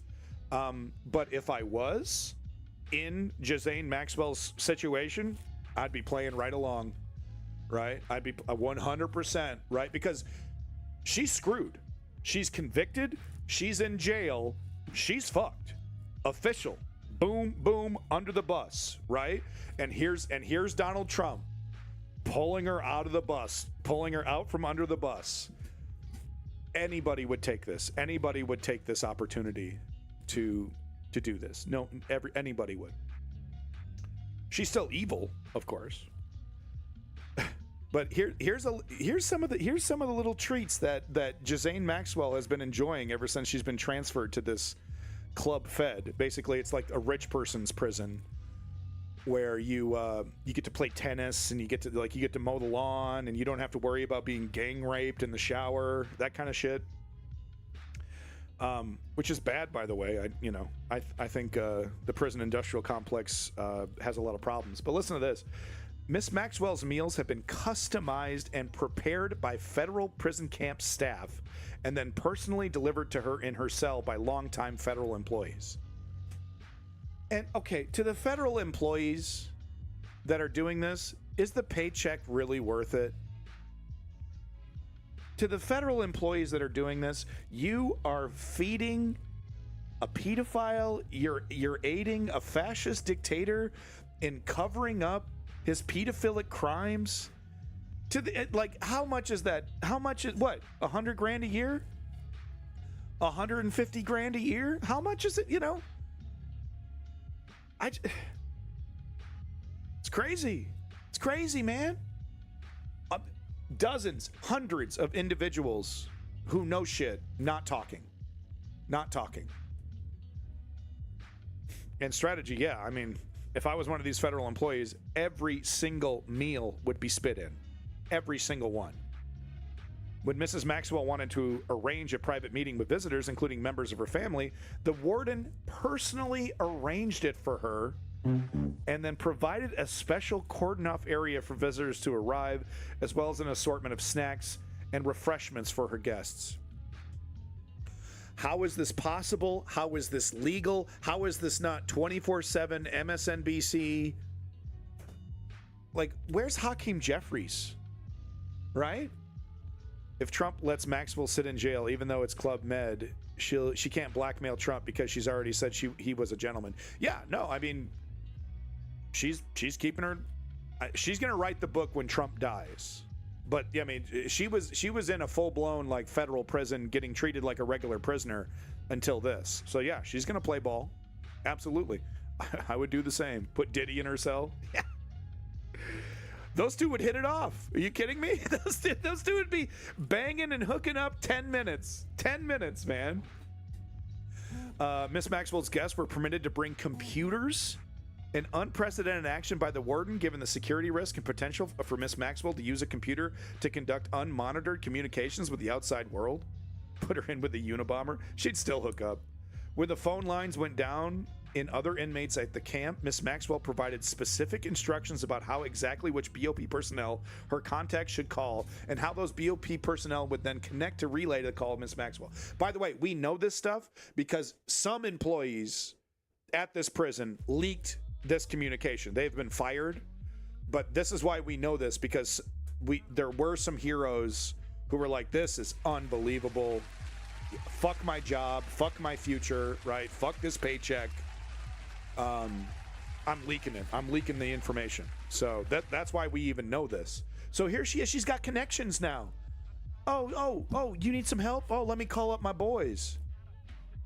When Maxwell wanted to review and edit documents quickly, she essentially used Warden Hall as her personal secretary and administrative assistant. So she's just stringing the warden along there. An inmate who trains puppies to become service dogs was instructed to provide one to Maxwell for a time so she could play with the puppy, even though neither inmates nor staff are ordinarily allowed to pet the service dogs in training. When Miss Maxwell wanted to go to the prison exercise area, she was personally escorted there after hours by prison guards so she could work out by herself and was allowed to enjoy recreation time in staff-only areas.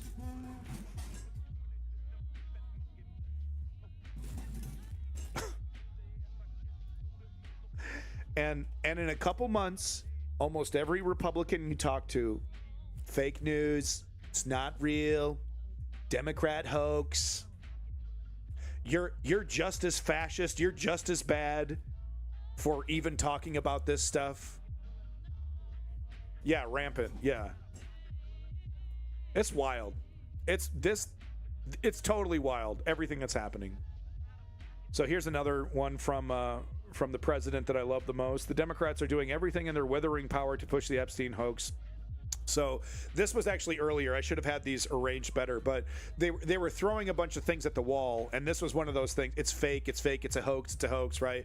Hoping that maybe it'll, that the left-wing media will play along like they did last time and just kind of help cover it up. They didn't. So now they're moving on to the DOJ strategy. So here are the right-wing fascists that are more aligned with Russia than they are with Israel, and they're stone cold fascists. They want fascism. They want a white America. They don't want any brown people in America at all. They want to re-enslave black people. They want to marry children. They want to make it illegal for a woman to get divorced from her husband without permission from their husband. Yeah. So those folks are now saying MAGA is dead. Right. It's dead. Nick Fuentes, Dean Weathers here. It's happening. MAGA is dead. The patriotic blondie. MAGA is dead. Assassinated by Trump and his Israeli interest. It was a psyop and we fell for it. No time to grieve. We need to regroup. Where do we go from here? I'll tell you where you go from here. You go right to this, right here. This is where you're going. This is what you are. This is who you are. This is what you represent. This is where you're going to go. Naked fascism. That's what they want. That's what they want. They want to unironically Sieg Heil and have other people unironically Sieg Heil back to them. That's what's going on here. Every post on social media today, MAGA's finished. This is the end, and they know it. MAGA is dead. This is the beginning of the end. I think we can safely say Donald Trump is fucked. I mean, come on. What is this, your first time, huh? Get the Franco meme there, huh? Is this your first time, huh? Oh, yeah, the walls are closing in, Danny. He's finished. What does that mean? The guy's got, 3 years left. He's finished? What, is he going to step down? Come on. So Elizabeth here, 3,000 likes on Twitter. Oh, Donald Trump, it's over. It's over. You're done. It's literally the first time they've ever done this. They have no idea. How many left-wingers in 2018 were like, oh, it's over for Donald Trump. Look at this latest scandal. Look at the walls are closing in. Here's this scandal. Oh, it's over. It's over for Donald Trump. Right. Yeah, it's over. Yeah.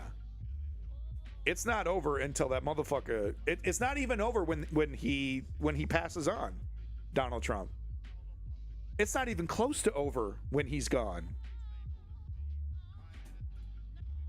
So this is another thing. This is another thing that they were trying to throw against the wall that really wasn't sticking, especially this. And it's funny that they had Carolyn Levitt deliver this message. Jeffrey Epstein was talking about a different Donald Trump and insists the White House. So it's give it to that crazy bitch. Let's see if that'll work. Just let Caroline, trial balloon this. See if that'll work. Do you think people will believe it's a different Donald Trump that they're talking about? I don't know. Let's try it. Let's try it. Throw it out there. Yeah, Lenny, but you're totally correct. But does that matter? Right. It doesn't matter that people don't like JD Vance, right? People don't like Donald Trump. Sliding right through. Yeah, Schlitt. I've been talking about TYT quite a bit, and their absolute obsession with Tucker Carlson and Marjorie Taylor Greene.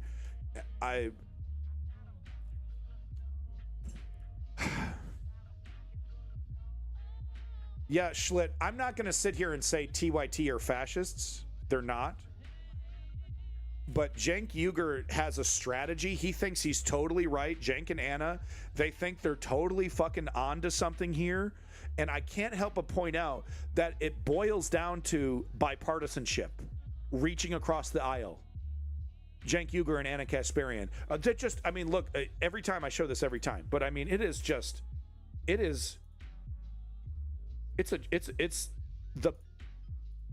the blowjob fest that they're giving Tucker Carlson on TYT. It's unbelievable. So I haven't even checked TYT all week. I've just been beyond disgusted.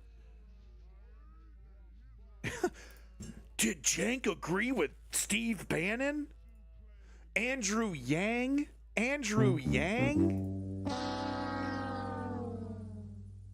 Okay, so I don't see any Tucker thumbnails. Okay, I'm sure they talked about Tucker. Okay. Right, but they're not fascists. They're not here. Criticizing MAGA for defending pedophilia. We're going to get to that story.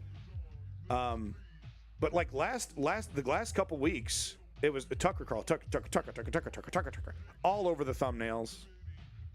Did they change some thumbnails? I'm not seeing Tucker anymore. Did they change some stuff around?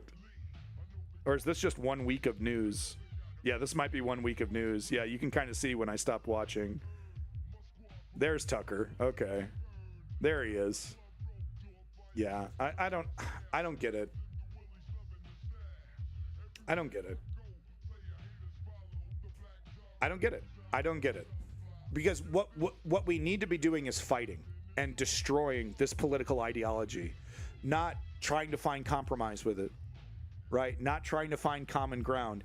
I do understand the concept of, you know, we need to govern, even though we're left-wingers, we can't just govern for left-wing people, right? We, you know, when we create policy, when we're forming rhetoric, we do have to include the people that hate us, include the people. That's how democracy works. So I understand that point from Cenk Uygur, right? Like you just can't call every Republican a fascist, because technically they're not. Technically they support a fascist organization, but they don't know that.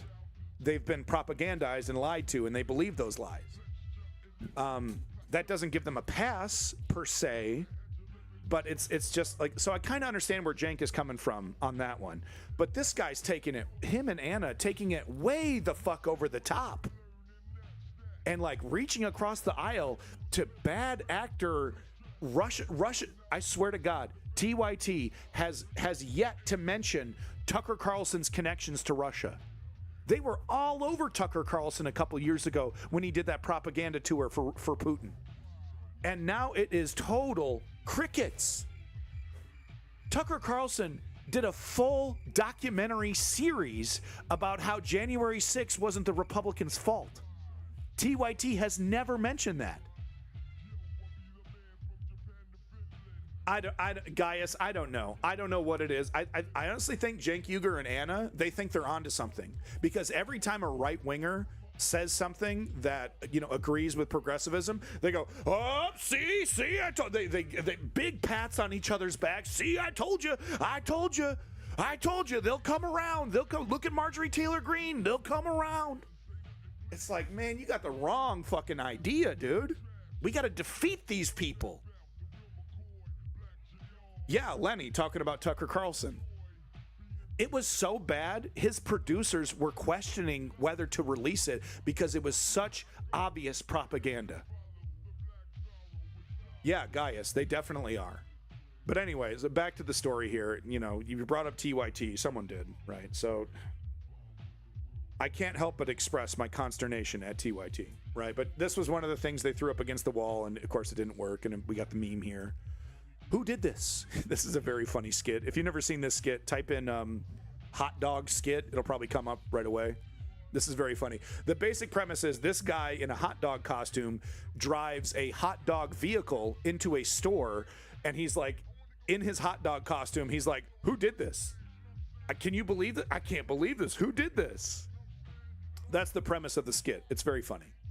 Fuentes criticized Tucker for months and then went on a show. They're all grifters. Yeah, I mean, it's just like TYT is wrong. Cenk Uygur and Anna Kasparian are wrong. Now, does that mean we throw the baby out with the bathwater when it comes to situations like Marjorie Taylor Greene? That's fine. You want to bend the knee to a progressive idea? We'll let you bend the knee. We're not going to let you forget who you were, what you are. It doesn't forgive your years and years of. By the way, Marjorie Taylor Greene still says, I love Trump. Okay? But that's not how TYT is doing it. TYT is over here celebrating like we've won something. And I think it's about Israel, right? Because Cenk Uygur is obviously very passionate about the genocide. And he's just ecstatic that, you know, there's a big chunk of the right wing now that are criticizing Israel, probably because of the influence of Russia and China, but he'll take it, right? And I kind of understand that mentality. But anyway, we're not talking about TYT today, dude. Just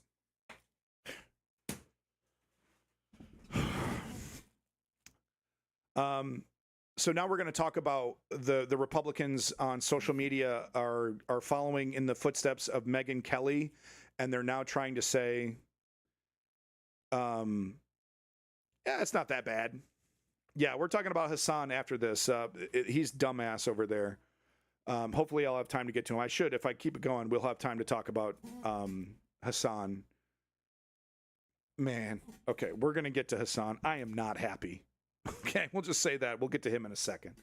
But no, this is, you know, and if anybody who's been watching right-wingers for a while would tell you that this was inevitable. These are the guys talking about lowering the age of consent. You know, the Dave Smiths, by the way, TYT's never mentioned Dave Smith wants to lower the age of consent. A libertarian on the right is agreeing with us on Israel. Let's forget about everything else. Right? So if anybody who's been watching right-wingers know, they want to fuck children, they want to marry children, and they also want to work children in mines, and like, unironically, they want children to go back into the workforce. That's what Republicans believe in. Jank. Sorry, Jank, but that's what Republicans believe in. So now this doesn't surprise any of us, really, if you've been watching them. But now they're like, it's not that bad. By the way, he says, I don't give a single fuck if Donald Trump was with a 17-year-old. It was a 14-year-old. In bikinis, or he slept with him. I care about deportations. I when I see Indians and Mexicans in my country, I don't think, well, at least Joe Biden wasn't friends with Epstein, right? So racism, white nationalism, great replacement theory, that's really the only thing. It's just that they don't like brown people, and they want to hurt them, and they want to enslave them. But I'm just showing you some examples here. Here's another example. Epstein emails vindicated President Trump. So we're seeing, I'm going to show you more examples, and they're trying to flip it and say, oh, you see, it actually vindicates Donald Trump because of this one little taken out of context thing, right? I'd like to issue a warning tonight. The Democrats are trying to distract you, blah, blah, blah, blah, blah, right? Democrats. But where is it? Right. Where is it? Oh, yeah, here it is. Yeah. So we're going to get to her clip in a sec here. One sec. Doop, doop, doop. But yeah, so here they are like, oh, see, this implicates the Democrats more than it implicates Donald. No, not precious Donald. Breaking newly released emails show Jeffrey Epstein thought Trump was one of the worst people he knew, with not one decent cell in his body. He went on to describe Trump with one word: dangerous.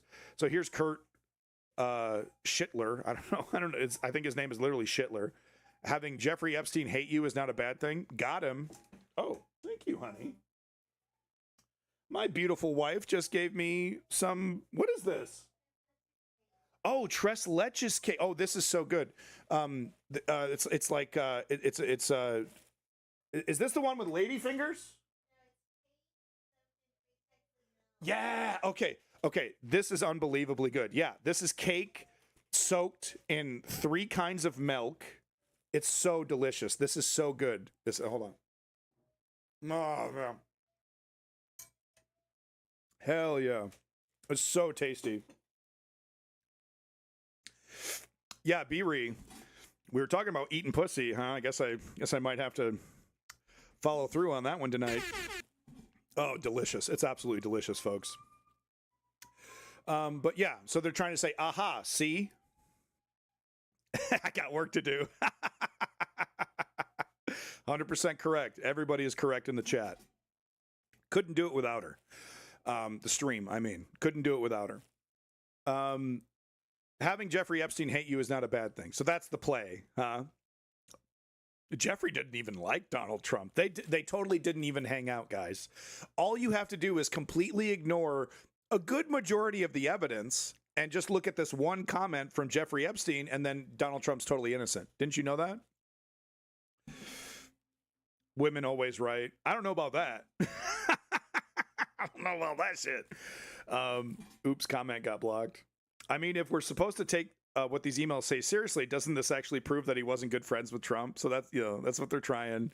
They're trying. God bless them. God bless them. They'll anything, any shred of anything. It's like, oh, that's it. That's the one. Because surely it couldn't be that he's a raging pedophile that even Jeffrey Epstein was like, whoa, dude, slow down. Donald Trump's like, what if I bought all the pageants and I made it illegal for them to wear clothes and they all had to have sex with me legally? Jeffrey Epstein's like, whoa, slow down, man. You know this stuff's illegal. Soon it won't be.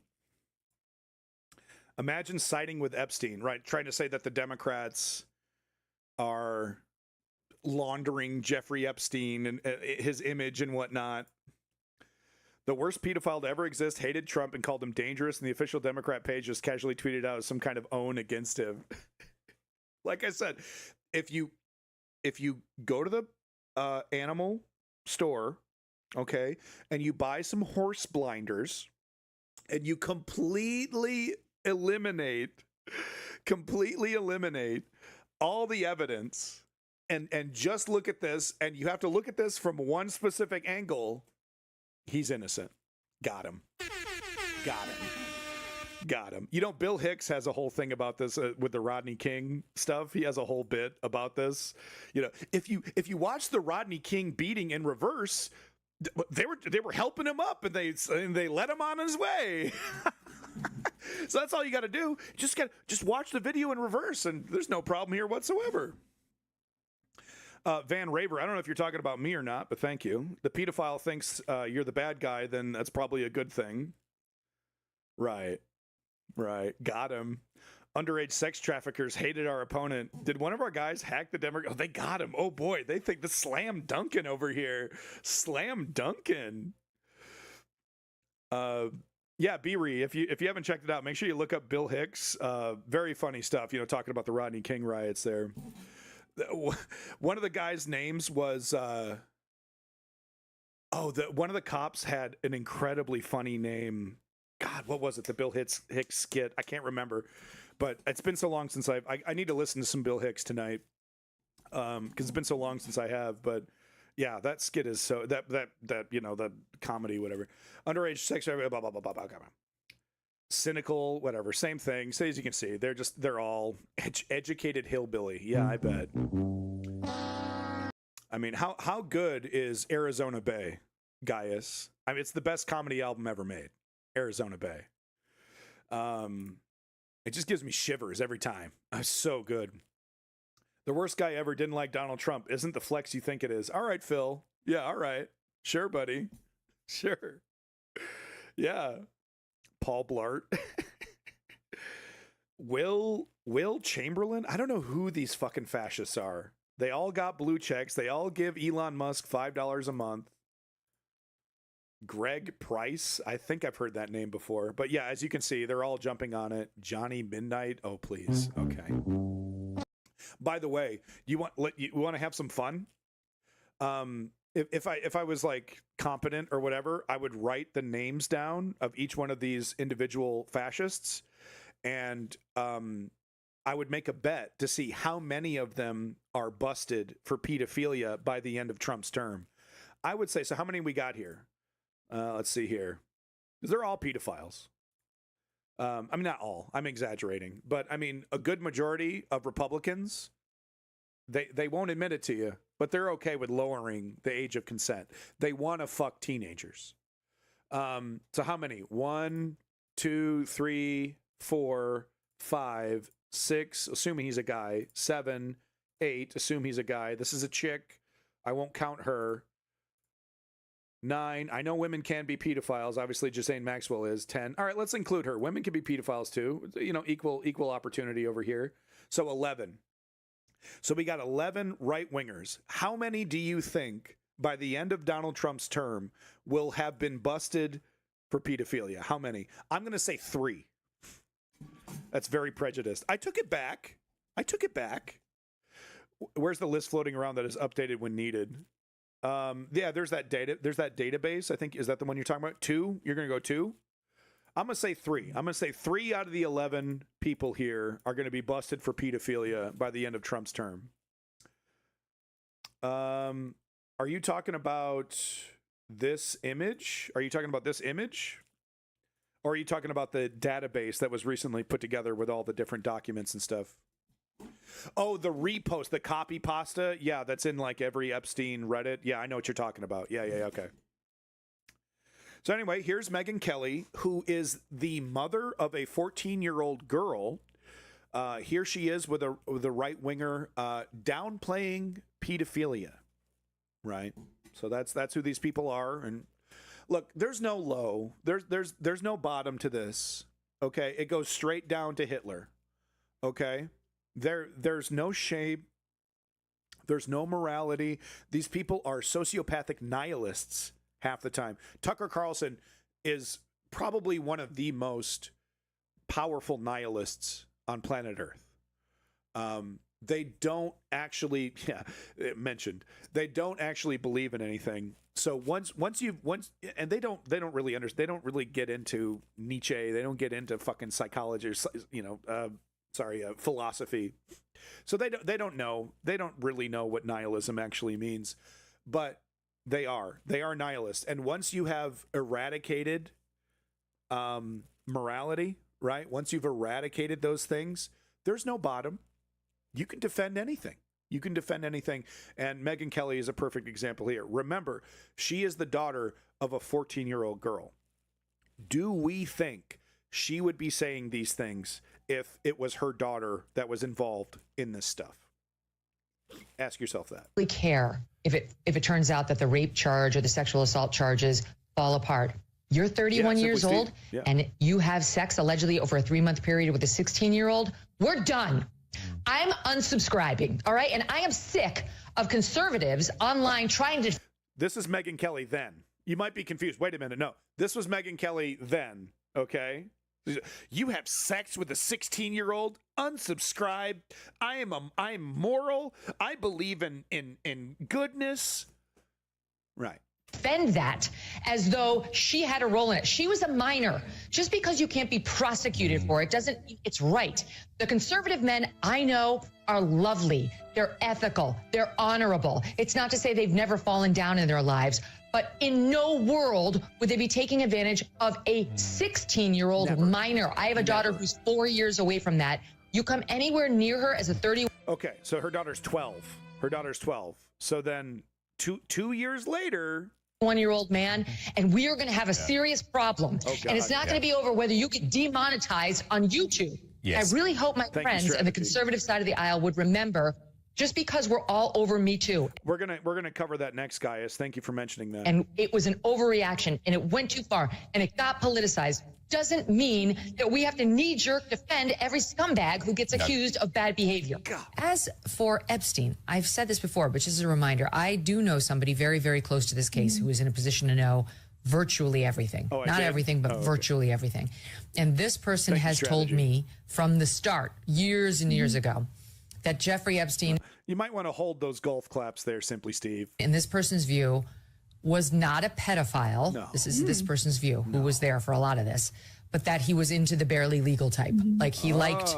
Barely legal, right? So like 18, 19? Hell yeah, boy. Fresh fucking pussy. Yeah. Sorry. I'm sorry to my female audience, but I just gave you a little window into the male psyche there. So not a big deal. We're 18, 19, right? That's a barely legal, right? Oh, no, we're talking about a 16-year-old. Ooh. That's a child. 15-year-old girls. Ooh, 15. Yeah, no, that's a child. Sorry. I know they're pretending to be adults, okay, but that's what teenagers do. Was not a pedophile. This is this person's view, who was there for a lot of this, but that he was into the barely legal type. Yeah. Like he liked 15-year-old girls. That's barely legal. And I realize this is disgusting. I'm definitely not trying to make an excuse for this. No, definitely not. But just giving you facts. That 15 is not barely legal, y'all. That's not a fact, okay? I've seen enough porno in my time that, never seen a 15-year-old represented as a barely legal. Even in like the fucking Russian shit and all the other countries, right? Like, that's still, sorry. He wasn't into not really 8-year-olds, but he liked the very young teen types that could pass for even younger than they were, but would look legal. She's not defending this, by the way. To a passerby. Right.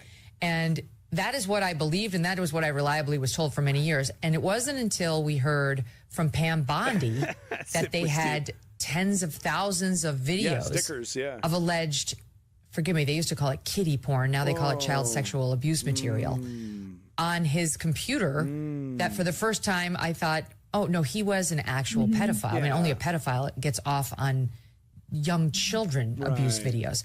She's never clarified it. I don't know whether it's true. I have to be honest. I don't really trust Pam Bondi's word on the Epstein matters anymore. Right. So Megyn Kelly, she's part of the Nick Fuentes. The obvious solution is to embrace Nick Fuentes style fascist MAGA That's the direction she's going in, because that's where the views are. That's where Candace Owens is going.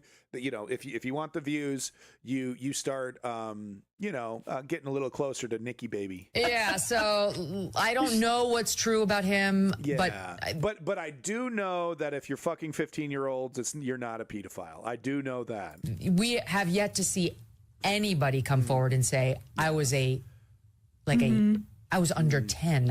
And do we think Megyn Kelly, if that were to happen, which it might have actually, do we think Megyn Kelly would believe them? Right? Because that's exactly what they do. They did it with the like I said before earlier, with the 14-year-old that said she had to wear a white glove to jerk off Donald Trump. Not true. Fake news. Do we think Megyn Kelly would take, if a woman is like, I was raped by Donald Trump when I was 8 years old, do we think Megyn Kelly, oh, I believe you.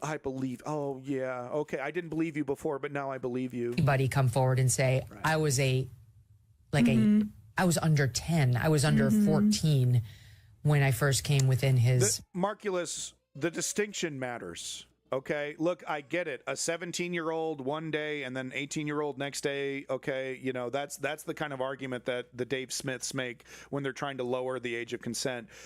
We have to have a number. We have to have a limit. We've all agreed on 18, you know, like it or not. Will 17 and 16-year-old teenagers have sex and stuff? Yes, of course, right? You know, teenage pregnancy is going to be a real thing, but we have to have a limit. We've all basically agreed on 18. That's the number we've agreed on. Deal with it. You know what I mean? Oh, well, technically, it's like, no. I mean, there's plenty of 18-year-olds having sex that basically still have the mind of a 12-year-old, right? So, I mean, but we can't go down this road, okay? We got to put a number to it. We got to put a fucking, you have to. You have to. Purview. Look, you can say that's a distinction without a difference. No, it's not. I think there is a difference. Yeah. There's a difference between a 15-year-old and a 5-year-old. So fuck them.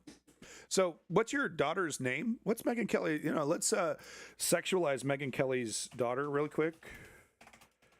GHTER, Megyn Kelly daughter. Let's just have a look. See if we can get a look at Megyn Kelly's daughter here. Wow, why would she do that? Look at that. She censors images of her own daughter on the internet. Why would you do that? That's a full-grown woman right there, Megyn. That's a fucking full-grown woman you got there, Megyn. What you talking about?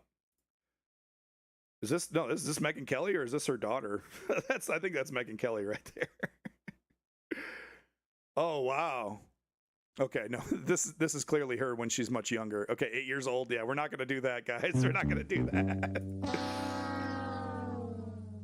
Okay, now I can't close out of the tab. Now we're stuck here. My computer is literally locked up. Okay, there we go. Okay, but it's not cool. Obviously, I'm not going to continue. This is gross, right? I'm not going to continue down this line. But you get my point. You get my point. If this was anywhere close to her family or her daughter, she wouldn't be saying these things. But it's just some other people. It's classic conservatism, right? It can happen to other people. That it's not me. I'm above this. We're special. We have special rules for us. Right. I'm sure her daughter's a perfectly fine person. And of course, I wouldn't want to see her sexualized until she is comfortable with it. Right. And of course, after she's 18. But she's a raging fucking hypocrite. She's a raging fucking hypocrite. Can you pimp her out now? Oh, my God. I didn't even see that. Holy shit. Yeah, I guess so. 15, you're good to go, huh? Oh, this is 13. 13. Okay. Well, that's different. I mean, if she was 15, then, go crazy, It's just disgusting stuff. So this clip has been going viral, and for obvious reasons. This is the end result. If we allow fascism to continue to spread, if we allow this libertine movement, not libertarian, libertine, as in referencing the Marquis de Sade, if we allow this deviant libertine movement to continue to metastasize, continue to grow. This is the end result. So right now, this right-winger's opinion that you're about to hear, I think technically could be considered fringe. He's a Zoomer. He's annoying. He's an annoying Zoomer. I totally agree with all that. That doesn't matter because what we're talking about is what the right-winger is saying. Okay? And what I'm trying to tell you is that the opinion of this right-winger about pedophilia will become mainstream one day because they're all into it. They're all into it. There's pictures of Jeff Bezos. There's pictures of Bill Gates with Jeffrey Epstein. They want what their ideal situation is. They should be able to bed whomever they wish if they're powerful enough. They should be able to do whatever they want with whomever. There should be no restrictions. The only thing that should matter is like your perceived power, right? Anyway, we won't get into it. But this will become the normal if the left doesn't defeat this libertine movement. Listen. Are you asking me why it's wrong to rape children? Yeah, I need you to tell me why it is wrong in your eyes to rape children. To do that. Yes. Yes. Do you need me to repeat it? Can you not hear me? Do you have too many cocks in your ears, or what's up? It's like, what's up, bro? What? Have sex with children? What's up, bro? What, you triggered? Triggered liberal? What are you woke? What are you woke now? What's up, bro? You got cocks in your ears? Yeah, female eunuchs. Why is it wrong? Is that too hard of a question? Guy's name's Based MAGA Motherfucker. You can mute me with the background noise if you want. I'm ready to hear your answer. I love this like Instagram or whatever. They put a pedo bear hat on the guy. It's happening. It's happening. Yeah. It's actually happening. Look at the guy in the bottom right. I don't know how this TikTok, whatever this, I don't know how this works, but you got to look at the reaction of the guy in the bottom right.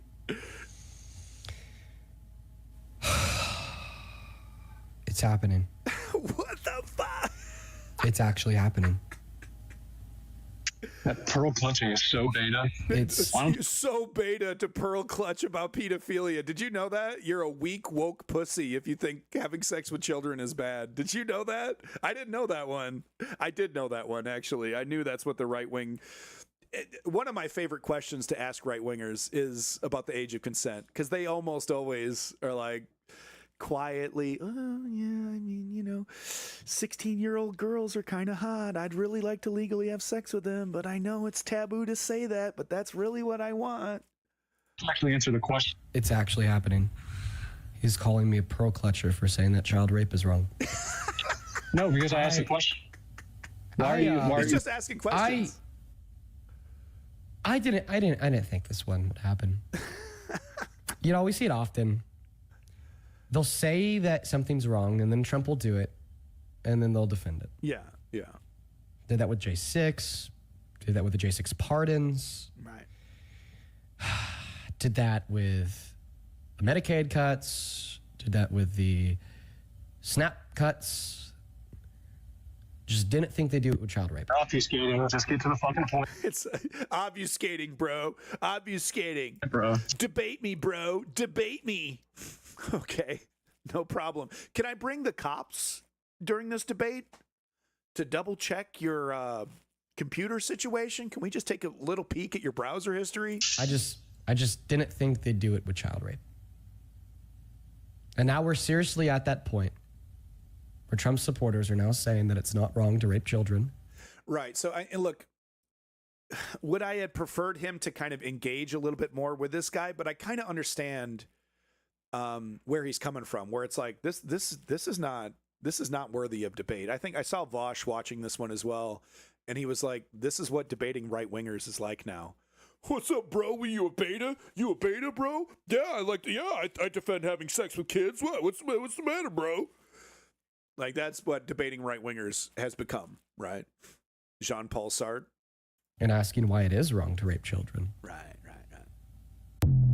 Yeah. Right. So I kind of wish we had more of this, and I do wish he would engage with this individual a little more. At the same time, I do understand why he was just like, okay, and like addresses the meta of what's happening right now instead of in talking to this person, because like there is no debate there. There is no debate. Of course not. But this will become the normal. This will become normalized if we allow it. That's how bad the situation is. That's who these people really are. It goes all the way down. It goes all the way down. There's no, when you've stripped yourself of morality, when you've embraced nihilism, it's right to Sodom and Gomorrah. It's right down there. Exactly. So that's a quote that's the famous quote from Sartre. Never believe that the anti-Semites are completely unaware of the absurdity of their replies. They know that their remarks are frivolous, open to challenge, but they are amusing themselves, for it is their adversary who is obliged to use words responsibly, since he believes in words. The anti-Semites have the right to play. All right, so and that's why I kind of agree with Vaush when it comes to like, what's the point of debating these people? What's the debate? You know, the only debate is how do we defeat them? That's what we should be debating about, is the strategy in which we employ to defeat them politically. Politically, we need to do everything we can to avoid violence so that we can maintain the moral high ground, so that if we have to defend ourselves with violence, we have the ability to say we tried everything we could to avoid this.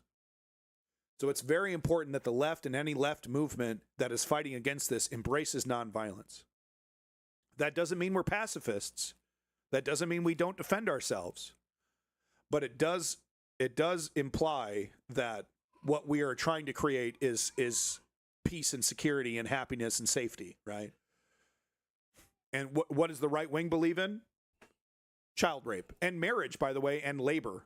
I've shown you examples several months ago of right wingers introducing bills in their various states to make child labor legal again and to lower the age of child marriage. Okay? If we don't defeat this movement, this is what they will do to society. I have no doubt in my heart, no doubt in my mind that is what these individuals want. They want children. That's what they want, man. This woman had an absolutely hilarious skit that she did.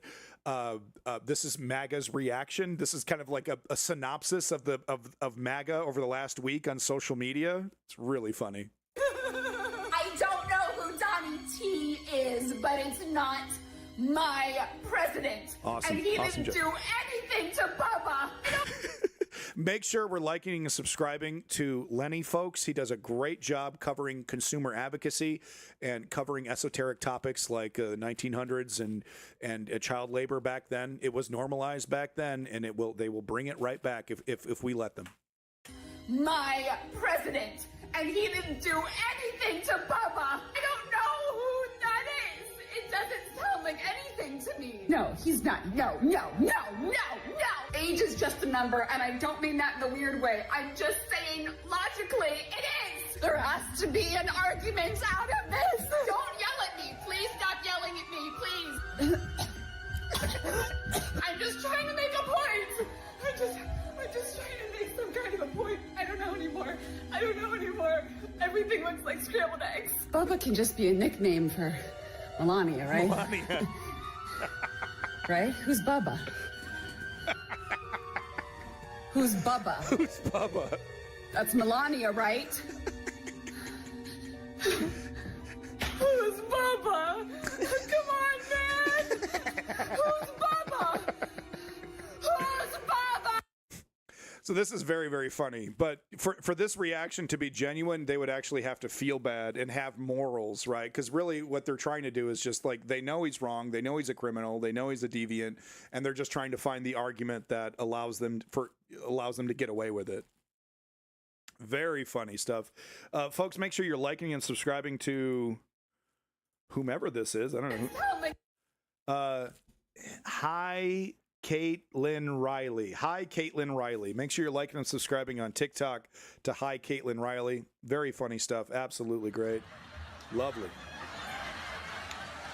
Lovely stuff. How about some Daily Show action, huh? That's I don't know. I think we got some talent here. I think we should give that a shot.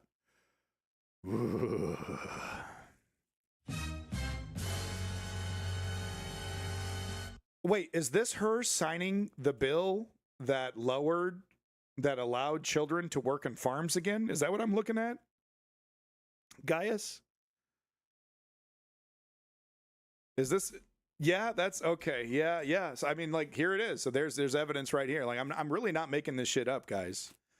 They try to say, oh, it's remember, back in the day when the farmer would have his kid work, and that still happens. I used to work on a farm and everything, right? And one of my friends from back in the day, he's been working on his dad's farm his entire life, right? But they're like, no, that's how they frame it. Like, it's like just a son helping out a dad on the family farm.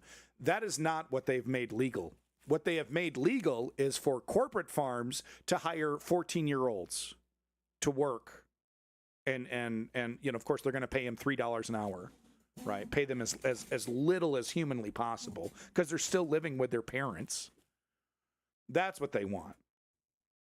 I picked beans for one day. Screw that. It's a lot of hard work. I apologize. Hopefully Trailhead isn't watching because I don't have this meme. This random internet meme does not have a source, and it's very likely there's at least a couple of these guys. I don't know, because it's like, are every one of these individuals right wingers? Maybe, maybe not. It's kind of hard to tell.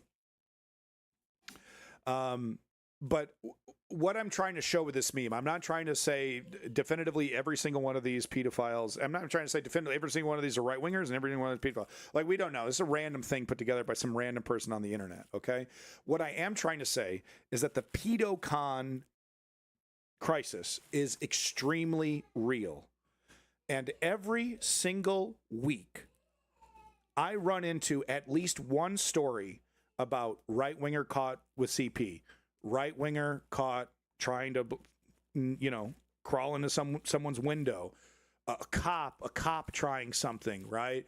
And you look at their social media presence. I'm with Trump. I voted for that. Trump. Or they're apolitical. But it's usually Trump stuff. Okay? Do left-wingers abuse children sometimes? Yeah, of course. Okay, yeah, because it's disgusting, and it's a sickness. It's a sickness. What is it about right-wingers that makes them abuse children more? I don't know. I really don't know what it is. It might have something to do with that theory that people who support conservatism and vote for conservatism and all that, they might have some mental issues. Right. There's several studies that have shown that people who lean conservative have psychological issues a lot of the times, et cetera, et cetera. Now, I would like to see way more data on that kind of stuff.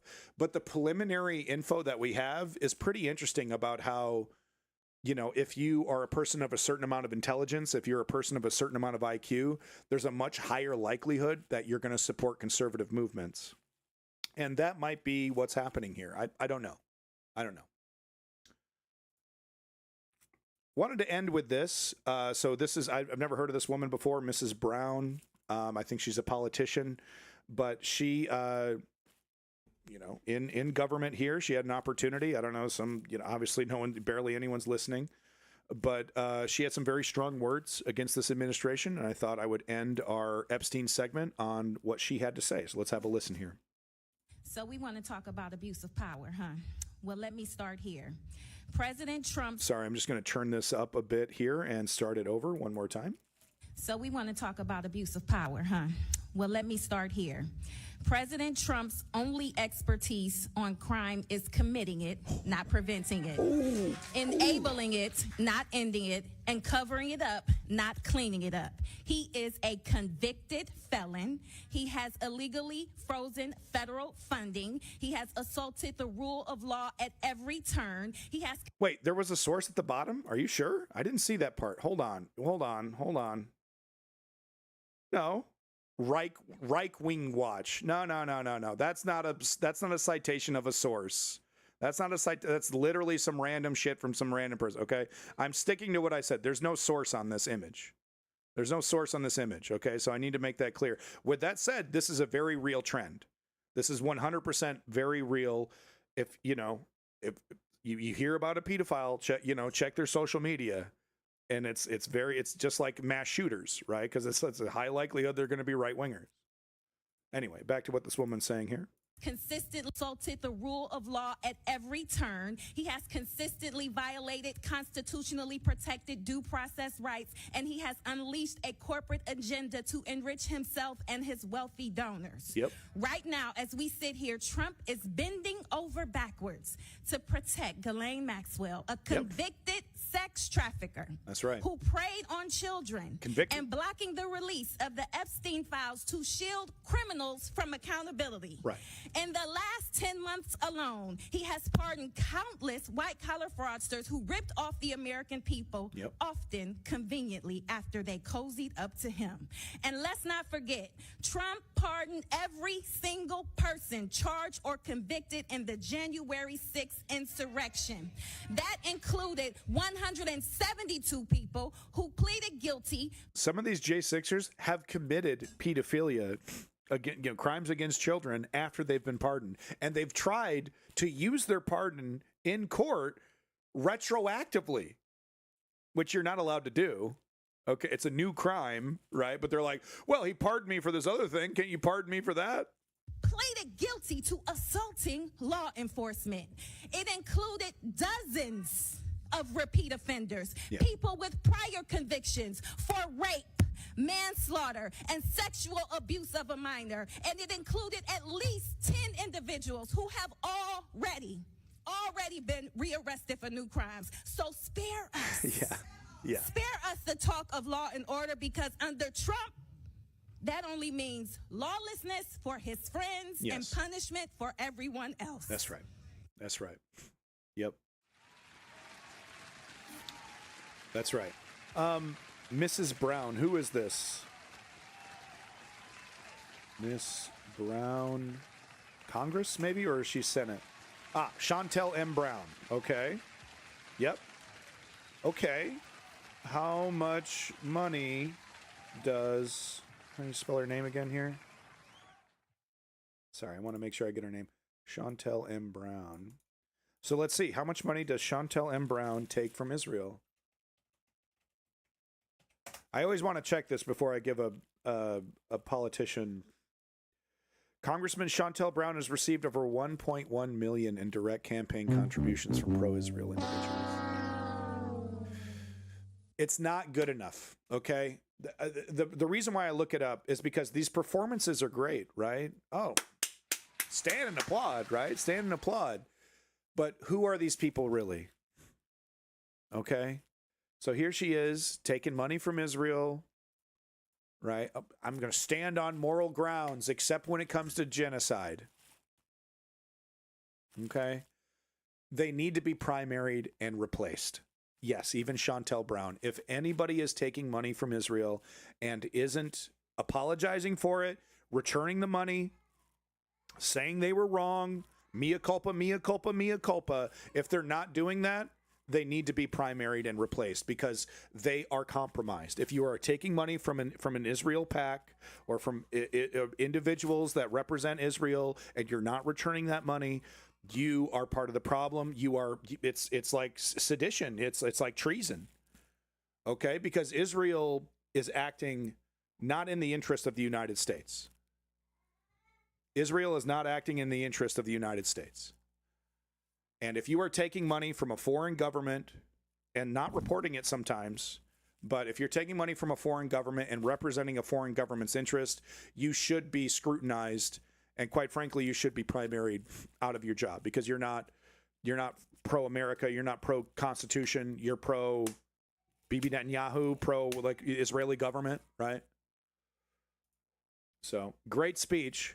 Please return the money that you've received from AIPAC, and please apologize for taking that money, and please acknowledge the reality of the genocide. And then maybe we can talk about not aggressively primarying you out of your career, Chantel. This is how politics works. Okay?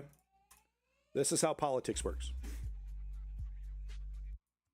We're going to switch over to Roland Jones, Iced Out Volume 4 for our next segment here. It's going to be the last segment of the day. I got to help my wife out here. She has to go to her book club, so I have to end the stream a little bit early, but I still have time to take a big, fat, steaming dump on Hassan Piker, or Hassan Parker, if you watch R.M. Brown. Okay.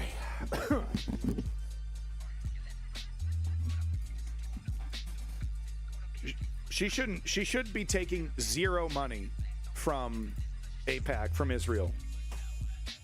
Okay? If you're going to morally grandstand, but you're going to except for the Palestinians, you're gone.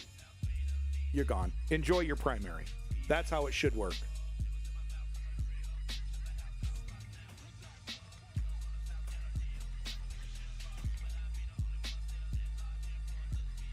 I'm sick of this motherfucker. I'm sick of this motherfucker, dude.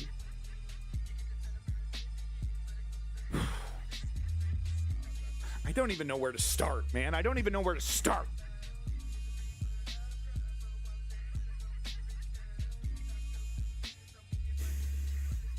Okay. Let me try here.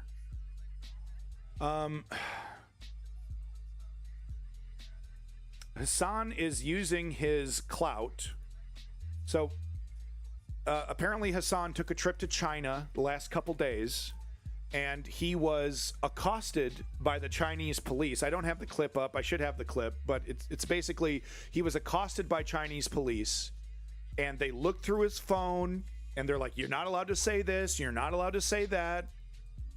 And then the motherfucker gets in front of a camera and says it's just like the United States.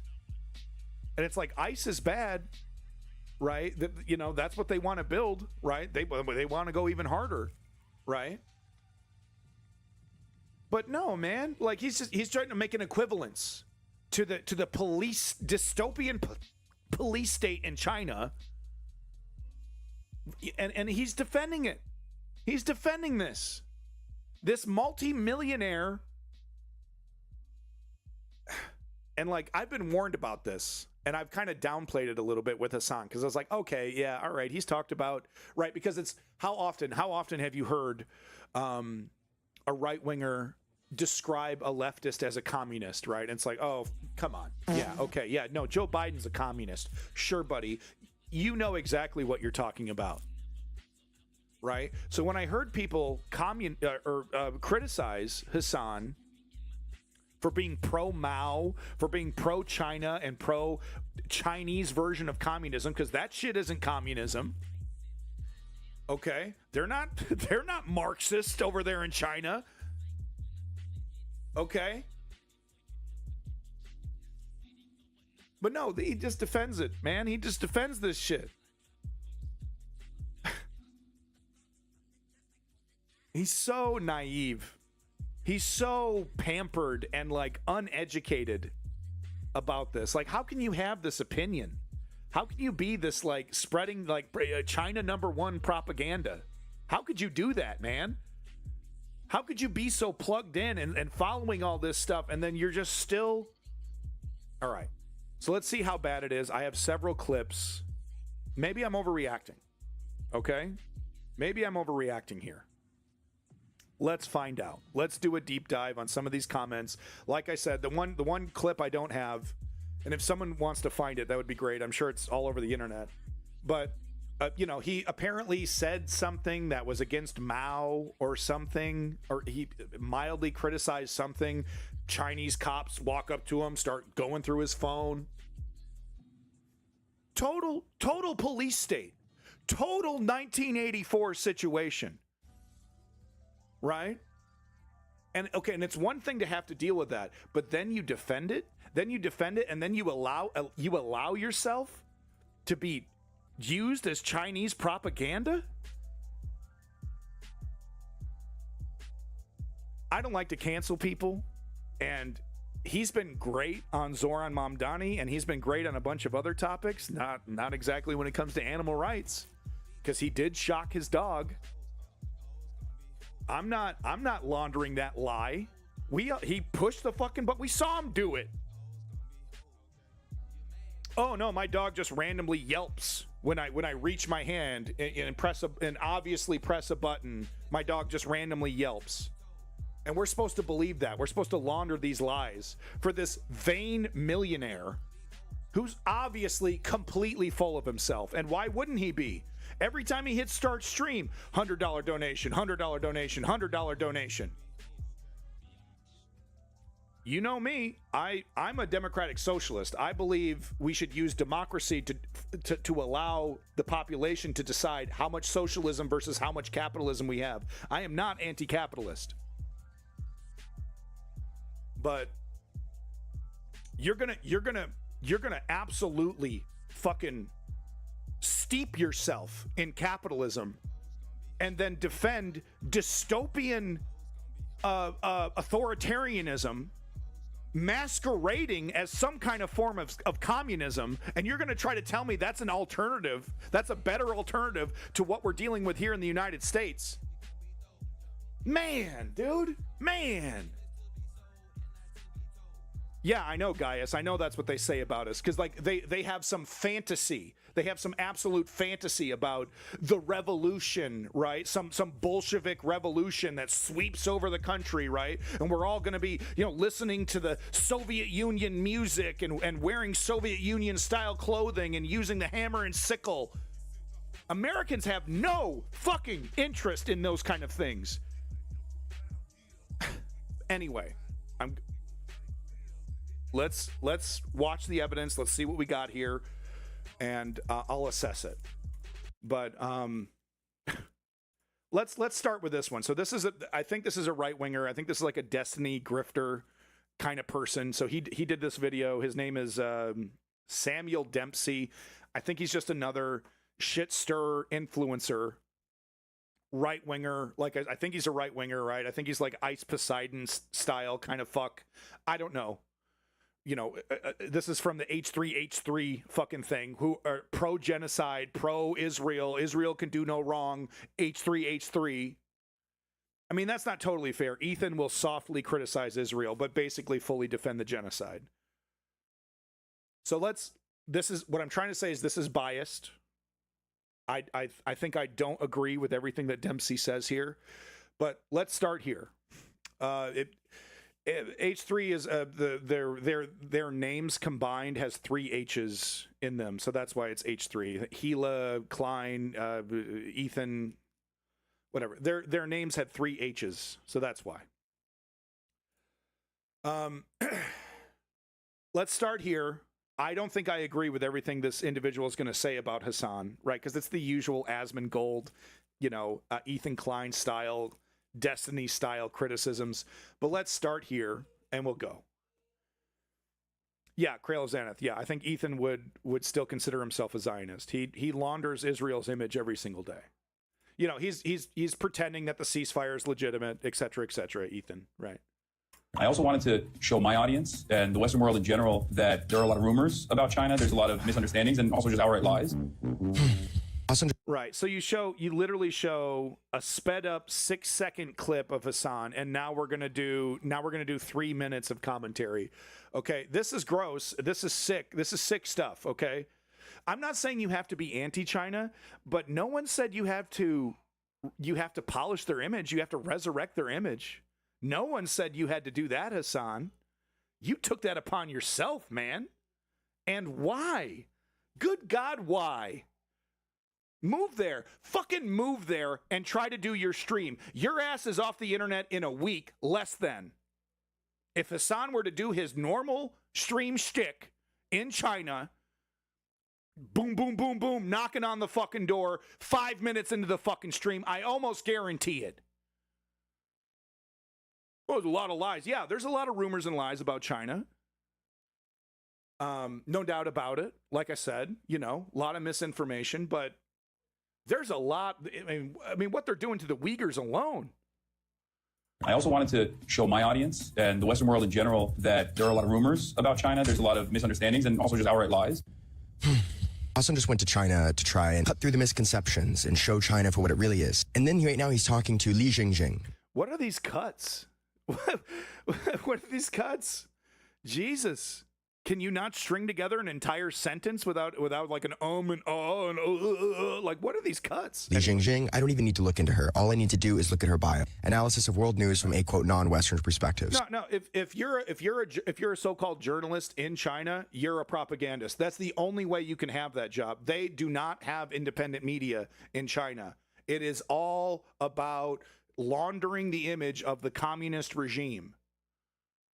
So we very much see what she's doing, but also she's a journalist for 12 years in China. So I went to China, Mandarin for the year before, and I, like Hassan, was like, I want to go to China and understand all the misconceptions. When I went there, I found out that you cannot talk about anything that varies from the line of the CCP. I'll paint one example. Not. If you're foreign journalists, as I met, for example, CNN, the most protected of all international foreign news in Beijing, if you start to deviate from the line of what you're covering, they'll just cut your power. That's it. You go try to publish a story, all your internet doesn't work. They don't allow these types of journalists to do actual critical work, and here's Hassan platforming them. Now, I want to tell a story. Okay, and I don't want to hear it. Okay. So, yeah, bullshit. Are you getting paid? Are you even getting money for this, man? Or are you just a fanboy? Because if you're just a fanboy and you're not getting ducats for this, fucking move there. Moving on to the next clip. Here he is in China receiving Mao's Little Red Book and going full soy over this shit. I hate to say this shit. I don't like to use this language, but there's no other term for it. He goes full soy jack. What the fuck? I'll play the video. 1 second. Hey there, 1 second. Let me just, 1 second. Hello?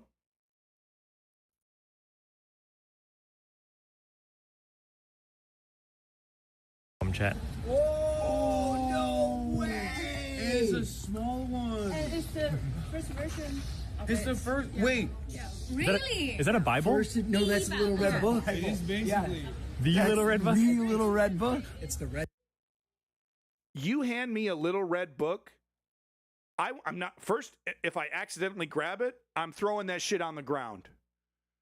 But you try to hand me a Little Red Book, I'm not even going to take that shit. And look at these guys going full soy jack over this shit. It's there's been a lot of comments since then. It's in here. Yeah, this one. Okay, the person is they're calling me back now. Okay. But this is ridiculous. Red Bible is what it is. Okay. Yeah. Some may say more important than the Bible. Some may. Especially over here. Yep. Yeah, I know. That's crazy.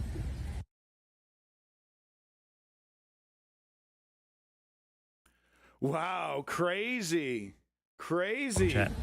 Mao, who like how many people starved to death?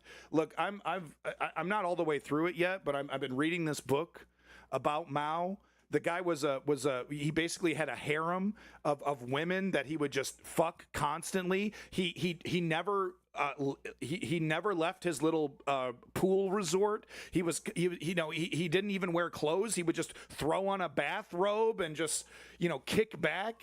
The guy was not a leader. He was like his ideas didn't work. His ideas didn't fucking work. He was a total liar about how he represented himself. He lied to the people, and he got millions of people killed. I believe Mao got more people killed than even Hitler. Whoa, dude. Whoa, the Little Red Book. Whoa, bro. That's so based. Oh, no way. It's a small one. And it's the first version. This is the first. Wait. Whoa. Really? Is that a Bible? No, that's the Little Red Book. It is basically. The Little Red Book? The Little Red Book. It's the Red Bible is what it is. Okay. Yeah. Some may say more important than the Bible. Some may. Especially over here. Yep. Yeah, I know. Yeah. That's crazy.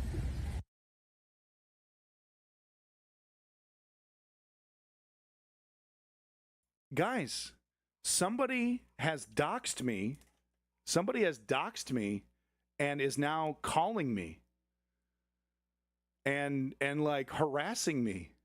This is great. This must mean I'm doing something correct. Someone keeps calling me and like saying some shit. He just said, "Did you hear the child porn?" Because he played something. I was like, whatever. I just fucking hung up, right? I didn't even really hear what he was saying. He fucking someone doxed me and is calling me incessantly asking about child porn. Are we doing this in defense of Trump? Is this what we're doing? I know. I must be doing something right. This is a big win.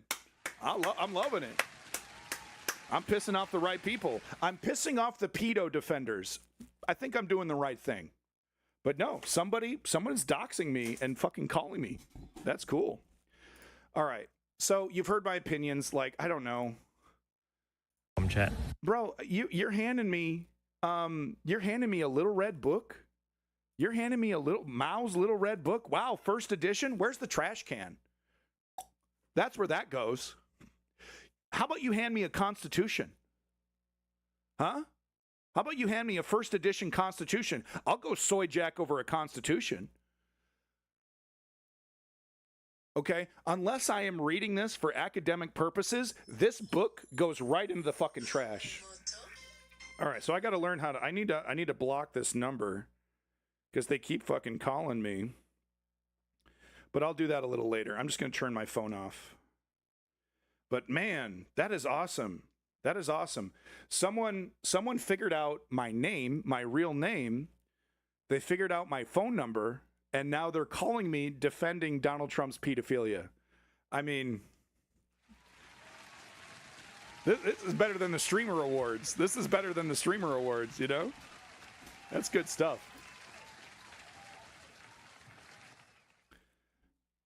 I'm pretty proud of myself. I'm pretty proud of myself right there. You got to really piss somebody off for them to dox you and then incessantly call you. And I don't know if they're playing actual child porn on the phone or something. Are they trying to like entrap me? I guess if I hear child porn on the phone, does that implicate me?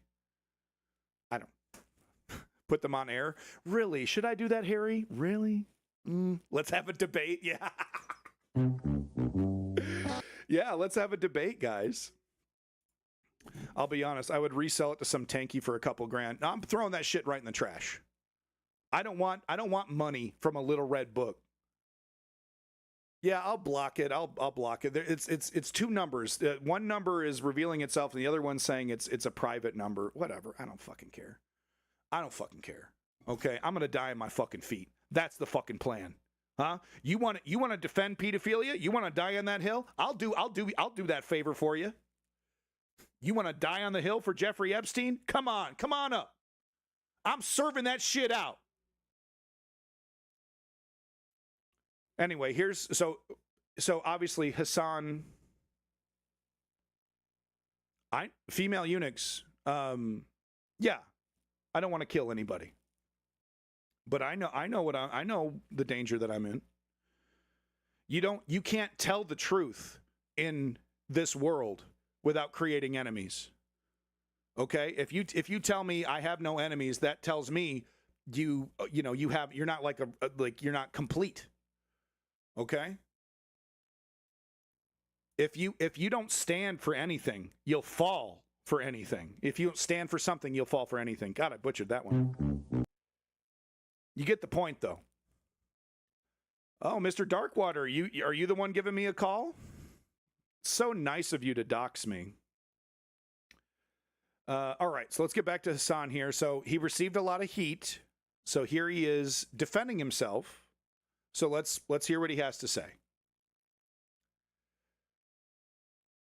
Yeah, I like that. Dark Tower. Oh, that's from the Dark Tower. I still haven't read that series. I know Woke Patriot's a big fan of Stephen King. Couldn't Be Me. It's Not You. Yeah. Oh, okay. Sure it isn't. Thought about it for a brief moment, which is that China is just another country, just like any other country.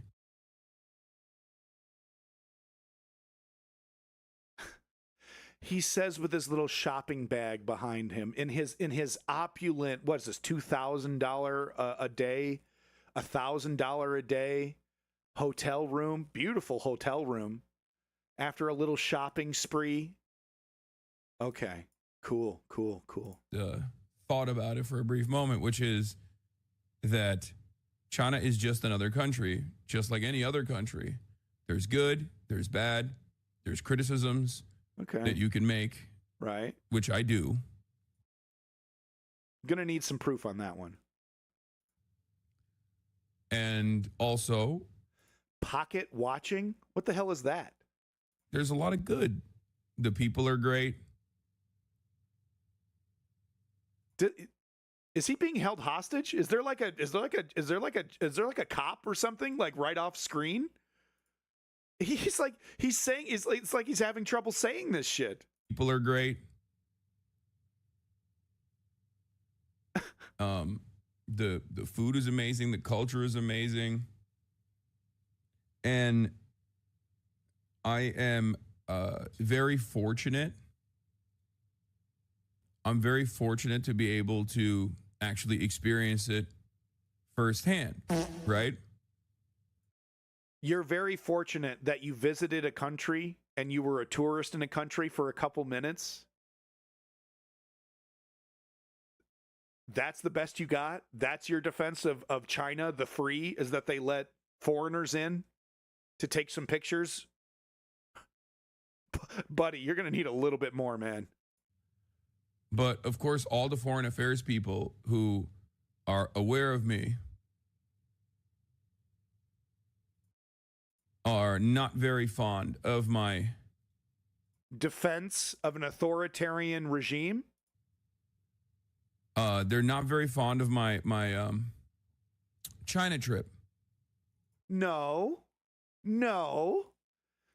If you went to China and you spent some money and then you didn't go on Chinese media and you didn't, and if you just went there and had a vacation and then came back, nobody would be saying anything. I mean, of course, there'd be a couple people who were like, see, you didn't just go. You went there and spread propaganda. You went on Chinese media, man.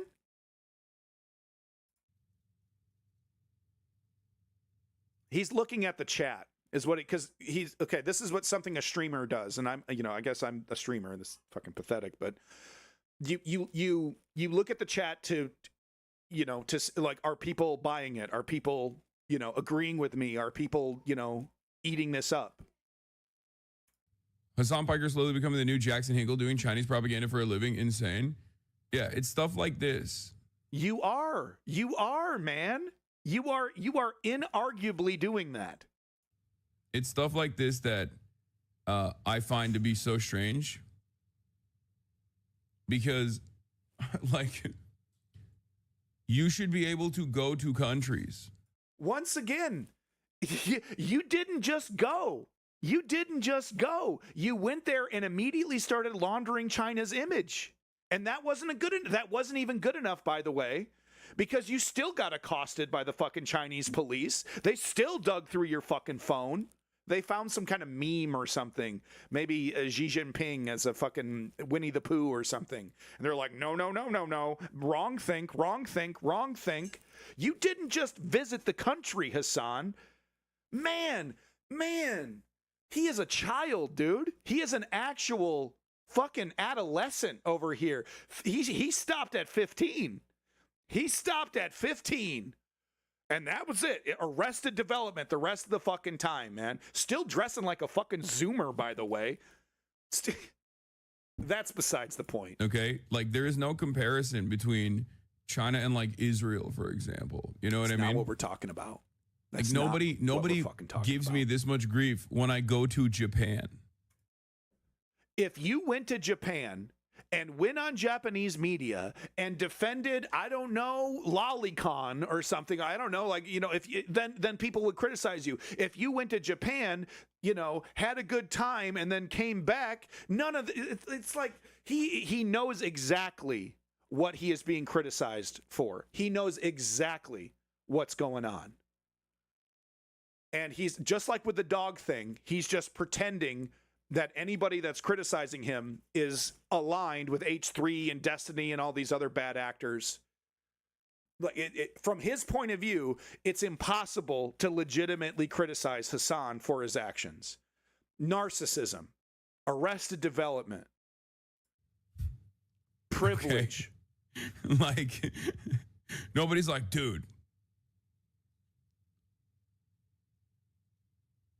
I can't believe you've traveled to Japan and you... He stopped right there on someone complimenting him. He stopped right there to say, they're just jealous. You're rocking it. He skipped past the comment that was like, bro, you're literally laundering Chinese propaganda. He's scrolling through and like, you can see it stop. Much grief when I go to Japan. Scroll. Scroll. Okay. Scroll. Like... Nobody's like, dude. Right there. And then he pauses to read a compliment. Look, man, I don't like to agree with Ethan Klein. I don't like to agree with Destiny when it comes to their description of a person's character because they themselves are pretty fucking gross. Okay? But and of course I don't agree. I don't agree fully with, of course, Destiny. Destiny literally said if he was in a room with like Hitler and Hasan and had one bullet in the gun, he'd walk out with Hitler, right? He says absolutely insane things that I don't agree with. Ethan Klein is an equally ridiculous fool. But there's some truth to this. He is high on his own fucking supply. And you know, it's really easy being a streamer, like a popular streamer. It's really easy. Just like, you know, reinforcement, money, love. Oh, you're my favorite celebrity. You're my favorite parasocial relationship. I love you so much. I love you. Right. I can't believe you've traveled to Japan and you love... Oh, God, this guy's mentality is so stupid. 3 people with almost identical foreign policy stances. Yeah, so like this is the kind of shit that I do not agree with, right? Him laundering Chinese propaganda does not make him a Nick Fuentes Nazi or a Christian nationalist like Hinkle Bopper here, right? So I totally disagree with this classification here, but I guess this is my role where I say fuck Destiny, fuck Ethan, fuck these right-wing grifters, and fuck all the, you know, the bad actor nonsense against Hasan. But we can still criticize Hasan from the left. You know, just because he is being, you know, piled on and it's, you know, and he's being attacked erroneously by these elements, that does not give him a pass. Okay, on certain things, okay? Oh my God. Finnish PhD candidate? Oh my God. Right. So he cherry picks some radical off Twitter and is this supposed to be everybody? Is this supposed to be everybody that has a negative opinion of you, Hasan? Right? If I criticize Hasan, that means I agree with Fuentes and Destiny and the rest? NatSeg Twitter like this. I mean, it makes sense. Wow, dude. Okay. All right. So you've heard my opinions on that. I'm not happy. I'm really super duper not happy. When it came to the dog thing, I did not make excuses. If you were watching the stream then, you knew I did not buy the bullshit. I did not buy his lies. But I also said there's a difference between systemic and intentional animal abuse and a pet owner being ignorant about how to train their dog, especially a first-time dog owner. Okay, I made plenty of mistakes when I was raising my precious pup, Ziggy, R.I.P. Made all kinds of mistakes, right? I used the wrong leash. I fed her the wrong food. I didn't groom her enough. And she had a beautiful coat. She needed to be brushed more, right? So there's there's a lot of things I learned about how to, and it's like you're not supposed to use a shock collar. You're not supposed to use pain compliance to keep your dog in order. So that's my criticism. That was my criticism of Hassan, is that first of all, he lied to everybody, said he didn't when he did. He tried to, present some evidence that he manufactured that was clearly not enough. He, did a little thing. Oh yeah, see, it's not a shock collar. See, you can tell it's not a shock collar, and then he never shows it again. So yeah, it's weaselly. It's weaselly. Perfect word, Lenny. Perfect word. It's weaselly. Right? But and it's like, am I no longer going to watch Hassan content on a weekly basis, a couple Hassan clips? I'm done. I'm fucking done.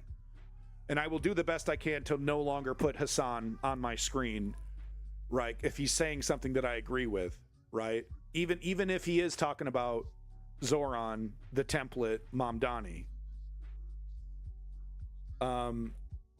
Is he as bad as Nick Fuentes and the right-wing grifters and liars? No, but is he a childish, high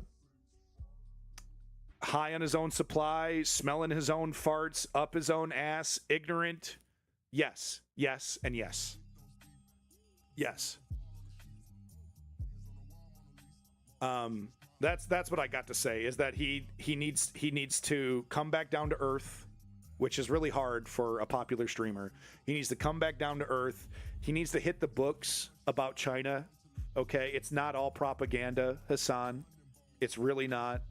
Okay, and look, man, honestly, straight up, if you want to launder China's image, fucking move there. Fucking move there. Davey, it's good to see you. Davey has, of course, been unbanned. I wanted to ask you, Davey, should I call you Davey the Groiper or Davey the Racist? Which one should I call you? Because you still support Nick Fuentes and the Groiper movement, correct? Just want to confirm that Davey, you still support Nick Fuentes and the Groiper movement, which was the reason why you were banned in the first place. So I just wanted to ask you, I've been thinking about this for a while. Just call me no. It's either going to be Davey the Groiper or Davey the Racist. Which one is it? Which one should I call you? Why bait him? Groipers do not get to exist in my environment without being identified specifically as such. I have zero patience for anybody in Nick Fuentes' orbit. I am the annihilator of fascism. You think so, Woke Patriot? Yeah? All right. All right. Fine. Fine. I won't label you. I won't label you as a Groiper or a racist. But could you clarify for everybody in the chat, just so that they know? Just so that they know, you do support Nick Fuentes. Can you confirm that? You pretend to be an honest person sometimes, Davey. Could you please confirm that you do in fact support Nick Fuentes? Please let everybody know that yes, that's where I'm coming from. Thank you. Thank you, Davey. You fucking disgust me. Last thing I wanted to show here is just amazing. Just amazing. Davey, do you self-identify as a Groiper? Do you self-identify as a Groiper, Davey? Be honest. No. No. How many hours of Nick Fuentes do you watch per week on average? You would say roughly? Just estimate? Just an estimate? How many hours of Nick Fuentes are you watching a week?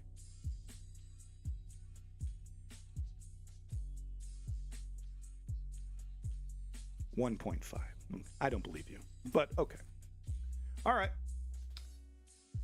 out of respect for Woke Patriot, I will refrain from calling you Davey the Groiper or Davey the Racist. But that is specifically only for Woke Patriot. Welcome back. Welcome back. So nice of you to... Were you the one doxing me earlier, calling my phone and playing child porn on the phone? Was that you, Davey? No, I'm just kidding.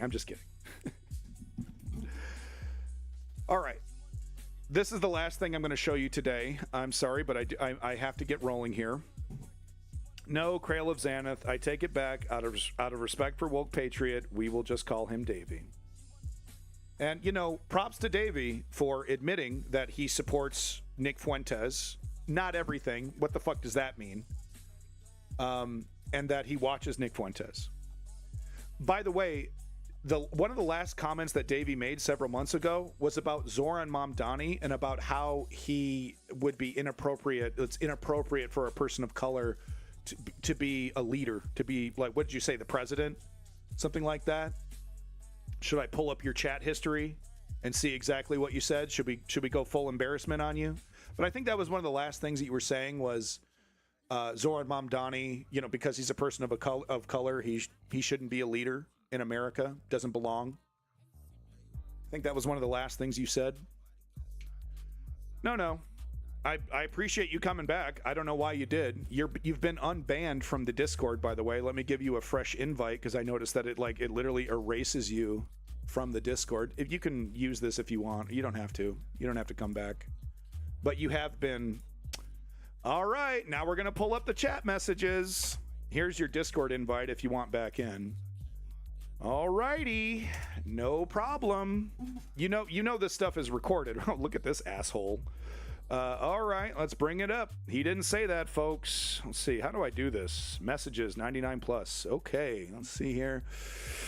Do do do do do do do do do do. Oh, I I timed him out.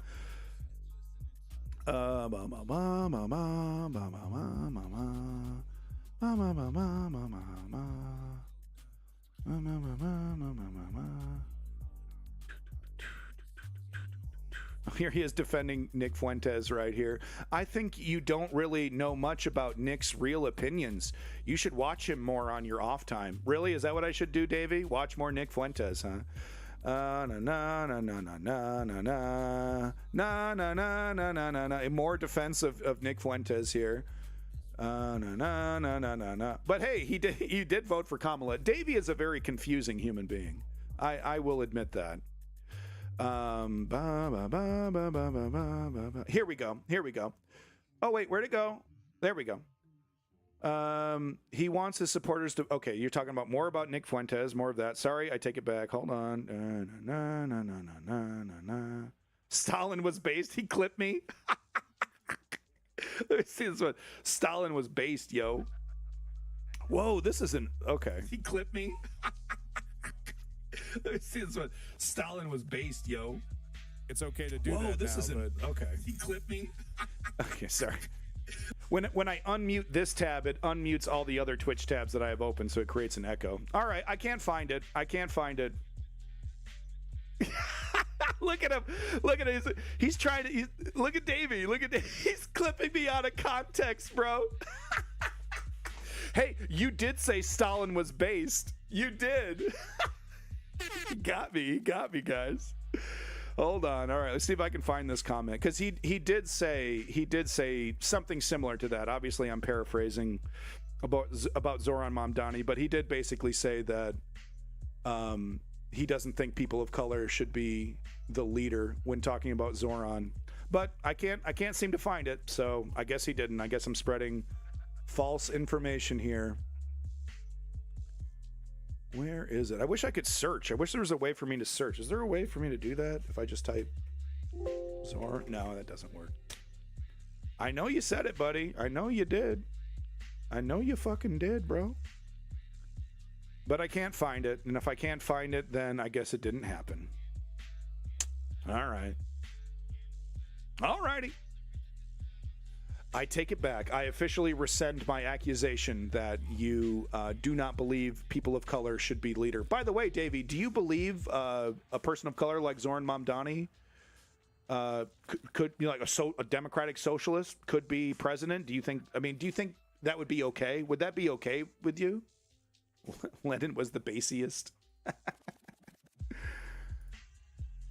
All right. I didn't say people of color shouldn't be politicians. If I had to guess what I said, I probably said something like foreign-born people should not be allowed to run our office. That's what you said. Yes. That is what you said. Thank you. Yeah. So, obviously, I totally disagree with you. I think that's inherently racist, and it's also inherently anti-American because America is the melting pot. America is the place where you can come in as a foreigner. Now, obviously, the law, Zoran Mamdani can't be president because he wasn't born in the United States. But foreign-born people should not be allowed to run for office. That's inherently racist. That's an incredibly racist point of view. But thank you for admitting that and repeating that for everybody so that they could see how racist some of your opinions are. You got to respect Davey. He'll tell you exactly who he is. And he's a Nick Fuentes supporting racist when it comes to certain things, unfortunately. Yeah. But specifically, Woke Patriot, what did Davey say? Foreign-born people should not be able to run for office. So no Jasmine Crockett, no AOC, no Zoran Mamdani, no other person of color, which there are many, and I can't seem to come up with one, right, off the top of my head, but they're there. Do you agree that that is an inherently racist point of view to say that foreign-born people, Ilhan Omar, thank you, to say that foreign-born people should not run for office? Because we're not talking about president. We're not talking about president. We're talking about office. We're talking about office, running for, no Arnold Schwarzenegger. Thank you. Great point. That is inherently racist. Okay? And it's also inherent, like I said, inherently... Yeah, but you disagree with that. You disagree with that. But it's the most important thing, even beyond the racism part, it's anti-American. Because Nick Fuentes is like, America first, we should all be white, we should all be Christian. I'm a real ass N-word like Jesus Christ. That's what he just said. I'm a real ass N-word like Jesus Christ because I hate the Jews. He literally said that. Right? It's inherently anti-American to say people of color, or people, I'm sorry, not people of color, but people born of a foreign government, born in a, can't run for office. It's inherently un-American. That's the whole point of America, is to be the shining city on the hill, to be better than the other countries, to be the melting pot that makes us stronger. Nick Fuentes thinks the whiteness, the more purity in the whiteness, the stronger we get. The exact opposite is true.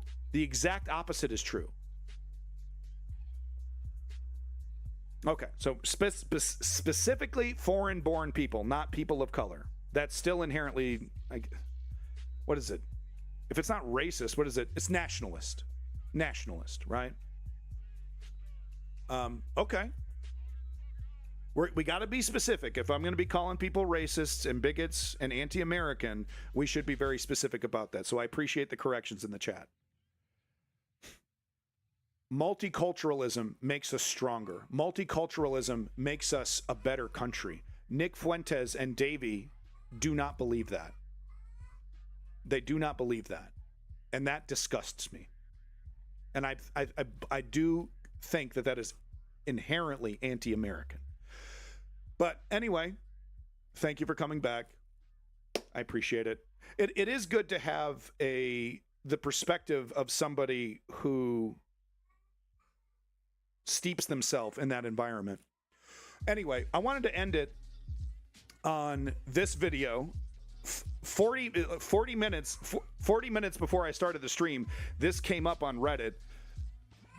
Asshole in chief, Zoomer dickhead in chief, little Zoomer pimp, Jack Doherty, who's, if you've never heard his name, you've never seen his face, he's a influencer in the same vein as Andrew Tate. grind set mentality. You're all losers if you don't make a lot of money. He surrounds himself with beautiful women that, of course, interact with him, not because he's a playboy, but because he has influence and they want to become famous. So he pimps these women out around him. And apparently he was just arrested in Miami on charges including drug possession and resisting arrest. This clip is so good. Watch this. What? No. I got it. I'm going. I got it. Hey, yo, you don't want to go neither. Back up. I'm just saying I got it. Oh, hold on. I got a text chat. No, you're getting arrested, jackass. Look at him. You want to go with him? You want to be fucking funny? You want to be funny? You say you get on the street, go on the fucking street. I know who the fuck you think you are, bro. No, you're fucking not. Like, after I fucking do this, who the fuck are you, bro? Literally turn this into a liquid that I can inject directly into my veins first thing in the morning. Please. Somehow some scientist needs to turn this video into some kind of liquid that I can inject into my veins. Please. You are, bro. Yes, Lenny, this is the same person. He crashed a Lamborghini or something. He was speeding and driving, and I think he's been banned off of some platforms because of that. But yeah, he's literally everything that's wrong with the youth in modern society is Mr. Jack here. No, you're fucking not. Like, after I fucking do this, who the fuck are you, bro? I was trying to walk up the street. Doesn't matter, bro. All you had to do was get in the fucking sidewalk. That's it. You want to be fucking funny. That's it, bro. God, it feels good. Free JD. Oh, that's good. Oh, that's fucking good, man.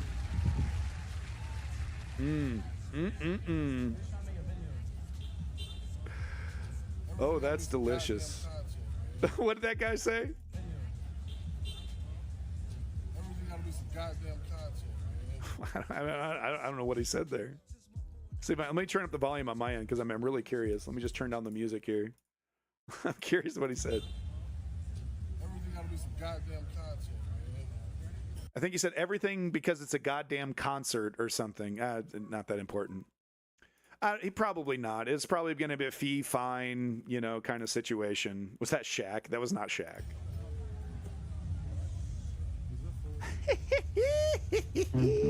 Got any more drugs on you there, Jack? He's probably got a little Coke or something. All right, there you go, folks. That's all I got for today. Sorry. I know. You just can't get enough.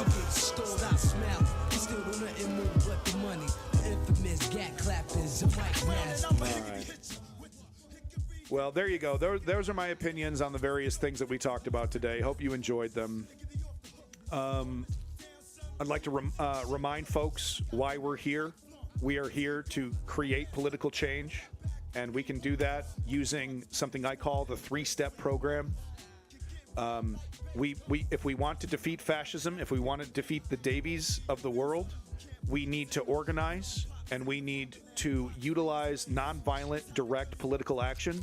Step 1, we inform ourselves, which is something Davey is unfortunately doing, but intentionally taking the wrong side for one reason or another. Step 2, we need to sign up and show up to protests. And you don't even need to sign up to show up, right? But we need to participate in some activist movement, some group. Like, do we like food? Do we want, are we overpass bannering? That's actually fun, right? Whatever it is. And step 3, we have to put in the work. We have to put in the work and treat nonviolent, direct political organizing as a lifestyle. That is the only way we're going to defeat fascism. That is the only way we're going to defeat Nick Fuentes, is if we out-organize them and we outwork them. It turned me into the Illuminati. But the reason why the fascists are winning is because they're hard workers. Nick Fuentes is a hard worker. He's in front of the camera. Davey, don't think for a fucking second I'm going to let you get away with defending Nick Fuentes and defending the great replacement theory, and that you're just going to sit and chill, okay? I don't sit and chill with people who support Nick fucking Fuentes. So if you think you're going to sit and chill while supporting Nick Fuentes in my fucking chat and expect me to stay quiet, oh boy, do you have another thing coming. I am the eradicator of fascism. And Nick Fuentes is everything that's wrong with American politics.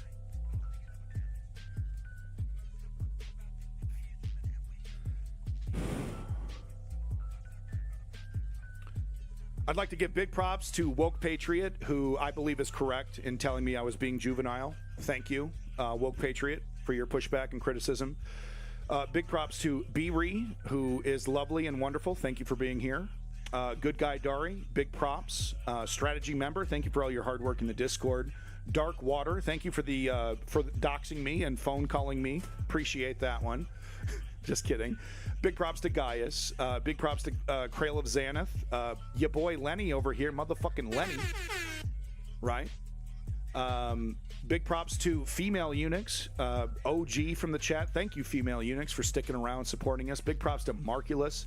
Thank you, Marculus, for all the support. Harry Has. Big props to Harry Has. Nate Slayers. Big props to Nate Slayers. Thank you. Thank you so much, Nate Slayers.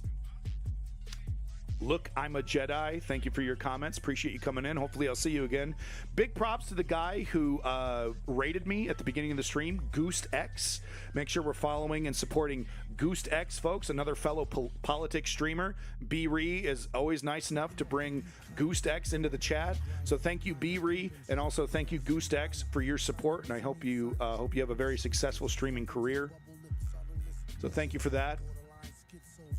Anybody else here? Anybody else here? Let's see who we got. Who's getting some props? Socializing Sapien. Big props to you. Socializing Sapien. Big props there. Oh, also big props to all you lurkers. The lurkers are essential. The view is the most important thing you can give me. Big props to you. Maybe I should do an interview with Goose X or something, huh? I mean, it doesn't really, I don't know. Maybe. I have a lot of respect for him. Seems like a straight up dude. So thank you once again, Goose X. Stickers, thank you, Stickers. Still don't understand what the hell your name means, and it seems vaguely racist, so I don't want to say the whole thing. But thank you, Stickers. Appreciate you coming in. Still don't know what that name means. I don't know. All right. Yeah, you guy, we align. Yeah. Lurkers make the world go around, and thank you so much to all you lurkers. I appreciate it. Just want to show you right here, big list of protests right here. You today, right now, can put in your calendar, right? Find, it's really easy. You just type in your state, right? Florida, this week, and nothing's happening. Okay, all right, maybe not Florida. Maybe Florida's not a good example. Maybe California, all dates. Nothing? Hello? Does this work? Is this working? Wow. Okay. All right. So you get you get my point, though. I'm not exactly making a good show of this, but you get my point, right? Like, it's not hard to sign up. It's really not hard to show up. It's really not. If you can't sign up and you can't show up, you got to donate. Okay. If we choose not, if now is the time for us, millennials, Gen Z, Gen Alpha, Gen X, and the boomers that are down for freedom and democracy. Now is the time. Right now. If we choose to let this just roll past us, my life, it's too busy. I'm too busy. I just can't do it. I just can't find the time. Fascism wins, and there are consequences for that. Okay. We're almost 1 year into Donald Trump. Imagine Donald Trump forever. Okay? It's a very, very real threat to our safety, our personal freedom, our liberties, the Constitution, rule of law. If we choose now to let fascism win, it's very likely that our children will be born into slavery. You know, it won't look like the 1800s, okay? And it won't feel like the 1800s. We'll still get to watch TV, but it'll basically be serfdom, where it's subsistence living, right? We get just enough to get by. We're renting everything. We own nothing, and we enjoy it. That's what they said in Davos, right? If we allow Curtis Yarvin to win, I can guarantee you your liberties and freedoms will be affected. I can guarantee you. Folks, peace in that motherfucking Middle East. Glory to the Ukrainian democracy. Free Palestine. And motherfuck Nick Fuentes. We'll see you next time on the News Underground with your boy, Abandoned Nihilism, who's so nice to his viewers. Okay, now I'm going to go turn on my phone and still get phone calls. I'm probably going to get phone calls. Great. I do this for you. I do this for you, folks. Come at me.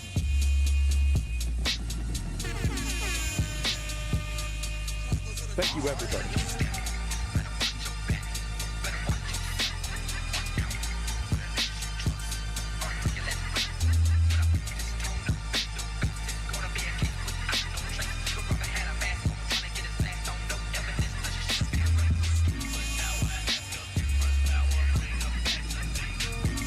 You goddamn right, woke patriot. Thank you. Restraining order?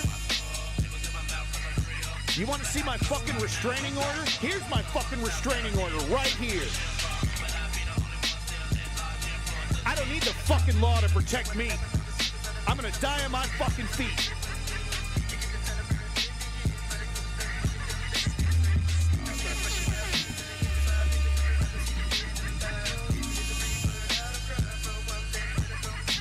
This anti-fascist shit is a lifestyle. This isn't a trend. This is a lifestyle.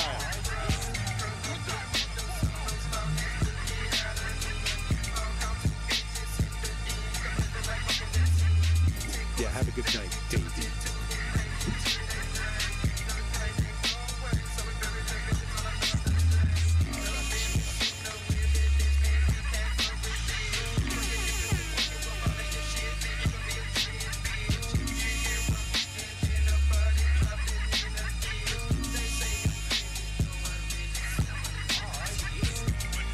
Thanks again, Woke Patriot. Thank you so much.